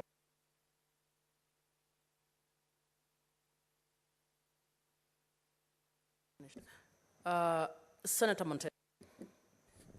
Thank you, Madam Speaker. At least if I'll get a few minutes, I want to send my sincere condolences to the commander of the Kenya Air Force and the families of the gallant soldiers who lost their lives last night, and indeed also to all our soldiers who have died in these terror attacks, and especially around Lamu and in the country.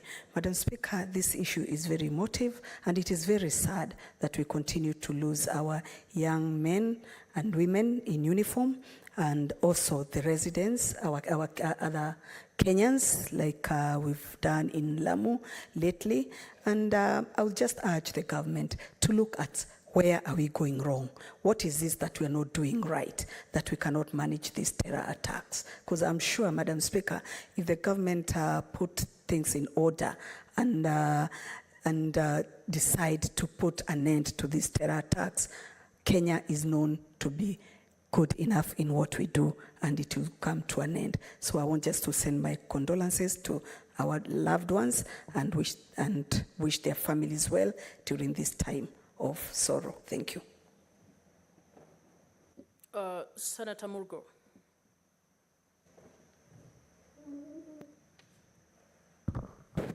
Thank you very much, Madam Speaker. Madam Speaker, I join my colleagues to support the motion and say that we really sympathize with our people that have lost their loved ones.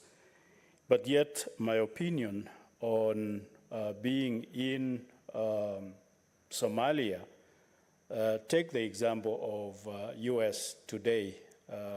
US is in Saudi Arabia, US is in Afghanistan, not having any business there, but to take the would-be terrorists that would be planning to go and attack US interests, they take them head on.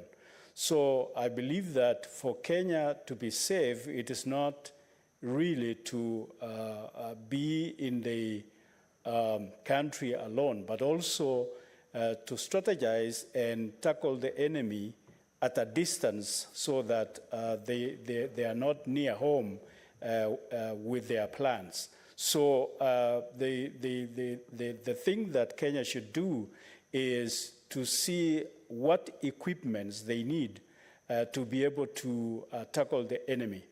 Many times the defense minister has promised an equipment that would be able to tackle the kind of bombings that these people plant in the ground. So I believe, honestly, that should be the way so that the enemy is defeated, even though they are planning, but defeated in those plans rather than running away from them and coming home to defend from home, because we will be caught at the door if we do that. And therefore, and then the other thing is to be proactive in where there is insecurity, such as Lamu, in some parts of Pokot and Turkana and so on, so that there is proper... Senator Hamida. Asante sana Madam Speaker. Yangu tu na mimi pia ni kutoa pole kwa wale waliofiwa, watu wa Lamu. Ni masikitiko makubwa kupoteza ndugu zetu, na hao ndugu wako na familia, wako na watoto, na ni baba za watu, ni kaka za watu, ni ndugu za watu. Ni masikitiko makubwa. Kwa hivyo tunaomba serikali iweze kusaidia, ifanye vyovyote vile wanavyoweza kuweza kusuluhisha na kuweka usalama upande huo, na ili watu wetu wengine hao wavuvi na kazi iendelee. Lamu inajulikaniwa kuwa ni city ya tourism. Kwa hivyo tunaomba serikali iweze kuingililia na watu wawe uhuru kufanya kazi yao bila uoga, bila tashwishi. Lakini naomba tu wa Kenya na serikali isilete mambo ya ukabila, isilete mambo ya siasa, isilete mambo yoyote tena ya kuweza kuvuruga zaidi. Na kweli wale wanajeshi wetu wa Somalia warudi Kenya kuweza kutuongoza, warudi Kenya kutupa usalama, na tuweze kwanza kuangalia kwanza nyumbani mcheza kwao utunzwa. Usalama kwanza uanze kwenu. Kama kwenu hakuna usalama, kwa nini tuna haja kwenda kupeleka usalama nchi nyingine?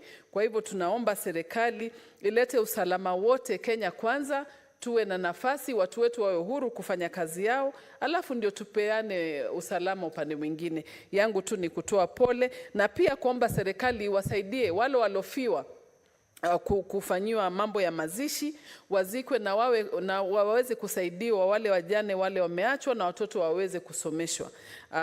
Langu ni hilo tu Madam Speaker, asante kwa kunipa nafasi.